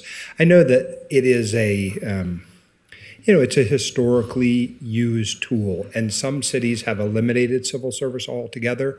Other cities more are inclined to go back into the civil service world. It's an interesting thing in labor and employment relations that falls in and out of favor, right? It's an odd thing when some people use it as both a sword and a shield to me, and I've been on the other side, right? And so I understand that. But I appreciate you providing context, especially about the flyers, because I saw them and I thought it was a positive thing, and you've described it as a positive thing. At the end of the day, your office serves an important role and is unique among the organization. And I think we don't see you often enough. So that's probably the unfamiliarity with it. What I want to ask sort of ultimately in conclusion is just to say that you have reviewed what's been presented to us today and have no proffered objection to the actions or the proposals that are being raised. So correct, and we've also been informing our commission, so they're aware of this and have actually worked with HR and myself to create some rules that provide a cushion for those employees who will be transitioning as a result of this ordinance change. So we're really supportive, the commission's supportive, and we'd like to make sure that we can help facilitate that in any way possible. Well, and I appreciate your expertise because I think Ms. Atkinson described well the interplay between HR's function and civil services, and now you've kind of combined the two of them. Thank you for that. You're welcome. Okay, so we have a motion. Oh, go ahead, Councilwoman Ebert. I did just want to say, I do support these positions being transitioned into civil service, but I do also have concerns about if a person is appointed and they were never in the civil service designation initially and they were not hired through a competitive hiring process, that if they want to get transitioned into civil service, that they will have to go through a competitive hiring process. And I'm sorry, I don't mean to open this can of worms, but I didn't know we were going to be done with our questions when we came back from the recess. Yes, go ahead. So currently within our rules, there's a lot of different provisions that account for these different scenarios and how somebody can get into civil service. So if a position is blanketed into the classified service from somewhere outside, maybe it's appointed or it's grant funded, then there's certain pathways depending on like whether a competitive process was used or whether it was approved, whether somebody was previously in civil service and is returning. And so there's a lot of different pathways within our rules that provide for that movement to occur. If somebody had not been through any of the merit-based processes and their position was being blanketed or converted into the classified service, then there would be a competitive element that would be in place. Yeah, that's the part that concerns me is, this person has been doing the job and then their role, should be reclassified into civil service because that's what's appropriate. And now they have to go through a competitive hiring process to retain a role that they've already had been doing, I presume, adequately. So that's my only concern with this process. Is that true, though? So it depends. So like in this case of the people currently in the positions that are going to be affected by this ordinance, they have all been through some process that they will just move. For these specific people. Yes, but they other will people move. that are appointed. So there are times when like a position is filled within the organization, let's say it initially is grant funded. And so that grant funded position is filled and then over time that it's recognized that, this is permanent work and we want to fill it. And so it will get budgeted accordingly and then that position will be blanketed in. And so then at that point, there's like we have to determine what the correct pathway is for that person. And there is sometimes potential for that person to have to go through a competitive process That's what and I'm concerned compete about. again for that. In the last few years, I've been working really close with HR and they've been very helpful in helping us to identify the potential for that to happen. So we're doing those competitive processes up front today so that on the back end, we don't have to do that. So we're kind of eliminated that from happening as much as it might have in the past. But I don't know that that's the true for everybody that's currently appointed now. If their role is to change, did everybody that's currently appointed either come from civil service or go through a competitive hiring process? That's just my only concern for people that are already appointed, that, that's great that these rules are changing so that hopefully that nobody will fall into that scenario. But there might be people that are currently working here in an appointed position that this could happen to. So that's a concern for me. So yeah, there is some potential for that. But like I said, we're trying to eliminate that as much as possible. Madam Mayor, All right, if thank I you could, so much. I'm going to support, just because I know we're in a jam, and it was allowed to happen to get these positions on without the titles. Working title is not really something I've ever heard. I don't really know where that exists, but it needs to get fixed.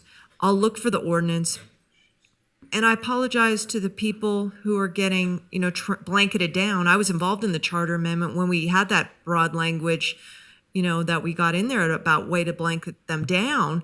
But there are outstanding questions that I still worry about for those people in terms of them and other people in their classification based upon seniority. As someone who sat here and saw layoffs occur in this organization and how seniority was calculated for that. So that's another issue that I think really creates problematic situations when you have to blanket people down and you have this hiring that is not in concert with the ordinance.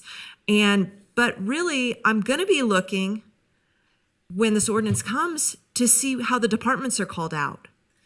Because I don't know, departments and department heads are above and beyond the 52, and it seems like departments are not defined and they seem to pop up and there's sub-departments and that is something I'm looking for in this ordinance clarity too. Who's a department head? What's an assistant department head? I'll be looking for that clarity in the ordinance too. So I'll support the go-ahead at this point, and I'm ready for the vote. Can I clarify something? Yes, will you please? Thank you I so just much, I just wanted to clarify that the Thank movement you. really isn't like a downward movement. Right. It Well, really is just a kind the of a words sideways. of I think she used shoving. Well, I think but that it really gave is everyone just, a perception of it's something really was just a happening that wasn't. shuffling, and I don't want people to think that being in a classified service is degrading in any way. Yes. So because Thank it's not, you. so they're Yeah. going to remain in the same classification, same Yes. pay. We created things within the roles to preserve their seniority and different things like that. So there really wouldn't be any impact to them. Good. Yeah, exactly. Anything else? All right. Okay, good job. Anyway, okay, I have a motion and a second. We got to move on. I have a motion and a second. All those in favor say aye. Aye. All those opposed? Motion carries unanimously, if you can believe that. Good job. Thank you. I know it's hard for you guys to get up here. Public speaking is one of the, the three Greatest fears? biggest fears in your life. I think it's flying, the dentist, and public speaking. So you did a fantastic job. I couldn't tell if you were nervous at all. Thank you. Okay. Mr. Clerk. We are moving into item E1 regarding ward boundaries to incorporate a sixth ward. This is an ordinance introduction to be read by the city attorney's office, and we do have public comment on this. Okay, thank you so much. Let's go into public comment. Okay, we have 3 speakers registered in the room for public comment. First, we'll hear from Noe Orozco, followed by Pablo Mara Duran. Great.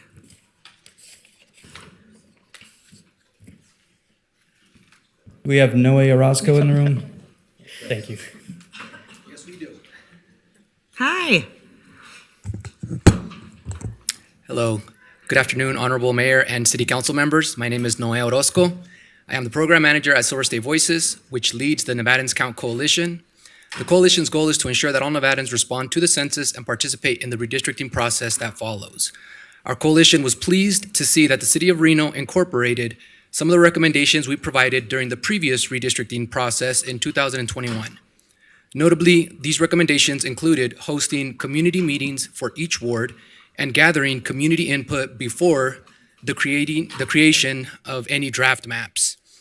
Coupled with previous practices that the city incorporated, such as having drop-in sessions, these measures collectively ensured that the community was placed at the heart of this process. As this body already knows, census data plays a pivotal role for redrawing district boundaries. Yet, it's imperative to recognize that census data does not show the priorities or concerns communities have. Through the 7 community meetings, city staff and the consulting firm gained valuable insight at the priorities and concerns of the city's communities. Redistricting is seen as a nuanced process with jargon-dense terms.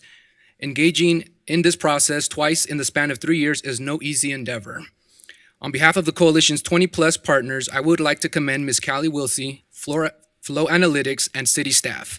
Their diligent efforts to integrate community feedback deserves recognition. Although the coalition does not endorse any specific map, we believe that the body should approve wards that adequately reflect Reno's growing diversity. With this aim, our coalition is leaning towards option A. Some minor improvements could enhance this option, but we recognize the timeline that this body has for approving the maps. Thank you. Next, we have Pablo Mora Duran, followed by Bill Schimpf.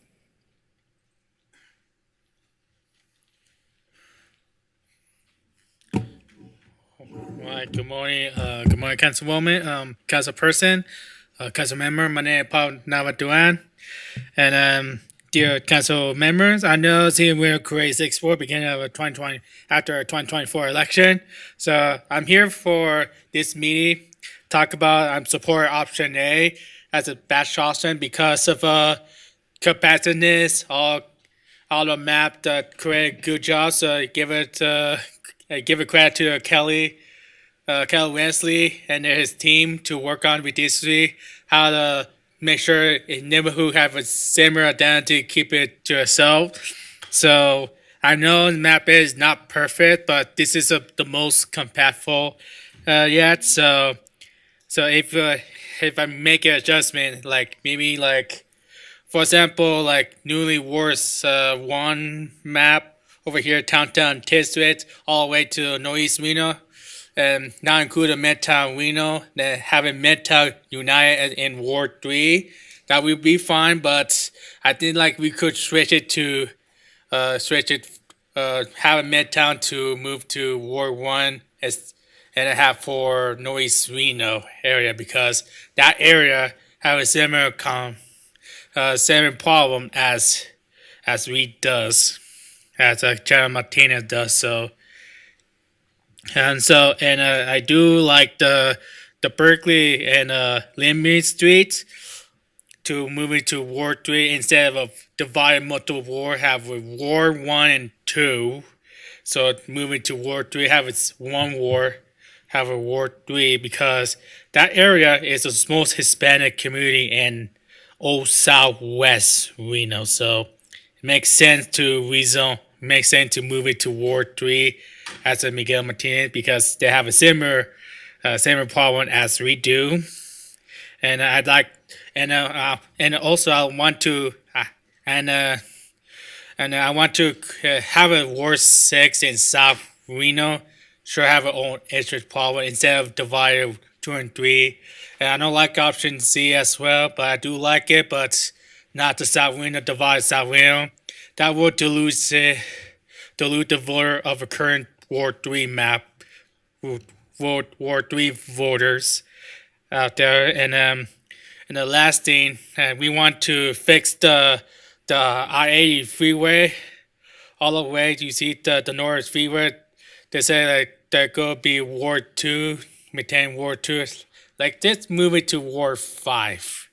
And then that will be perfect, makes sense. So I know this is not perfect because we have no solution for so instead of the divide South Virginia Street, you divide to the Pumas Street and divide Virginia Lake. So I think that should be take care of it. And other than that, I think I support option A. Let's adopt the option A, come back, revise, make sure adjustment for the line, and then vote on August 23. So here we go.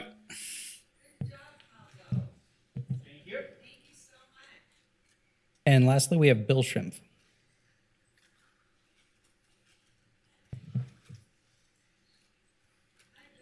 Hi, good afternoon. It hasn't been boring. Right. Yeah, I'm glad there's metal detectors out here. So first of all, hats off to Callie and your team. There were several late night meetings that they hosted, crunched tons of demographic data, and also like the layout of all the public comment that they consolidated, like tremendous amount of work, and hats off to her team and all of that they did. Generally speaking, I am excited to see Reno moving to 6 wards. I think it's good for the democratic process for the city. Generally, I'm supportive of maps that have 2 or more representatives in the downtown area and separate UNR and downtown from each other to some degree, and trying to keep South Reno kind of in one ward down there. Moving forward, Council opened the door. I'm going to walk through it. I'm glad the 6th ward eliminates your position, and with any luck, your term in this body will also end soon. The way you treat people and that don't agree with you or dress differently is deplorable. I'm going to give you a few numbers. These are all dollars. 9,700, 9,700, 4,500, 9,200, 9,700, 25 grand, 28 grand, 82 grand. Those are all fines and fees the Nevada Real Estate Division levied against agents and property managers in May and June of 2023. It's really important stuff, but less impactful than violating laws related to public officials. The highest elected official in this state violated Nevada law over 30 times. He received a fine of 20 grand. Compared to the wrongdoings of public officials, real estate agents, accountability for violating Nevada ethics laws is a paper tiger. It's ineffective. We all know this, and some people behave accordingly. People on this body or who have recently served on this body have violated ethics laws and received various paltry reprimands. When this body directed staff to start the redistricting and public engagement process, 2 members of this body wanted to make a public promise on the record that no back-channeling or influence would be placed on staff due to a clear conflict of interest. 2 other members of this body at that time, who also live in what is now Ward 5, dismissed this promise as unnecessary and basically scoffed at the suggestion. Not to diminish the work of the redistricting team, they certainly have a hard job, but it's concerning that the existing Ward 5 boundaries were largely left intact with every single draft that was brought to the public and refined through the drafts that you see here. Since one of the members of this body has received some sort of reprimand from the Nevada Ethics Commission for what is essentially back-channeling or conflict of interest, these maps are a concern, particularly given the fact that previous reluctance to affirm no back-channeling will occur. Through the public comment period in the redistricting meetings, several people brought up unfair campaign fundraising advantages that some people have. The same members I'm referring to had an ethics reprimand, raised approximately 7 grand in campaign contributions in the first quarter of this year, and occupies a seat that will be eliminated. Council, this is your information. Please treat it accordingly. Thank you. Have a good day. And sir, could you please state your name for the record? Bill Shrimp. Thank you so much. That concludes our in-person public comment. And for the record, we received 36 comments, which were directly associated with the agenda item prior to 4 p.m. on August 8th. These comments were written correspondence received via our reno.gov online public comment form or by email to our office. And copies of these comments have been distributed to the Reno City Council and are available to the public on the reno.gov meeting portal. Of the 36 comments, 7 showed general concern, while all others showed support for 1 or more maps, which are laid out as follows. There were 16 in support of map A, 10 in support of map B, 3 in support of map C, and 13 in support of map D. And that concludes our comments on this item. So much. Okay, your turn. Come on up. Oh, before we do that, I'm going to actually send it to our city attorney. You can read the ordinance now, and then we'll have her present. Thanks so much, Carl. Super. Thank you, Madam Mayor. Ordinance introduction, bill number 7243, ordinance to amend Title 1, Chapter 1.02.010 of the Reno Municipal Code, titled Ward Boundaries and Official City Map, to change the City of Reno ward boundaries and create a 6th ward on the official city map as required by Section 1.050 of the Reno City Charter, and providing matters properly relating thereto. All right. Thank you so much. The floor is now yours. Madam Mayor and members of council, for the record, Callie Wilsey, I'm your Director of Policy and Strategy. Thanks for having us here this afternoon. I am joined by Kimmy Shigatani, who is with me. She is with Flow Analytics, who is our independent data analytics firm, who is consulting on this project for the city. So today we are in the final phase of the 2023 redistricting process as the city prepares to move from 5 wards to 6 wards. For the past several months, we've been working with the community to draft and revise maps, and it's led us here today. There are 4 map options in front of you for your deliberation and discussion. Today, we're going to outline what that public engagement process looked like and the differences in some of those maps that you see before you. Action today is to select a map and introduce the ordinance. And as a reminder per charter, that action will require a 5/7 vote. If council provides direction to revise a map today, we would return at the next meeting in 2 weeks to repeat the ordinance introduction and schedule adoption in September. Maybe. Thank you. So just a quick reminder about why we're here and the effect of this process. This process determines which neighborhoods and communities are grouped together for the purposes of electing a council member. Our city charter requires we transition from 5 to 6 wards in 2024.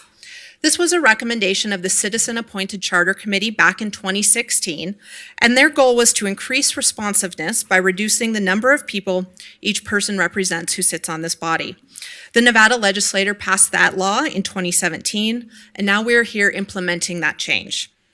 In addition to moving from 5 wards to 6 wards, the composition of this body will shift at the end of this process. When the 6th ward will be added, the at-large position will go away. So let's talk about the timeline, because there is a transition here. Our immediate timeline is really about redistricting and what the maps will look like.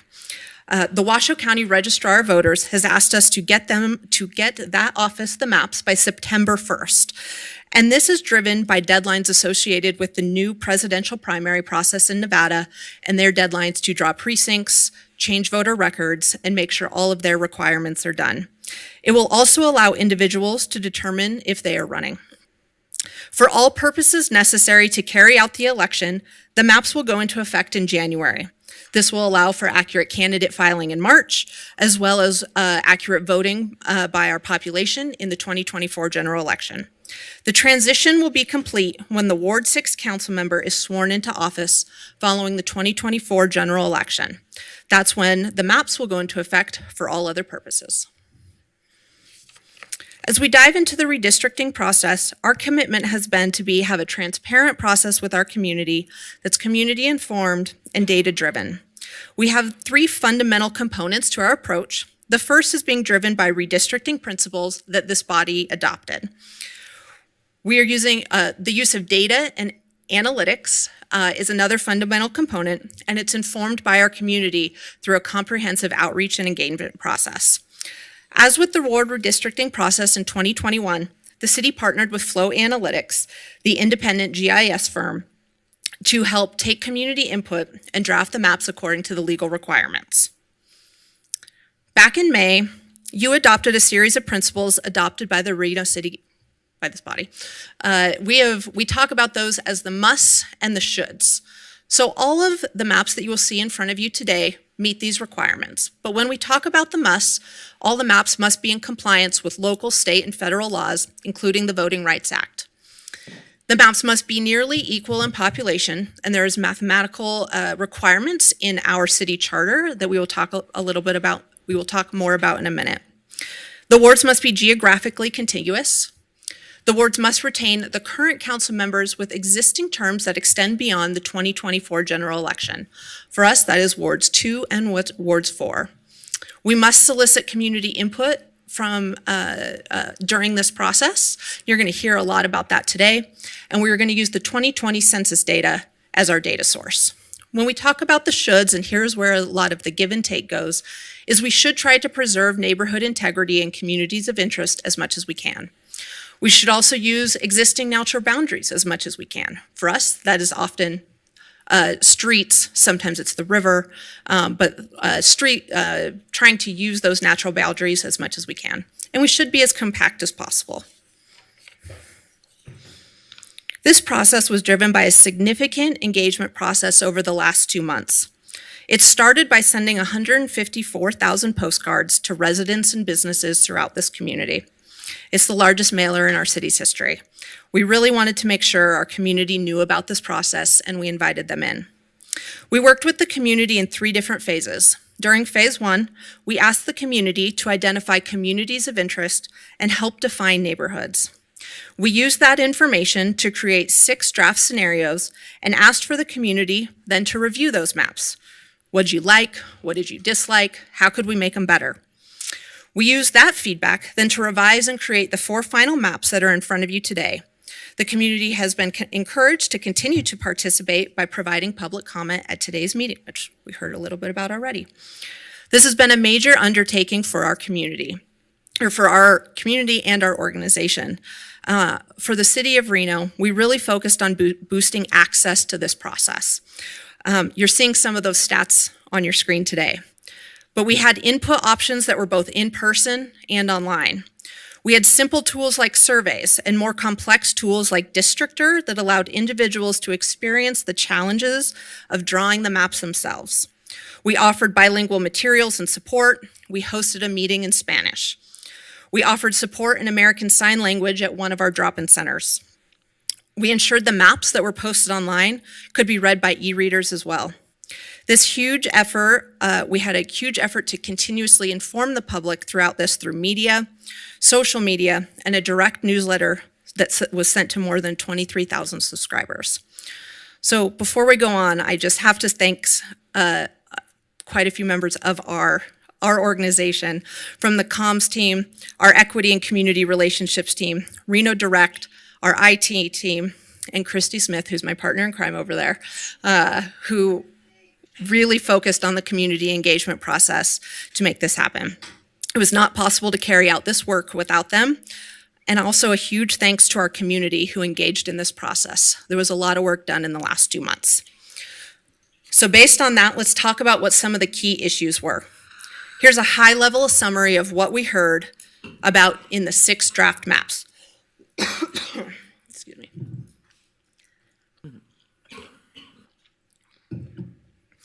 We heard a strong preference and priority towards visual compactness.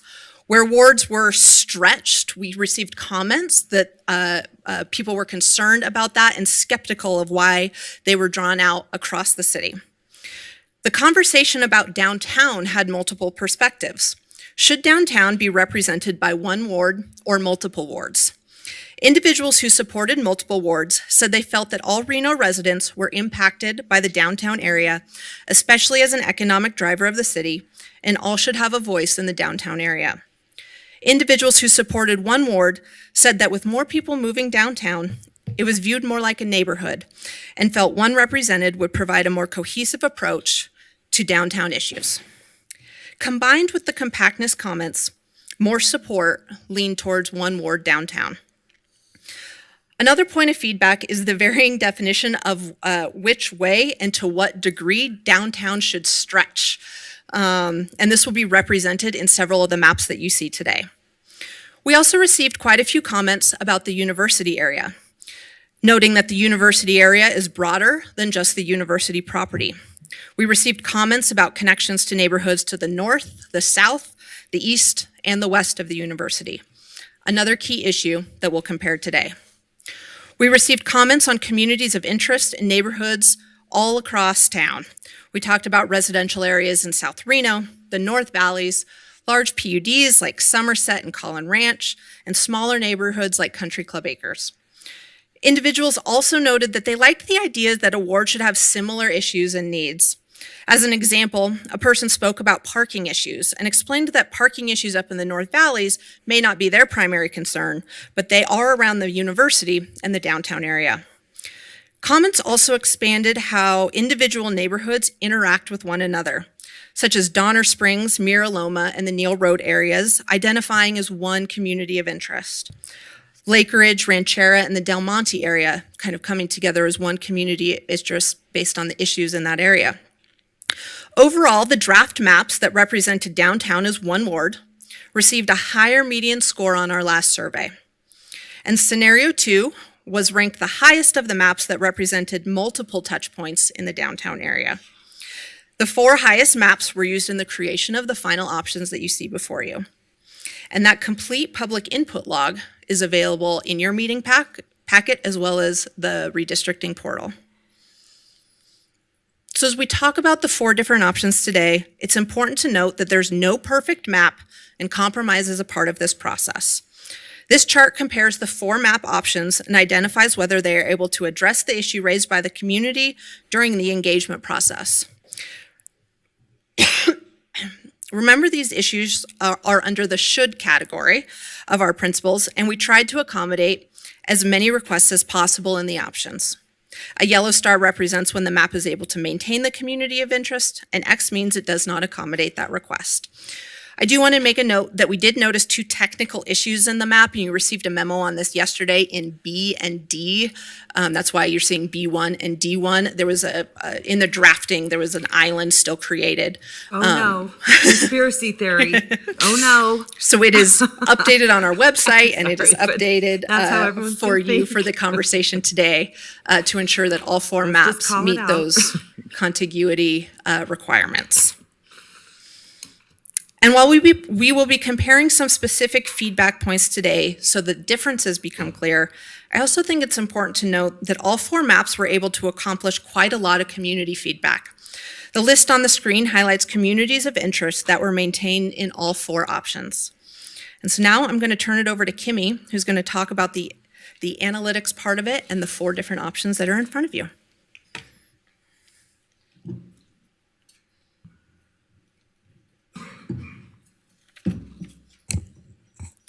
Good afternoon. I'm Kimmy Shigatani with Flow Analytics, and we assisted Callie and Christy with this project. So let me just... Thank you for being here, by the way. Thank you. So let me start off by talking about a little bit about the process that we went through. And so the process really begins with data collection. We use the 2020 census and then the most recent American Community Survey data for demographics. Next, we developed scenarios and got input from community members and from other folks. And then it sort of became this iterative process where we take the input, we create some maps, we go back and get more input, we create different maps, and we start making those adjustments based on all of the input that we received until we've reached the final 4 maps. We do recognize that the final map will probably not be beloved by every single person in Reno, and that's fine. In redistricting, there tends to not ever be a perfect map.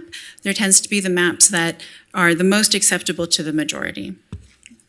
The key to this process, however, was that it be as transparent as possible, and I think that that goal was achieved. I do want to pause really quickly and just say that as the consultant working on this project with Callie and Christy, they absolutely went sort of above and beyond what we typically see in cities. And so I just want to let the council understand that that was really a commendable effort and that the input that was received was tremendously helpful in designing these maps. So the fundamental piece of redistricting is around population. And so in Reno's case, you have about 44,000 per ward. And I would note that generally speaking, the generally accepted deviation is 10% or less for a map in total. And Reno, under your charter, you have a 5% requirement for deviation, and we've met that requirement in all 4 maps. So to dive into the maps a little bit, the first final option is option A. And this is a combination of draft scenarios 5 and 6, which, as Callie noted, were well liked by the community. It does have a deviation of 4.9%, so we're still under that 5% threshold. Ward 1 has a slightly higher population, with Ward 2 being a little bit lower on the scale. I won't dive into the race and ethnicity piece because it's in your packets already, and in the interest of time, you might want to look at those. So this is one of the maps that shows the downtown area as 1 ward. And so in this map, it stretches to the easternmost part of Reno to include the 4th Street corridor, northeast neighborhood, including Audie, Wells, Montello, and the Paradise Park areas. It goes east of the downtown core and south of the Truckee River, using Liberty, Ryland, and Mill as the boundary. The university is included in the downtown ward. However, Midtown is not included in the downtown ward in this example. When it comes to the university area, there are connections in all 4 directions, northeast, south, and west, as reflected as something being important during the community engagement process. It also includes a portion above McCarran that includes Tallis Way and the Socrates area, which we heard from residents that they felt a stronger connection in those areas to the university than to the farther north parts of the North Valley. It does include student housing in the downtown core and in the Valley Road residential area. And it captures some of the residential area to the west up to Washington Street. And as Callie mentioned, there are trade-offs in any map. And so a few highlights from option A: the Donner Springs, Mira Loma, and Neal Road neighborhoods are kept together in this option, as the comments that we received reflected similar issues, such as adjacency to the airport. We did adjust the boundaries through the South Virginia corridor to accommodate several communities of interest and ensure overall deviation could be met. These communities included Midtown, connection between Limberry Street neighborhood and the East Grove Street neighborhood. And on the flip side, this map does split the Virginia Lake area. Also in this map, South Reno sees a little more cohesion, maintaining the Lake Ridge, Ranchera, and Del Monte areas in one ward, and combining all of the South Reno residential areas into one ward. This option does split up the Old Southwest at Plymouth Street, and as I had mentioned, the east and west sides of Virginia Lake, and it does not resolve the cutout above I-80 near Robb Drive in Mayan. So, final option, map B1, as derived from scenario 2. The overall deviation is 3.6%, and the table that refers to the deviation, we missed updating that table when we updated the maps, but the deviation is 3.6%. This option represents multiple wards intersecting in the downtown area. The original draft scenario 2 had five wards intersecting in the downtown area, and option map B has 3 wards intersecting in that area. It does address the visual compactness concerns we'd heard about in the comments, and it also fixes concerns related to splitting sections in the North Valley and West Reno that had been previously drafted. In this option, wards 1, 2, and 3 converge at Sierra and 6th. Those 3 wards include the various communities of interest we heard that should connect to downtown. However, with multiple wards converging in one area, it does make having one downtown a little bit difficult for cohesion purposes. As for connections to the university, this option includes residential areas north of McCarran, in the downtown core, and toward Valley Road. However, the ward with the university does not connect to northwest neighborhood west of Sierra Street. In this option, many of the communities of interest in central Reno are maintained, including Midtown, Old Southwest, Virginia Lake, keeping the connections between the Yory and Grove and Brinkby-Limberry neighborhoods. Ward 3 contains the university and the northeast neighborhood, and then stretches down to the north to the neighborhoods surrounding the airport. On the flip side, the neighbors of Donner Springs, Mira Loma, and Neal Road are not represented by the same ward, which was identified as a broader community of interest in the input. The new Ward 6 would encompass South Reno and stretch up the east side of the southern portion of Reno. This map does not provide a connection between the northeast neighborhood and the East 4th Street corridor. It does keep the Lake Ridge and Ranchera area combined with Del Monte. So for map C, this is a version that originated from draft scenario 1. And this is this particular map, when surveyed, folks commented they liked this version the most because it most reflected the current ward boundaries and was perceived to have less change overall, even with the addition of the 6th boundary. This map has an overall deviation of 3.4%. This option is another one that represents one downtown ward. And in comparison to option A, the downtown ward drops south to include the Old Southwest and generally uses the river as a boundary on the southeast side.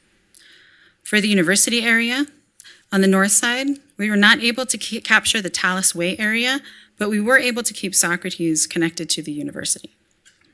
The downtown ward would capture more of the residential area to the west, using Keystone as the boundary. This option includes the connection to the housing in the downtown core and toward Valley Road. South Reno looks similar as to how it is today.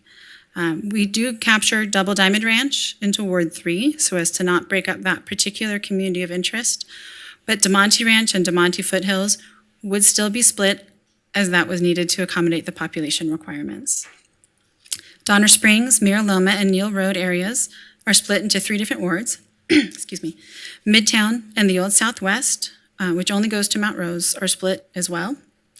But connections between neighborhoods such as Yoring Grove and Brinkby and Limberry in the northeast neighborhood and East 4th Street are maintained. So this is the final map. This is option D1. This represents the option with the lowest deviation at 2.2% and provides another look at how a downtown ward could look. We did hear from some that the downtown ward should stretch as far south as Taylor Street in order to keep the Wells Avenue area together too. The boundary drops to Plum Lane on this side. It also includes a connection to Midtown and the university. In regards to the university, similar to option C, Keystone is used as the boundary on the west, and on the north, McCarran is the boundary, and the neighborhoods just north of that would remain in Ward 4. We were able to maintain 6 of the communities of interest that we've been identifying throughout this, but there were 3 that were not able to be accomplished in this particular option. And with that, I will turn it back over to Callie.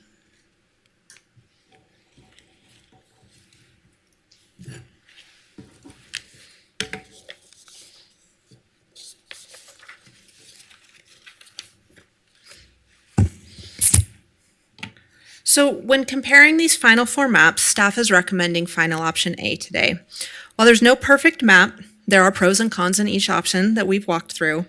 A represents a downtown as one ward, which was preferred overall. And comparing the different communities of interest, option A keeps historically underrepresented communities together, such as the Yoring Grove and Northeast neighborhood with the East 4th Street area, something we heard was important for the community. So a reminder as we talk about the motion that selection of a map today and introducing an ordinance requires 5/7 vote. If that occurs, adoption would occur at the next meeting. If council provides direction to revise maps today, we would ask for council to be specific about the changes that they're requesting, and we'd bring back the map on August 23rd and agendize ordinance introduction again. We would then adopt in September. I would provide the maps to the registrar in between the first and the second readings. Adoption of the ordinance must occur at a regular meeting of this body. And based on the options and analysis provided, staff again is recommending option A, and a proposed motion is on your screen. Both Kimmy and I are here to answer any questions you may have. Thanks so much. All right, thank you so much. Callie, how was it? I just got a lot of feedback. You know, I always say the mayor's office hears everything, right? Everything bad and good. But I just got a lot of feedback that, and everyone says this about you, that you're just so wonderful to work with and you listen to everyone. So all in all, how do you feel the process went? I think the process went really well. I enjoyed a lot of the conversations that we had with the community. This is certainly a challenging process. Yeah. It's complicated. There's pros and cons. There's a lot of different perspectives. And so it was a challenge. Isn't that the truth? But I do think that the community engaged in the options in front of you reflect different variations of that input. Yeah, okay. Well, anyway, I just wanted to tell you I got excellent feedback about you. So, okay. I don't have it up on my screen, so I'm going to just start to the right of me. Councilwoman Breckes. Madam Mayor, before we have discussion, we had one public commenter. Oh, you're right. Thank you so much. No problem. Perfect. I do want to hear that public comment before we go into discussion of the body. Perfect. We just have one remote attendee, Donna Keats, who's raised her hand. Okay, perfect. Hello, Donna. Donna, go ahead and unmute and begin speaking when you're ready. Donna, can you hear us?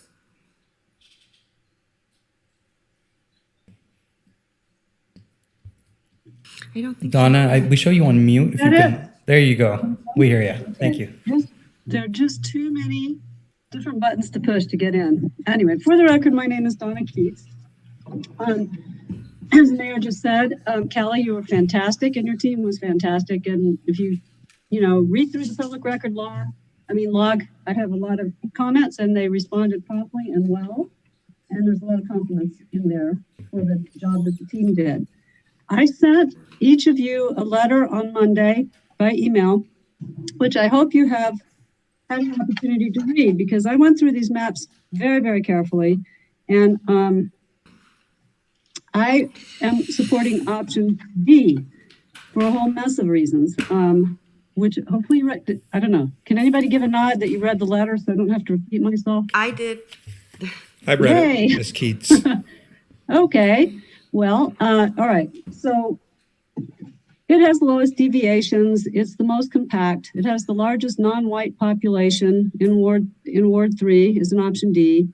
Ward 1 is the most compact. Old Southwest, the heart of Old Reno, is maintained as a coherent entity, and it stays connected to Midtown and to the Wells Avenue neighborhood. And if any of you have lived here long enough, you know that whole general blob used to be Old Southwest. And I think it's important that we not split Old Southwest and we not be so focused on Midtown not being connected to Old Southwest. And then Wells Avenue, same thing as it developed into its own neighborhood plan. It's all connected. Virginia Lake area needs to stay together. And what you may not know with all the discussion about the Yory Grove and the Brinkby-Linbury area is that the people who live on the west side of Virginia Lake, who are largely white, have been incredibly active over the years in making that one of the best public parks in the city and in helping to protect the Brinkby-Linbury, everything south to Moana, and to help those neighborhoods develop, as well as to help the neighborhoods develop on Linbury, between Linbury and Virginia Street.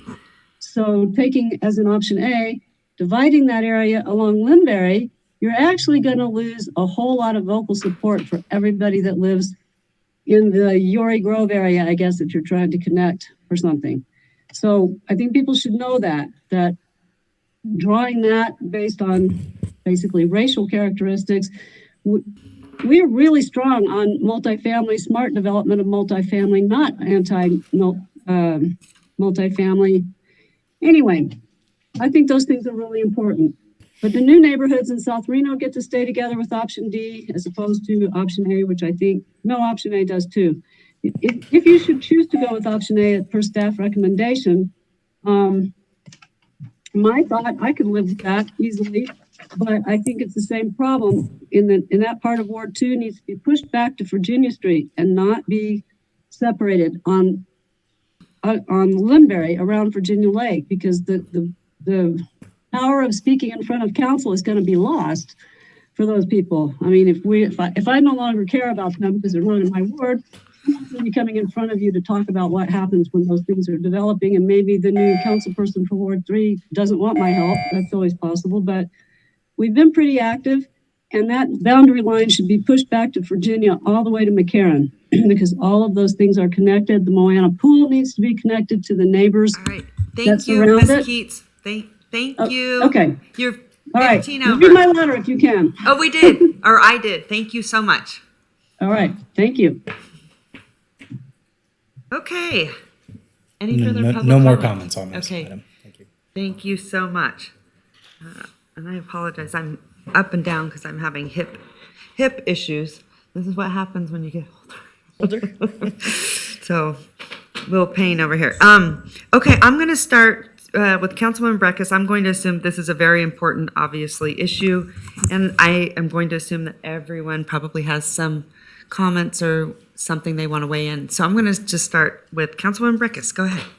Thank you, Madam Mayor, for calling on me. I just would like to thank Department Head Director Wilsey and her Department of 2 for the work that they did. All right.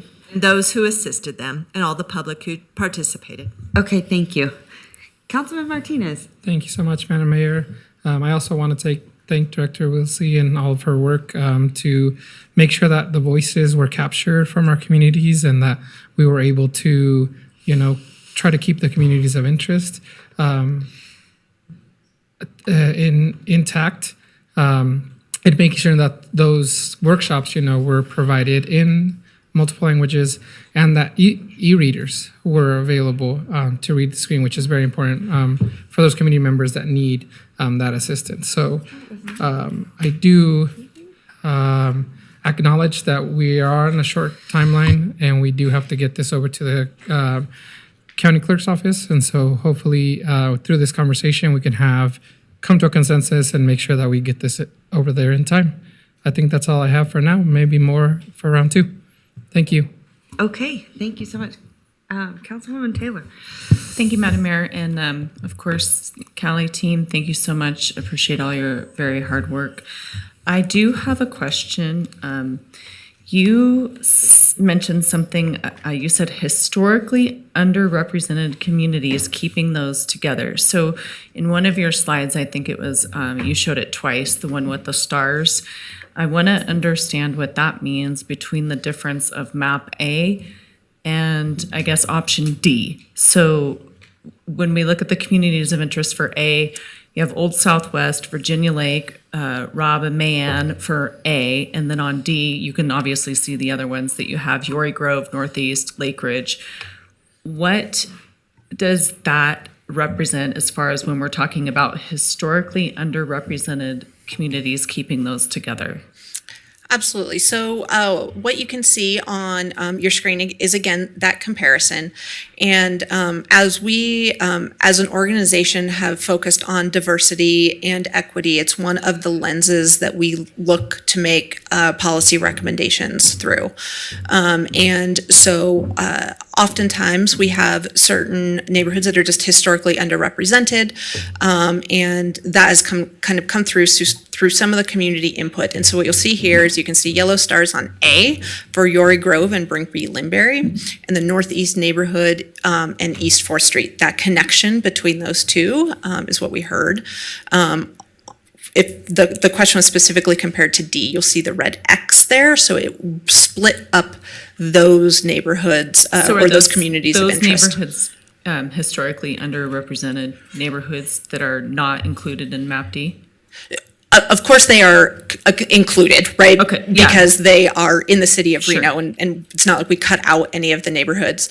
But what we're saying here is that connection between Yory and Grove and Brinkby and Limberry is maintained in A, but it's split up in D.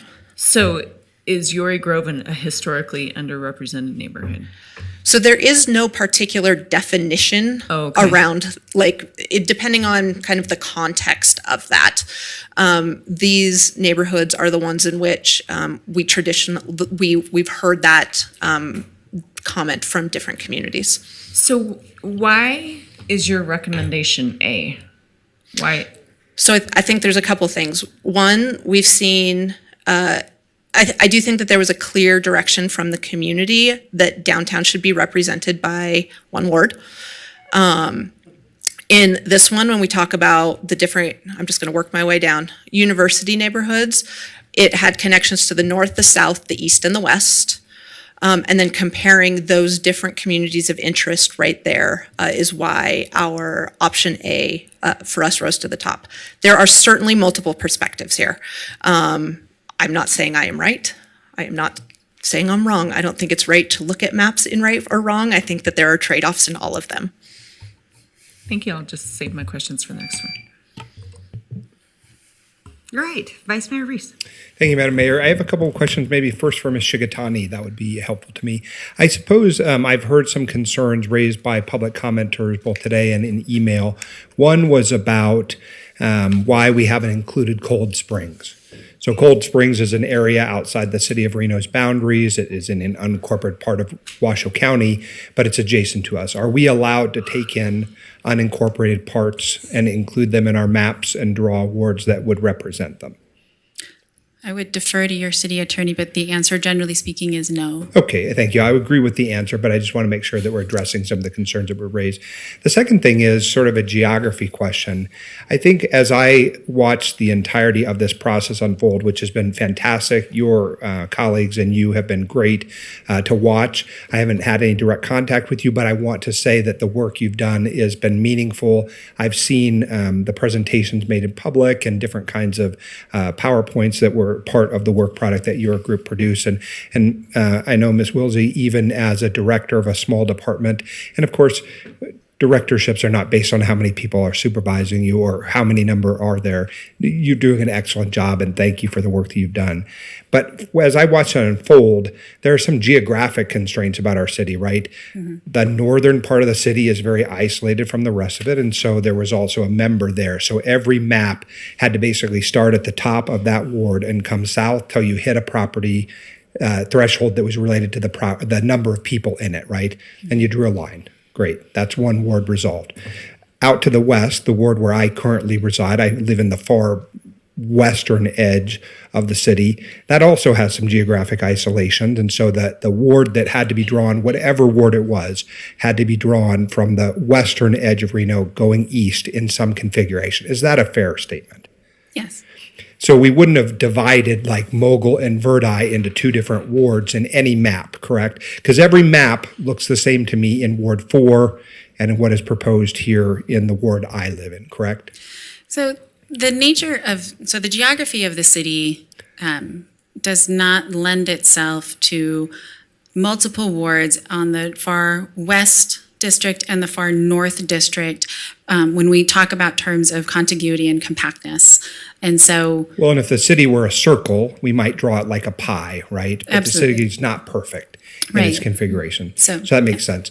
Now, when I look at the map, what I see on map A, and maybe we'll focus there for a minute, is I see sort of an elephant-looking shape, and I see lots of strange and hard edges.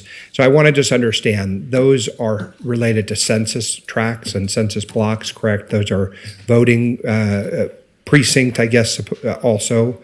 So they're groups of people, right? We aren't putting one block into a ward and one block out of a ward because of geography necessarily. It's also about the size and number of people in those geographic locations. right. So we use, in the redistricting process, we use census blocks, not precincts, generally speaking. And, sorry. You're okay. Distracting.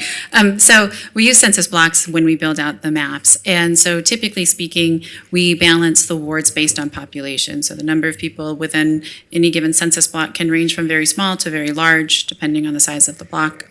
So that's how the maps are And to created. put a fine point on this point about Robb and May Ann, the area north of I-80, if you look at map A, it's like an elephant with a fly on its nose, right? It's got a part above I-80, which I think in the last round of redistricting, there was some discussion about whether that should be put with the Ward 5 representative or the Ward 1 representative. And the reason why in this map it's where it is not because someone decided to gerrymander, but it's because the census block is quite large and the people in it are large. So if you put it in the one above, you've got to take away from somewhere else. Or if you put it in the one below, you've got to take away. There's a cause and effect of moving those blocks of numbers, correct? Absolutely. And the other thing we were considering also was community of interest testimony from the public. Well, and for my to part, encapsulate map those. A seems to be the recommended map. It's also the map that is reflective of all those things. And so I'm interested to hear from my colleagues and believe that map A reflects my vision right now for what the ward should look like. All right, Councilwoman Dewar. Yeah, thanks. I too want to start out with a huge thanks to you with Flow Analytics and an even huger thanks to Callie Wilsey. What she did and what you did was truly phenomenal. I believe in public outreach and public input. Everybody knows this, and I think you exemplified that in your work. You also added a mapping component that I think we've never seen before, the Districtor, and it gave lots of people opportunity to do geography and mapping, and that's a very current technology. You have given us over this time 10 options, 6 in the first phase, 4 in the second phase, all of them meeting the criteria. So I think the takeaway from all of that is that there are a lot of ways to achieve the goal, and not just one correct way. And I think Callie said this too, and that nothing's perfect. So at this point, I think we're down to preferences, compromise, and coming up with something everyone can support. It's also important to me that we hear each other and are sensitive to each other's perspective.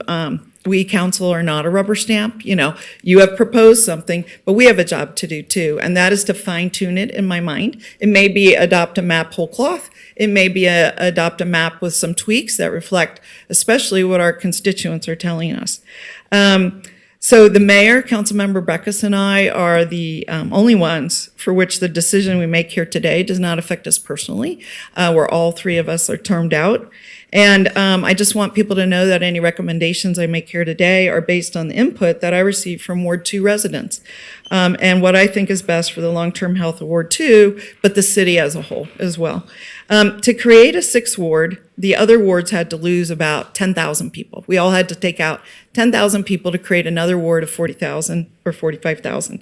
But in the case of Ward 2, and me in particular, all of the options, 3 of the options, meant that I lost about 40,000 people, not 10. So the south end ward is about 35,000 to 40,000 people. It's about 80% of the people that I've represented for the last 9 years. I'll let that sink in for a minute. 40,000, it's a big change, okay? Where you could keep contiguity in Ward 4 and Ward 5, not the case for Ward 2. And frankly, losing South Reno and the 3 options in areas around Bartley Ranch, including Ranchera, it would be very hard for me. I'm just going to be honest. I've built a lot of rapport and relationships there, and I love being their advocate. So last time, Ward 2 was also sliced and diced quite a bit because we're in the middle. And every time we had to make a move, we went there.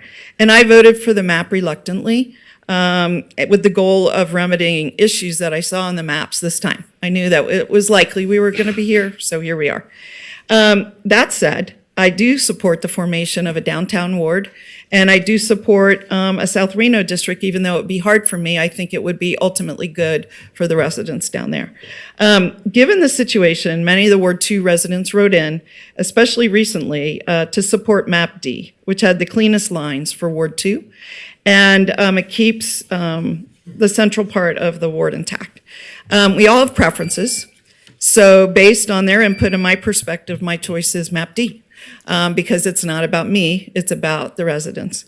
Map D works well for most of the wards. It has the lowest deviation. It has the highest representation of Latino votes within Ward 3. But I also am hearing from you that there's a recommendation to do Map A. And I heard from my colleague, 1 or 2, that there's a leaning towards Map A. I'll just say one more thing, and then I'll finish on round 2. Last time we did this, a year and a half ago, again, I compromised significantly. And this time, I hope my colleagues will do the same for me. And we'll come back. And to that end, I just want to say that I can compromise again and live with Map A if a small change is made to avoid breaking up an important community of interest to my constituents. Thank you. All right, thank you. Go ahead, Councilwoman Ebert. Okay. So, again, thank you guys for the presentation. It was great. I know this was a lot of work, and I'm sure you guys had just a lot of people coming at you from a lot of directions. So thank you so much for all of this. I have a lot to say. So I've been very vocal about I want the community to make this decision. I don't think it should be up to the council to decide. With that being said, looking at these maps and looking at other community resources, I think it's important to me to advocate for my ward and call out that my ward has the least amount of parks as it stands with the maps as it is right now. We also only have 1 community center. Regardless of what map we go with, we will lose our only community center. We will have none. The only map, or the best map for my ward with regard to losing the least amount of parks is Map D. If this city cares at all about equity, sharing resources, providing equally to the residents who all pay the same taxes, I'd like to remind everyone, Map D comes the closest, but it still falls very short. We will still lose parks. We will still lose our only community center. So again, I think it's important that the community picks us.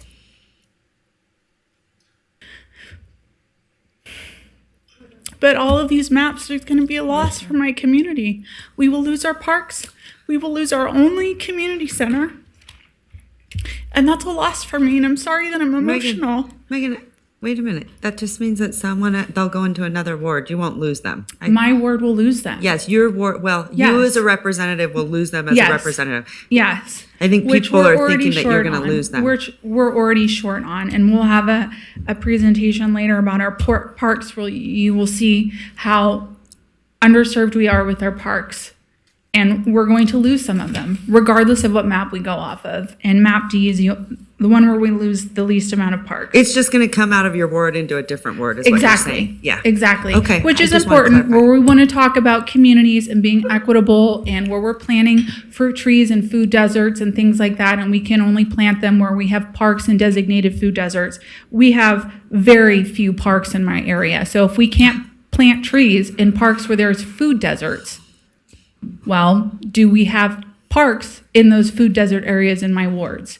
And we are desperately lacking in parks, and we are desperately lacking in community centers, and we're going to lose more of those in all of these maps.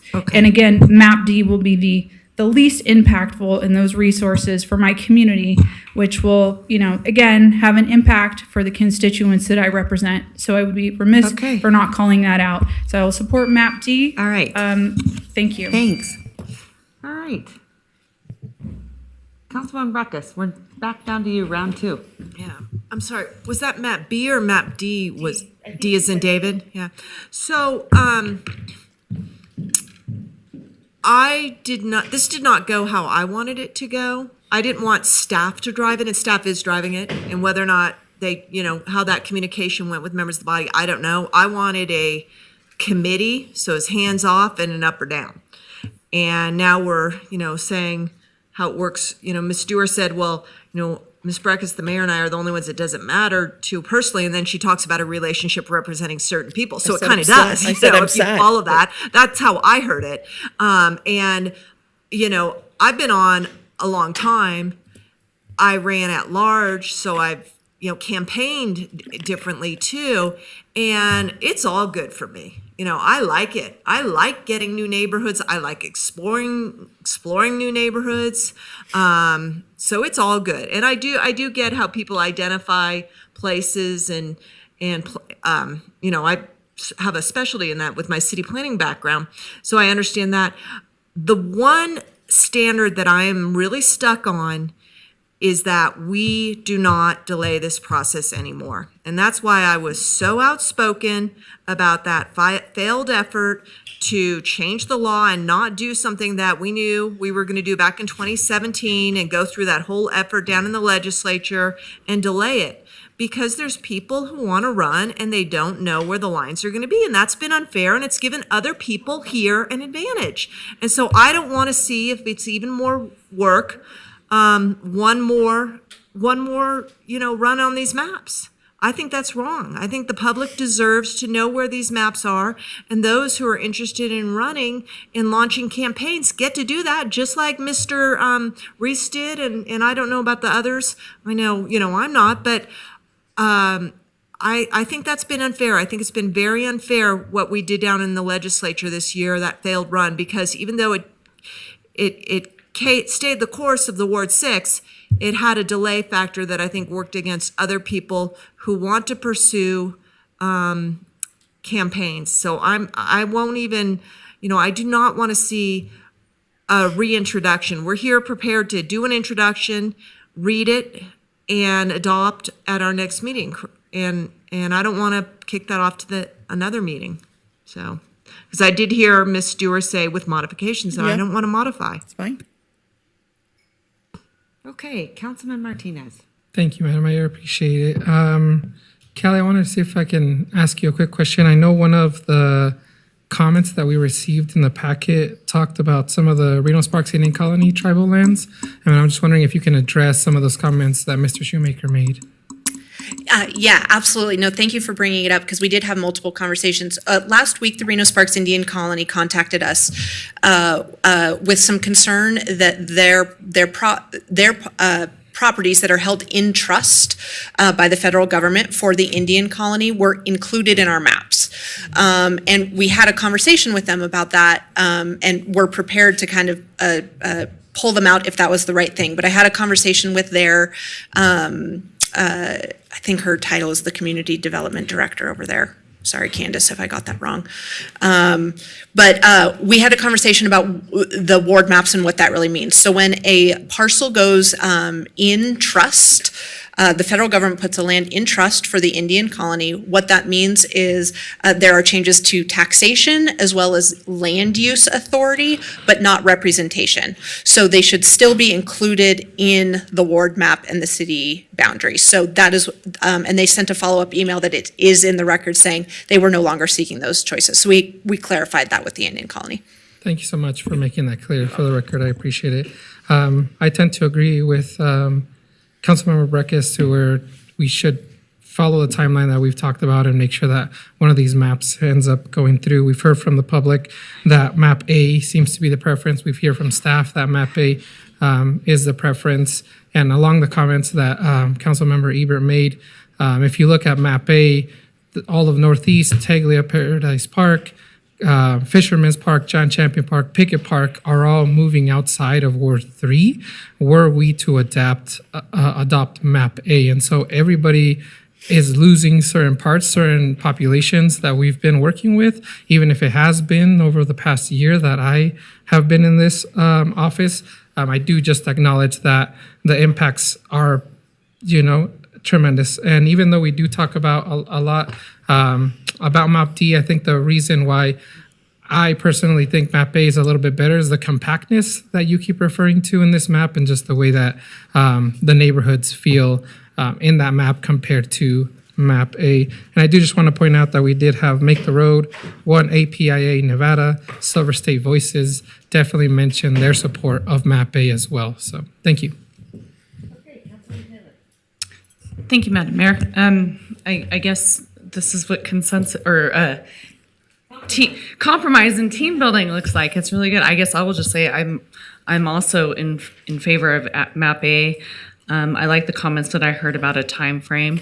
I think, Callie, one of the questions I have for you, did everybody have an opportunity to provide input? We received, I think, over 40 comments, and I think I just heard that map A had 16 comments in favor. So is there anything that you've heard or seen in public comment that would make you change your mind based on the shoulds and based on the musts that you outlined?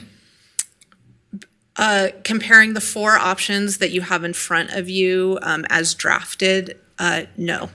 Okay, so I guess I'm prepared to make a motion whenever the body is ready for A without any revisions. Okay, I'll come to you after we have finished our second round. Okay, I'm sorry. I think I had like 20 more seconds. But regarding the parks, no parks go away, right? They all stay within the city of Reno. It's just going to be a different, or community centers, they're not going anywhere. They all stay geographically where they are. The people in Ward 4 currently still have access to those community centers and the parks, and they're staying put, right? That is correct. Okay, thank you.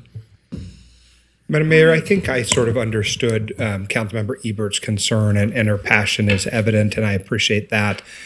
For my part, I think the North Valleys has long been underserved, and there has not been a focus on the kinds of park improvements that we would like to see. It's certainly, I think, why Mayor's Park was, a thing that, Madam Mayor, you advocated for a long time. I think it was really the first park that I toured when I came onto the body, and it was just, it was not right. Ultimately, I think in the North Valleys, I myself would advocate for someday to see a pool up there, another community center.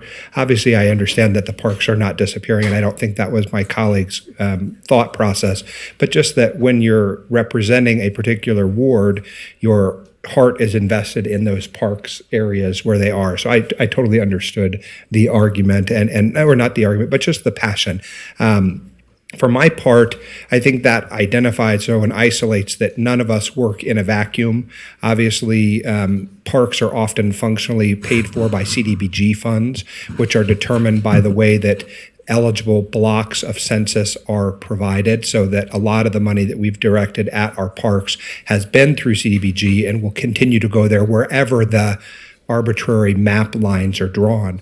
So ultimately, I think that that is something that can be worked through. But also, Council, something that Mayor, you said it, and even Ms. Breckish is absolutely right about trying to vote a map up or down today and not delay. But it's more important than that. You ran once at large.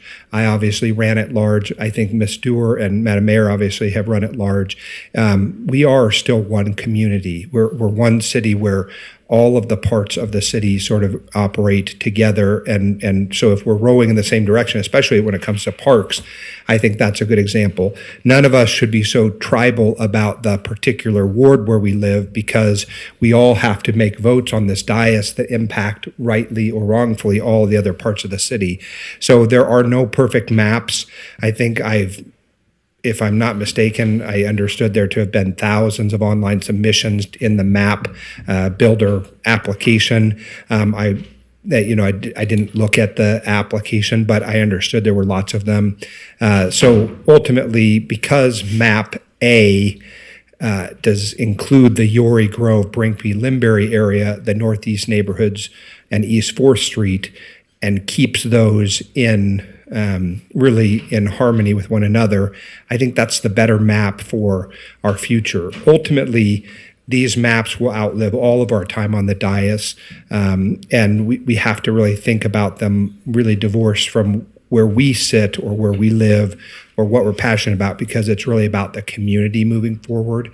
And so the reason why, A and D for the specific ward where I physically live are almost identical, but option D does not include, I think, the historically underrepresented and marginalized communities, whereas option A does that. So my vote will be for an option A without modifications. Okay, thank you. Councilwoman Dewar. Yeah, thanks. I left off last time saying that last time that we did this, I compromised significantly to make a unanimous vote for a map, and it was hard for me. And I'm asking my colleagues to lean in, and I would ask that our clerk, before I even begin, if you could stop the clock, if you could bring up the map that I asked you to bring up. So if you can enlarge it, please. I am offering to compromise again off of map D, which my constituents, whether it's 1613, largely supported. And I could live with map A, and if you could even enlarge it a little bit more, if a small change is made to avoid breaking up an important community of interest to my constituents.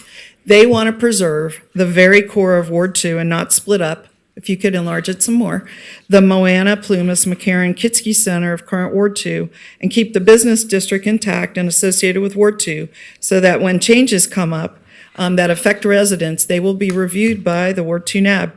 People that wrote in about this are Susan Lynn, Mark Foray, former head of Tumwa, John Ferrari, head of Atlantis, Donna Keats, who you heard from, Carmen Gage, and many others. This would mean simply keeping 2 apartment complexes and the commercial core of the ward, including the Atlantis and Convention Center. If we don't fix this, it will be like breaking up the Wells Corridor, in my mind. It is doable. We have the power to do it.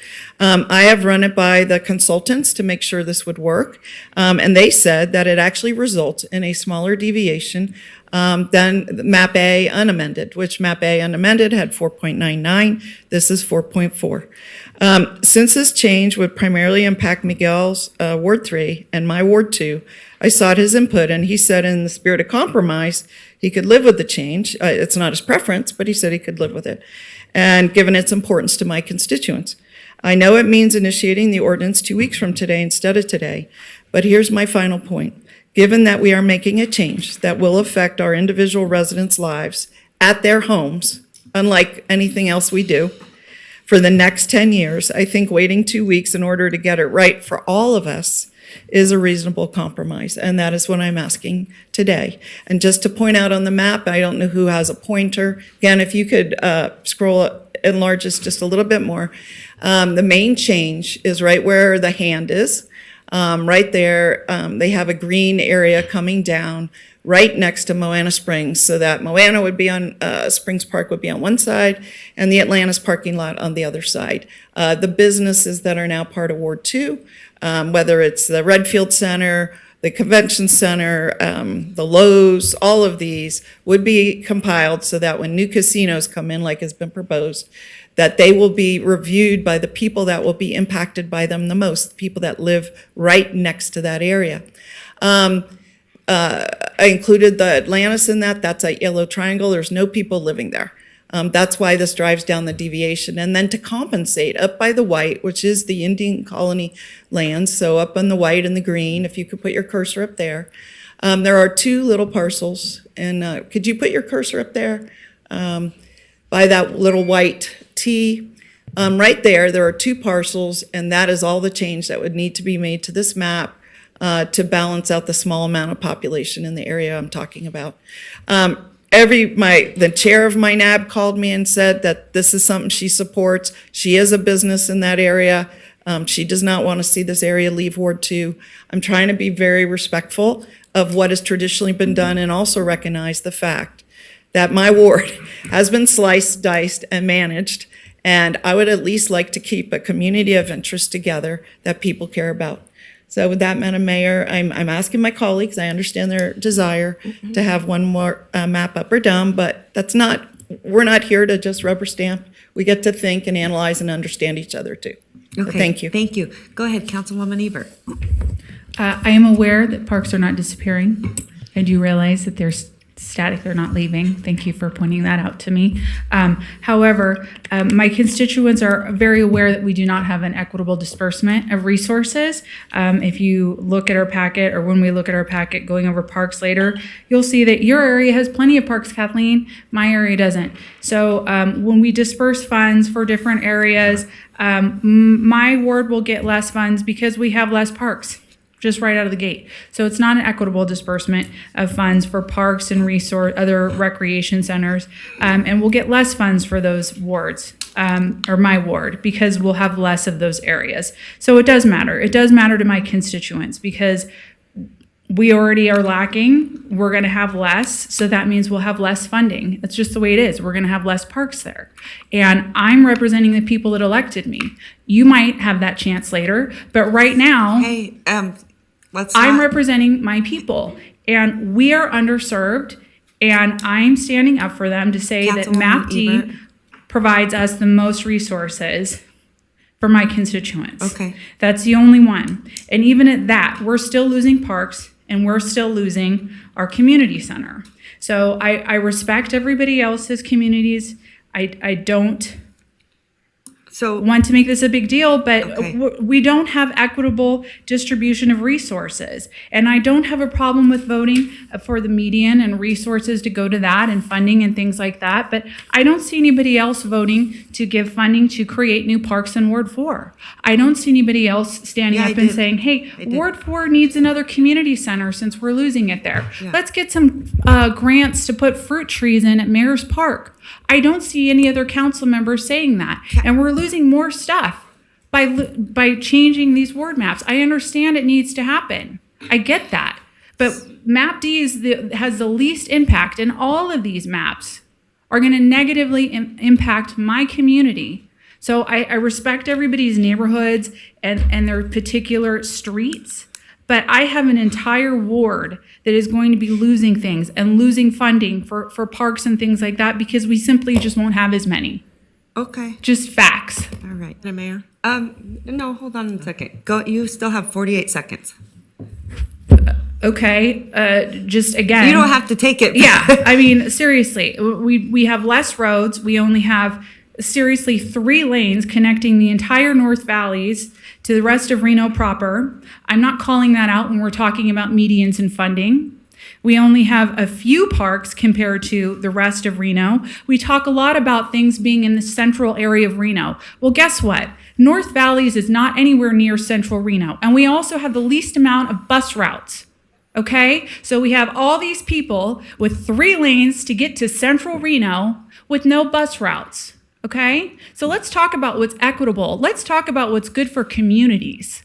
It is not cutting up and making us less equitable with our parks and our community centers. So Councilmember Ebert, if I might, the reason that the maps are designed this way is because under the Voting Rights Act, when the DOJ starts to look at whether or not we did a good job or an adequate job with this, it's not about bus routes and it's not about parks. And while I appreciate that that's a particular frustration. I understand. But if I want to be attacked for talking about, No, these no. things I aren't don't- going away. No. I understand they're not going away, and being called out for saying, it's Okay, wait, all in hold Reno, on. we're But I- representing all Hold on, of Reno. what I'm- I understand that. Councilwoman But let's Ebert. talk about serving Councilwoman my ward Ebert. as well. What Let's I'm bring my ward up to the saying- rest of Reno. How about that for once? What I'm Councilwoman saying is- Ebert, please.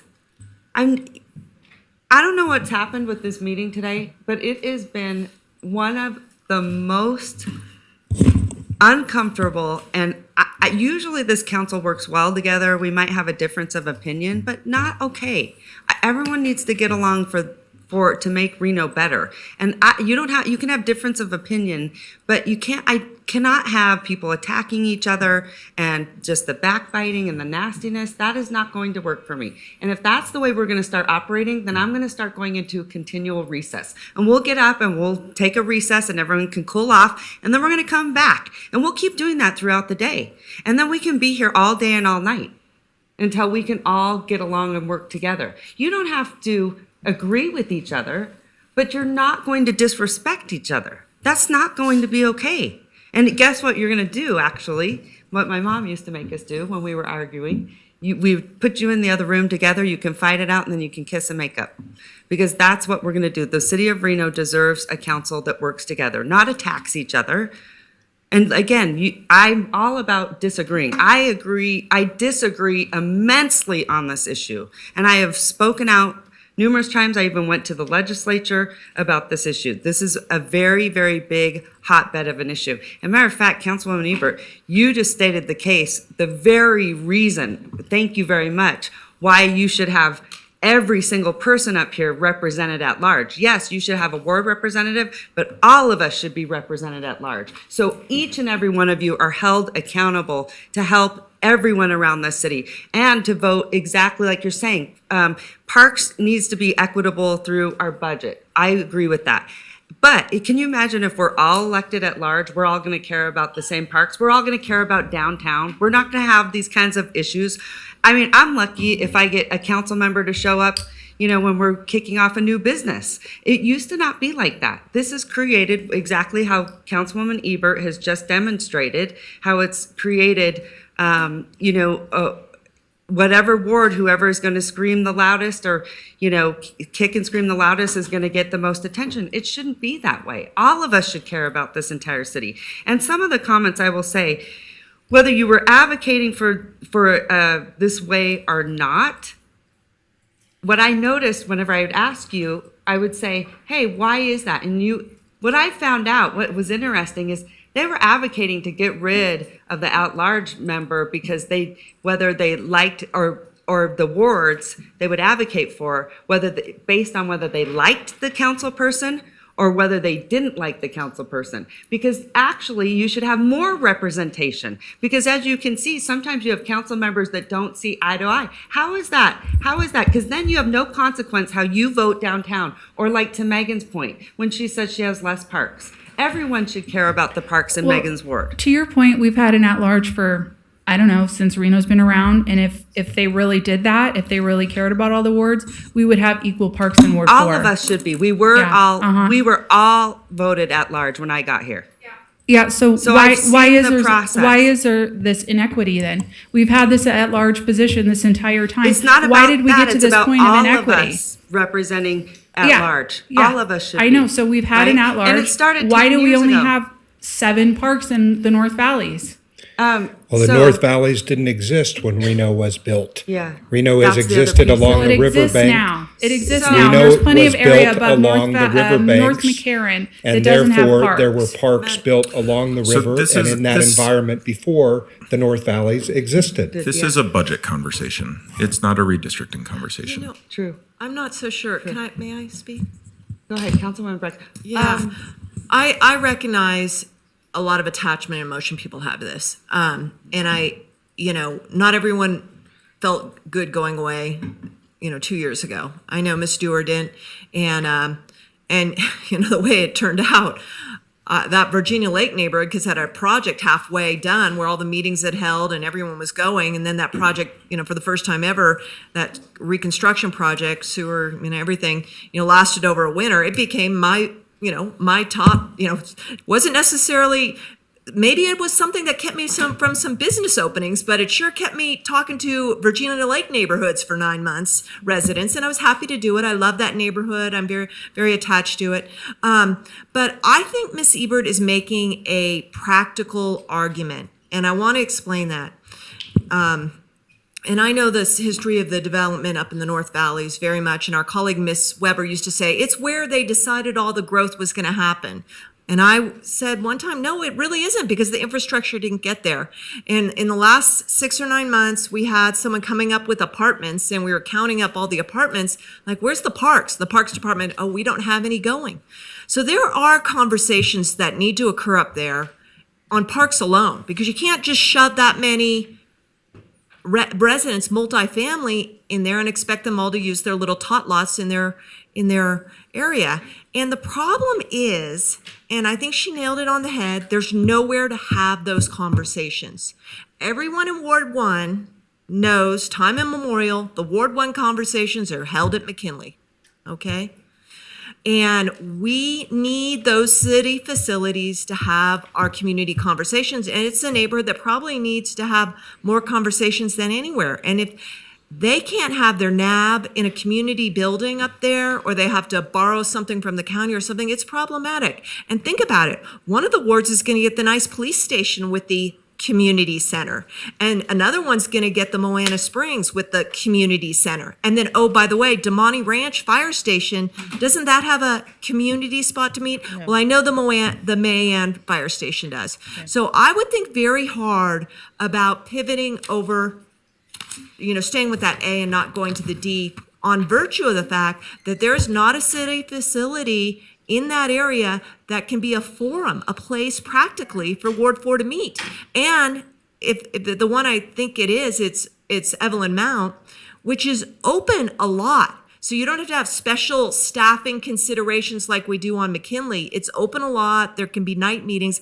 I think it's a good choice maybe to allow Ward 4 to go and have that facility, because otherwise they don't have anything, and they're the one that needs a facility to have a place to meet more than anyone.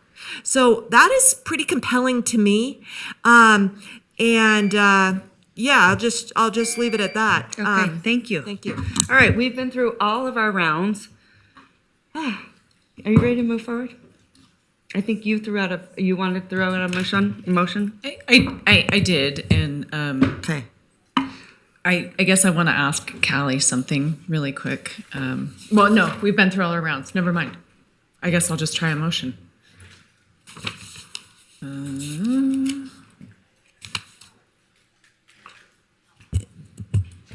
I move to select final option A and refer bill for second reading and adoption. Okay, I have a motion and a second. Discussion? Any discussion here? Okay, all those in favor say aye. Aye. Aye. All those opposed? Opposed. Okay, motion doesn't carry. So.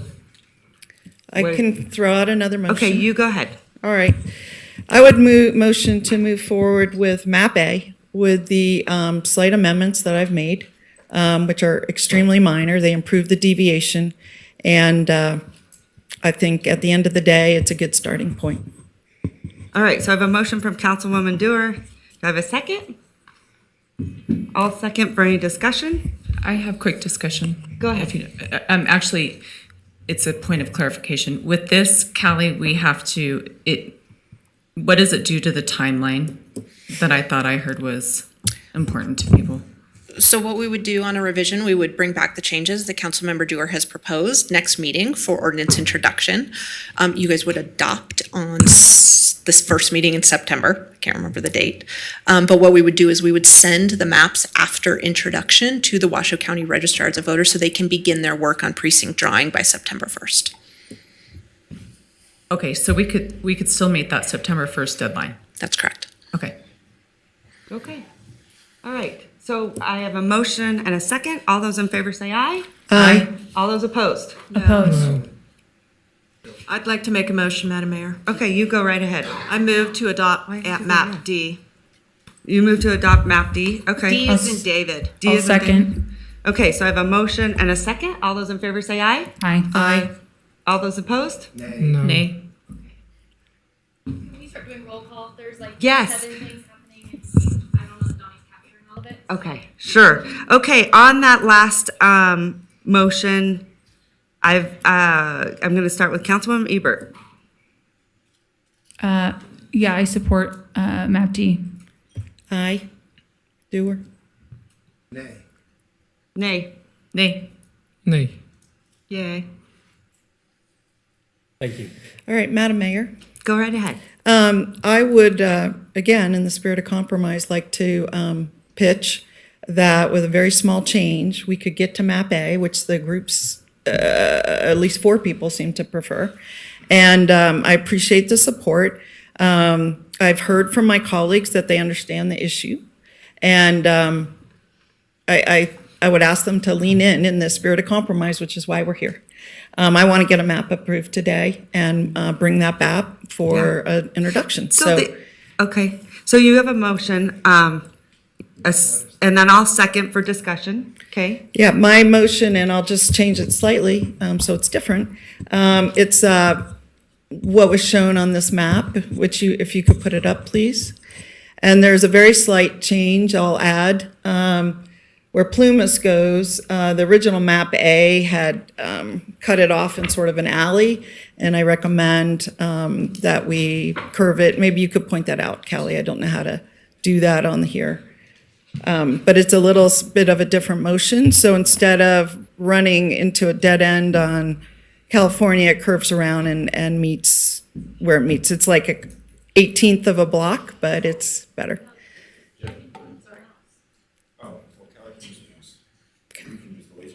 Okay, great.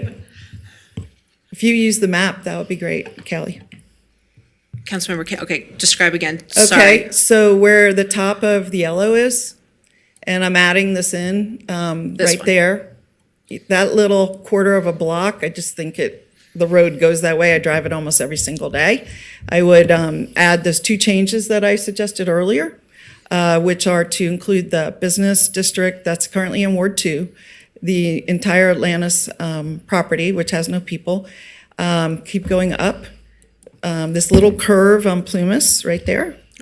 And the 2 properties over by the white would go into Miguel. It has a 4.4 deviation, which is better than our current. It is a very minor change, but it's very meaningful. 6 people wrote in about it, and others called me about it, and I'd like to introduce it. And I think it works, and it doesn't offend anybody. And it actually, by the way, has even a slightly higher Hispanic or Latino representation in Ward 3. So I think it's kind of a best fit, and I'm sorry if it's a compromise. I just hope we could try to think about getting there. So, Just a quick question. Yeah. Councilmember Doer, what I can't remember is when you asked us to run Yeah. version of this map, did it include that change? Yeah. It already did? Yeah. So we've already, It when did. you asked us to run that? My first motion didn't include that. It was 4.2% deviation, I think. Yeah. So can we take a 5-minute break so that we can get the information and put it on the screen in terms of the balance and Absolutely. whatever else, just so that I think your numbers are right there. So we will pull up the consultant report that we Great. ran based on this to make sure that there were no islands, no errors, and the total deviation. Okay, Give us 5 perfect. minutes, we'll pull it up. Okay. Thank you.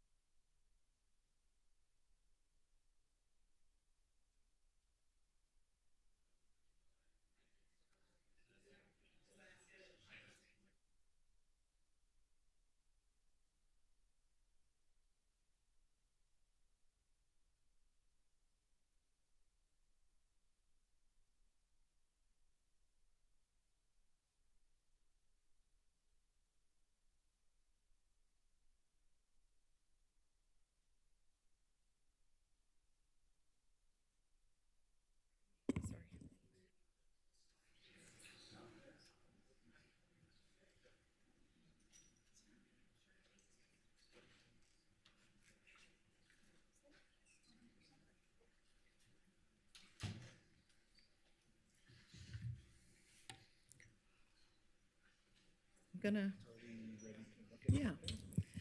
Yeah, I'm missing the mayor.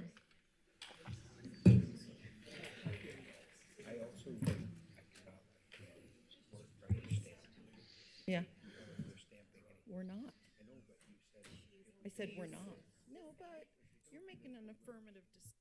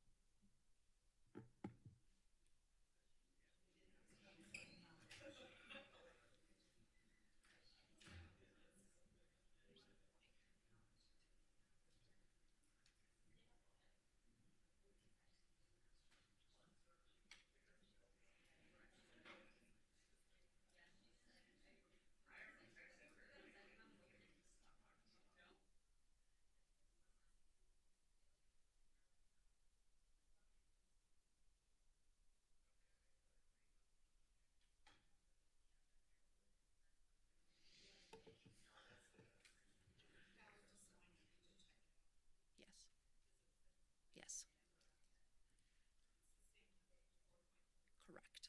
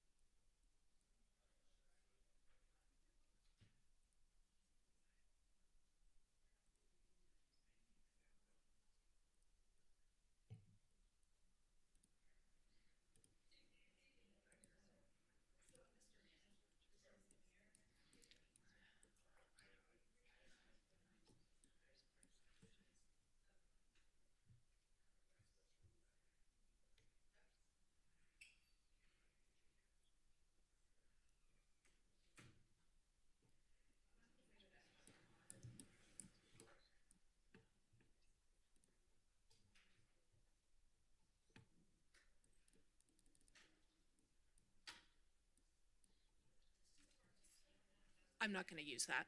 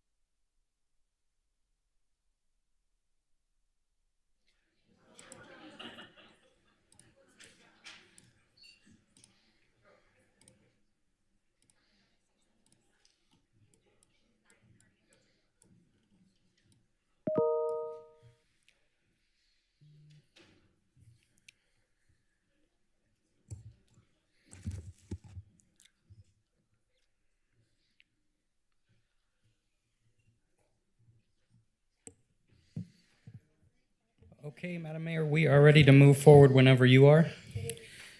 Madam Mayor, we were kind of mid-motion. I was wondering if I could restate the motion now that the staff have done their homework. So what I was proposing is, first of all, before I even get back into the motion, I want to just acknowledge my colleague Megan Ebert's, Councilmember Ebert's passion, as some have said, about her ward. I've been representing a ward for a long time. I also was elected at large to represent the whole city, and I've carried that with me. And it's sometimes it's a tough balance, but I hear her. And some of the things that we have within our power, whether it's through the budget process or through the the council donation process, I've donated a lot of money to Relief Reno without caring where it went. And I'm going to recommend that Relief Reno, the next several tree plantings be up in North Valleys. I have 100 volunteers coming in about a month to help us plant trees or help us clean parks. And I'm going to recommend that they do one or both up at Ward 4 because I don't care. I want to support the entire city. But I think we all heard her. And when we come back to the budget, we're all going to have to be very finely attuned. And I saw some of my colleagues talking to her, probably reiterating the same sentiments that I have. Anyway, I'd like to state the motion that I'd like the council to consider. And Callie, if you could turn the areas a different color as we go. There's an area between Moana Lane and McCarran that you have highlighted here. And it's mostly businesses. There's 2 apartment complexes. And to sever those 2 apartment complexes from the people across the street, I think really does them a disservice as residents. So here's the business district. And just like there's a Wells and a Midtown, here's this business district. And there is also 2 apartment complexes. So that's one change. And then if you could go north, Kelly. Also in yellow, I would recommend this tiniest sliver because that's how Plumas goes. And it's very hard to make these, to tell somebody, no, it's an alleyway or whatever. So there would be another little change. I don't believe there's any people there, so it doesn't change anything. And then to compensate for the few people there are in those areas, I'm recommending over by the Indian colony, which is in white, that we have 2 parcels only go to green. Some people have said, well, is that Renown? No, Renown, if you could point that out, Callie, Renown Hospital is to the left. It still would be in Ward 1. And so did you get those correctly? The 2? Yeah, you got them. So there's a couple hundred people there. So the net, as I understand it, would be a 4.4 deviation instead of 4.9. There would be slightly, very slightly, more Latino representation in Ward 3, very slightly, not less. I know we're not talking a lot about that, but it's like 0.1 change. And it would certainly satisfy the people I've heard from in Ward 2. So thank you. You had the motion. I do. second. Yes. Okay. And then let's ask Callie, does it meet the criteria? And yes, that's I was why going to they ask took you the that. break. The other thing I do want to point out, because there was a comment made up here that is absolutely false and not accurate. And it was really important for me because obviously I feel very strongly about the at-large position. But I also felt strongly we needed to have a consultant that brought that perspective. So I want to make sure, because it wasn't staff-driven, we needed you guys to be at the table to take all the comments and to work with them. So I just want to clarify that. All right, go ahead. Thank you. And to the question. Elaborate. Yes, the proposed changes that Councilmember Dewar has presented to the body would meet the requirements, and the overall deviation would be 4.4%. Okay.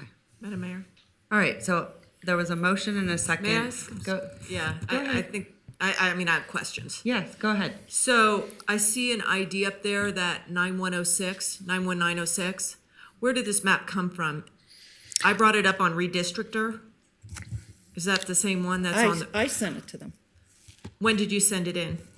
Last week. Last week. Thursday, I think. Okay. After we got the maps and I got the comments. Okay. So she was unsatisfied with the 4, A, B, C, D, 4.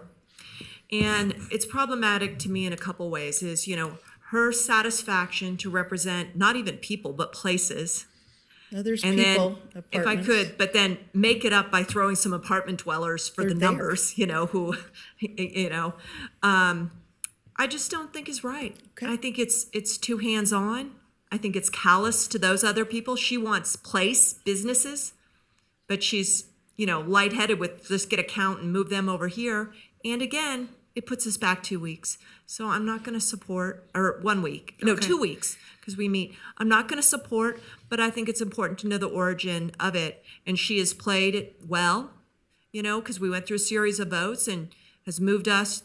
We have a high burden here of 5, and she's played it well to get what she wants, and that's how it works. Wait, and Councilwoman it's fine. No, it's fine, Madam. We've had I know, failed I just votes. want to ask you, It's moving us. because you hate it when people reference No, you personally, so please don't do that to her. Yeah, I'm it's just the saying, can we legisla- all just get along? If it closes us up at 5 votes or 6, We can disagree. That's fine. It wasn't what was advertised, how it was going to be. And to me, it does 2 things. It pushes us off 2 weeks. That's not right. That's not fair to the people who are sitting on the sidelines and have been while we did our exercise down in Carson. And 2, it puts the individual interests of one person further in than a more hands-off process that we did of bringing forward with 4 and staff recommending. So for those reasons, I won't support. Maybe I'll take another look at it when the map is drawn and vet it a little bit more, because maybe the public will reach out to me and they'll be fine. But at this point, I'm not going to support, because it brings up a delay and it's not as hands-off as I thought we had landed on. Thank you. Okay, thank you so much. Madam Mayor. All right, go ahead. Councilman Reese, I do want to point out, we all started off by saying, hey, nothing's perfect and no one's going to get their way. And, yes, compromise is very important. I can already tell, if you've been sitting here long enough, you can clearly see we are not going to get any place without any compromise. And I don't think that is a bad thing. I'm willing to support the council on any. Do I think A is the best? I absolutely do. But again, I think to move things forward, it's, like I said, I think to move things forward, I think that's important. We've got to do that. So anyway. All right. Madam Mayor? Councilman. Thank you, Madam Mayor. Councilman Reese, go ahead. Look, I began this process by saying I was happy with the work that was done by Flow Analytics and the staff, because it was the culmination of weeks and weeks, months and months of thousands of touch points of people who were in the community who brought their concerns forward. Like Councilmember Breckus, my preference was for a map that was not modified, meaning as we began these discussions, but then, one of my colleagues wanted to prioritize a building over people. And so then I lost that part of the vote, right? So sitting on this dais, the way in which we make legislative actions is been described in other forums as watching the sausage be made. No one likes to see it be made. It's a very public process, but we do that because sunlight is the ultimate disinfectant, right? And so what you've seen is people grappling with big concepts about parks and equity, issues involved in constitutional questions surrounding the Voting Rights Act and interest communities. And so, again, my preference was for a map up or down, but I also understand more, perhaps better now than any time, Councilmember Dewar thinks incredibly thoughtfully about these things. Of all the people on this dais, she is the least involved in sort of jerry-rigging or gerrymandering or trying to make a play or a plan. I don't know exactly what the word was used to describe her efforts. It just does not happen. She's a woman of integrity and tremendous, tremendous love for the city. And started off by saying, hey, I respect what you all have said, but I still think there's room for compromise. You can tell from the votes, which were a series of failures, that sometimes that's what happens before we finally arrive at a place. With that in mind, and because I believe strongly that Councilmember Dewar's interests represent truly a pure heart, I am going to support Councilmember Dewar's motion and look for the support of my colleagues. And with an incredibly slight modification, is still the best map that we can draw today. It reflects the common interest communities that were identified by this map, keeping those historical patterns and practices at the forefront. And ultimately, because the groups that have supported that map have reflected the diversity of this community, the small modifications that have been made are I think, minor in the course of our time on this body and will impact negatively no one. In fact, I think they will represent folks that Ms. Dewar has historically represented and perhaps did not represent in the last drawings. But again, Ms. Dewar's thought process is beyond reproach. Her efforts are to be applauded. Her desire to see us move forward and compromise is something that we all can get behind. And for that reason, I will support my colleagues' minor modifications to Map A. All right. Any further comments for discussions? If there are not, I am going to do a roll call vote. Okay, Mr. Clerk, sorry. Appreciate that. Thank you. Go ahead, Councilwoman Taylor. Callie, can you, one of the public comments we heard earlier was from Pablo about what happens to the NABs. Would you mind talking to him afterwards, after this process? Of course. Thank you. And Thank you, Madam Mayor. Yes, go ahead, Just in the Councilwoman. last moment, look, this small modification to A isn't everything I would have liked to see. I would have liked to fix Councilmember Reese's area where I'm crossing I-80. That is very weird to me, but I'm happy to live with it because it gets us where we need to be. I would have liked to fix the rest of Virginia Lake, frankly. Can't do it. There's lots of things that if it was up to me, I would draw a different map. But we've got a map A, and this is just a small compromise to I think, round it out a bit. So thank you, Councilmember Reese. I really appreciate your comments. And I like that you said that too, because one of the things about Councilwoman Dewar is that she will go into other wards to help you get things done. And that's what I do love about you. And I don't see that from everybody where that criticism came from, ever. So thank you. You bet. Thank you, thank you. Okay. All right. Megan wanted to say something. That's it. Looks like Councilmember might have. Are we ready for a roll call? Are you gonna? No, I wanted to thank you, Naomi, for your comments about the trees. I appreciate that. I did also, if we could just see the final version of the map.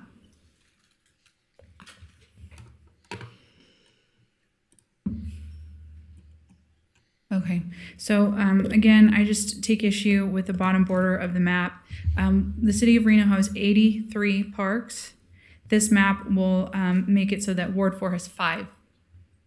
Okay, just want to call that out. 5 parks out of 83. I can't support this. I cannot support the bottom border of this map. Even in map D, I'm not crazy about it, but I cannot support this map giving Ward 4 5 parks out of 83. It's just not even close to equitable. I'm sorry, I can't support it. But thank you for your time. Okay, we're gonna start with a roll call vote. Okay, Okay. Mr. Clerk. So Councilmember go ahead. Breckus. No. Martinez. Yes. Taylor. Yes. Shivi. Here, or sorry. I've been here all day, but I'm so tired. I've had like 3 hours of sleep. Yes. Thank you. Reese. Here, President. Dewar. Yes. And Ebert. No. All right, motion carries. Motion passes. Okay, thank you. Appreciate it. Mr. Clerk, I'm going to have you get us back on track. Okay, not a problem. We are moving into item F1 regarding Carville Park Senior Apartments. This is an ordinance adoption to be read by the City Attorney's Office. Okay, thank you. I'm going to send it over to you, Mr. Carl Hall. Thank you, Madam Mayor. Ordinance adoption, ordinance number 6658, case number LDC 23-00056, Carville Park Senior Apartments, SPD, ordinance to amend Title 18, Chapter 18.02 of the Reno Municipal Code entitled Zoning, Rezoning a plus or minus 4.53 acre site for multifamily residential, 14 units per acre, MF 14 to Carville Park Senior Apartments Specific Plan District, SPD. Site is located on 2 parcels on the south side of Carville Drive, plus or minus 110 feet east of Sutro Street. Site has a master planned designation of mixed neighborhood, MX Ward 3. All right, thank you so much. I'm going to send it over to Councilman Martinez. Thanks so much, Madam Mayor. If there are no questions from the body, I'd move to approve staff recommendation. All right, I have a motion and a second. All those in favor say aye. Aye. All those opposed? Motion carries unanimously. All right, sending it back to you, City Clerk. Thank you. That brings us into item G1. All And right. this is a reappointment or appointment of up to 5 individuals to the Ward 2 NAB. Okay, Councilwoman Dewar, take Yeah, it away. Thank you. I'm going to move to reappoint Mimi Strickler, and I'll leave it at that for now, and then I'll be bringing it back. I'm now that we know where we're going with the map, it will help me figure out these. Perhaps more people will apply. So that's what I'm thinking. So I'm making one appointment today, and I'm leaving the rest open.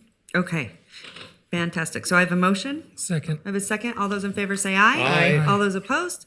Motion carries unanimously. Good job. Okay, moving on, I believe, Mr. Clerk, to item G2. You're correct. And this is for appointments to the Senior Citizen Advisory Committee. Looking at these names, wow, all of them are fantastic. Councilwoman Ebert, you have a tough decision. So I'm going to send it to you to make the tough decision. Yeah, I'm actually not going to be filling all the seats today. There's some other applications that were not included on this because we pulled it before, then it came back as it was before. So we're going to need to bring it back. And I'm sorry, Manager Thornley, I forgot to tell you before the meeting, we're going to have to bring it back. But so today I would like to appoint Terry Brooks. Okay. Thanks for staying all day, Terry. I'd like to reappoint Barbara Devers Great. and Wow. Stan Dowdy. Love them. And the rest of the appointments I'll do when we can bring this back up with the rest of the applications on. Okay, sounds good. Excellent selections. Okay, so I have a motion from Councilwoman Ebert. Second. I have a second from Councilman Reese.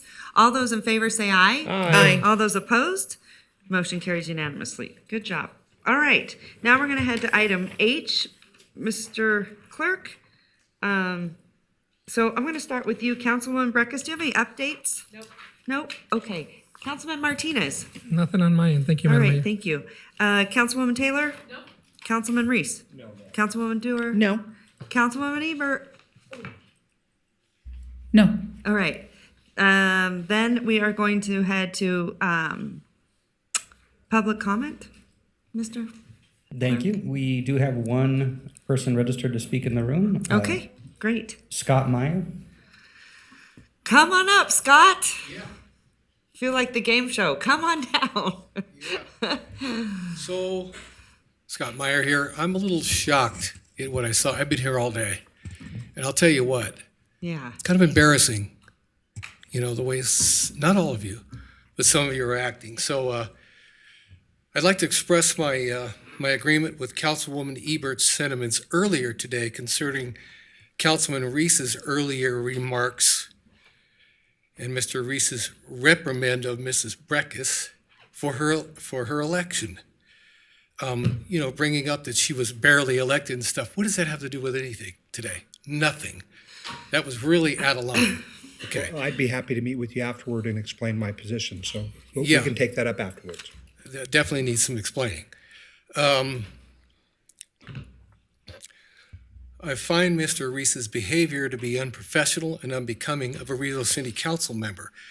Additionally, I observed Mayor Sheevy nodding in agreement while Mr. Reese was spouting this, which I believe also displays not the nodding part, but just in agreeing. It's unprofessional. That And it's doesn't just, mean I agree. you're berating each other. We don't want to see that. We don't pay you. Hold on, let me, But don't I take said my that, time. right? I said we don't want to see that. We don't want to see that. We don't pay you for that.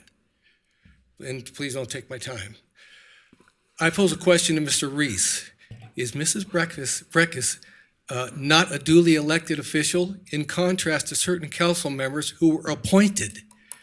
These appointments exclude voters from the decision-making process and possibly create a scenario where appointed council members are more accountable to fellow council members than to the electorate.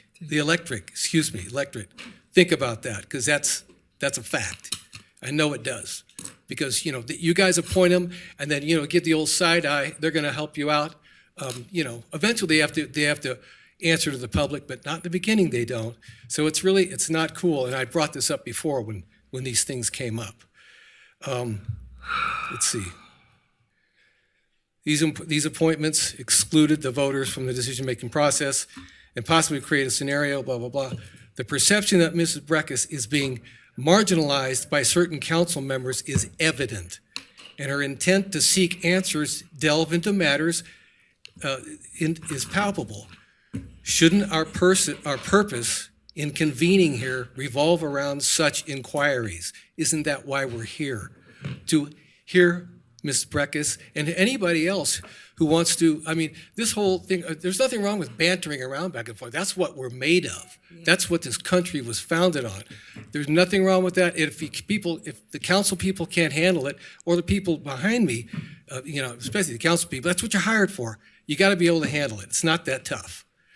In reference to Mr. Reese, my recollection suggests you sought avenues to influence legislatures to potentially reverse their decision on adding a new Ward 6. This is what I heard anyway. I don't know if it's a fact, but I heard it. The motive appears linked to concerns about your own seat, indicating a desire to manipulate voter decisions on this issue. Thus, I question your credibility in addressing matters related to elections, which arises concerns to the conduct befitting a council member. Thank you, Mr. Meyer. Yeah, I'll bet it is. All right. Sir, what ward do you live in? Who asked that? I did. Councilmember Reese, the Vice Mayor. Ward 3. Ward 3. And next we have Pablo Navaduran.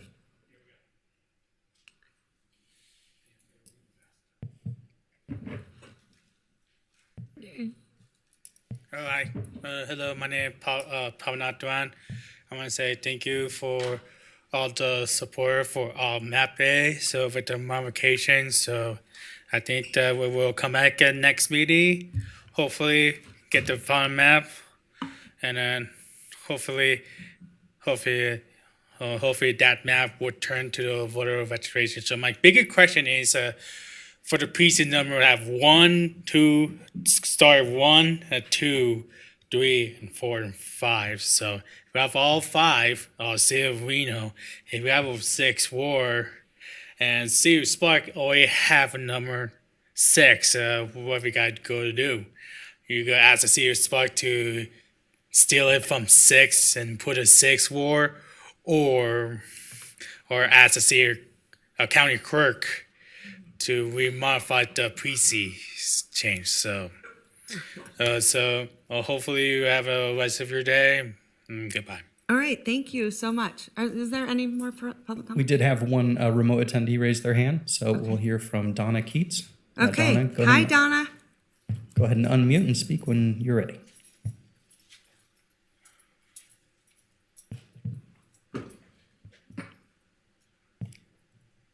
We're still showing you muted, Donna. Can you unmute? There you go. All right, I think I've got the rest of it. Well, I have to say, the person who just spoke before Pablo, hope you're listening, because I was watching almost this entire meeting, and in the in-betweens have watched this entire meeting, and I've expressed to my council on more than one occasion that you behave badly, and I'm here to say that again. You've all behaved badly, and almost all of you have behaved badly. Some of you more than others, some more consistently than others, and I'm really disappointed. And I participated heavily in the 2021 redistricting. I saw this same meeting that happened in 2021. I saw what happened then. I thought surely it couldn't be any worse than it was then, but it was. And I'm very sorry that I witnessed it, that I know about it. And I sure hope you guys can get it together, because it really is making me feel like I have a dysfunctional city council, and I've always believed in my council, and I have really been losing faith in my council. Okay. And today you've confirmed that for me. So take that for how you will. All right. But Thanks, Donna. Thank you. Thank you. That concludes our in-person public comments. All right.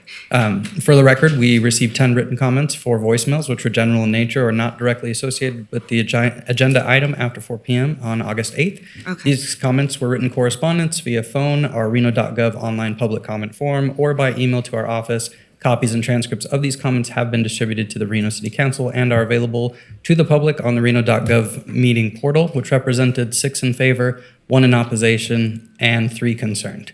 And that concludes our closing public comment. Okay. Can I make a public comment? Absolutely. Thank you so much. So a couple things. Today was not our best. And how I think I said that one of the ways I think we will handle that is that we'll just continue to go into recess until we can all do better up here. Like Mr. Meyer said, you know, that's our jobs. He's exactly right. So, but also, you know, when we leave here, it's been a long day. I mean, you guys have sat here all day. Thank you so much, because it's not easy. So go home, be with your families. That's what matters most, the things that you love and give you a lot of joy. So that's first and foremost. I do want to clarify a couple things.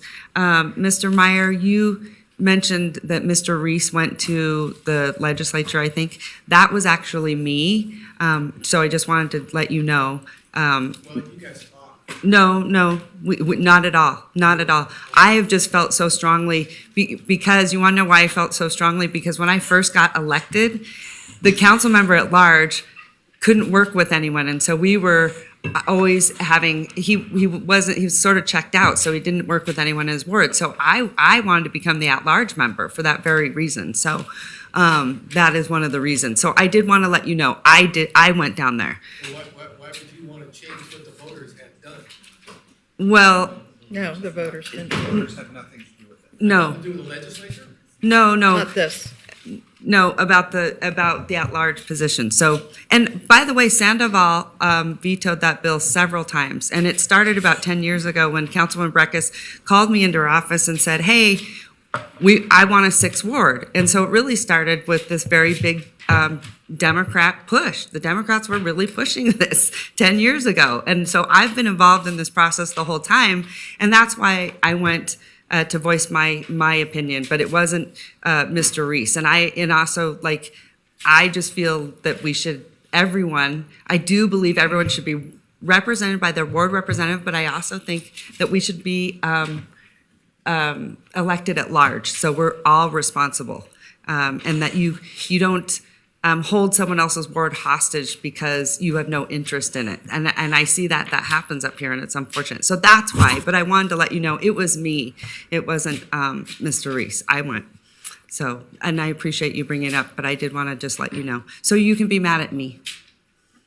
Okay. So that's why I tell you. Anyway, thank you. Appreciate it. And if there's nothing else, we're looking for a motion to adjourn. All right. I have Second. a motion. I have a second. All those in favor say aye. Aye. All those opposed. That's the one thing we always agree on. Thanks, you guys.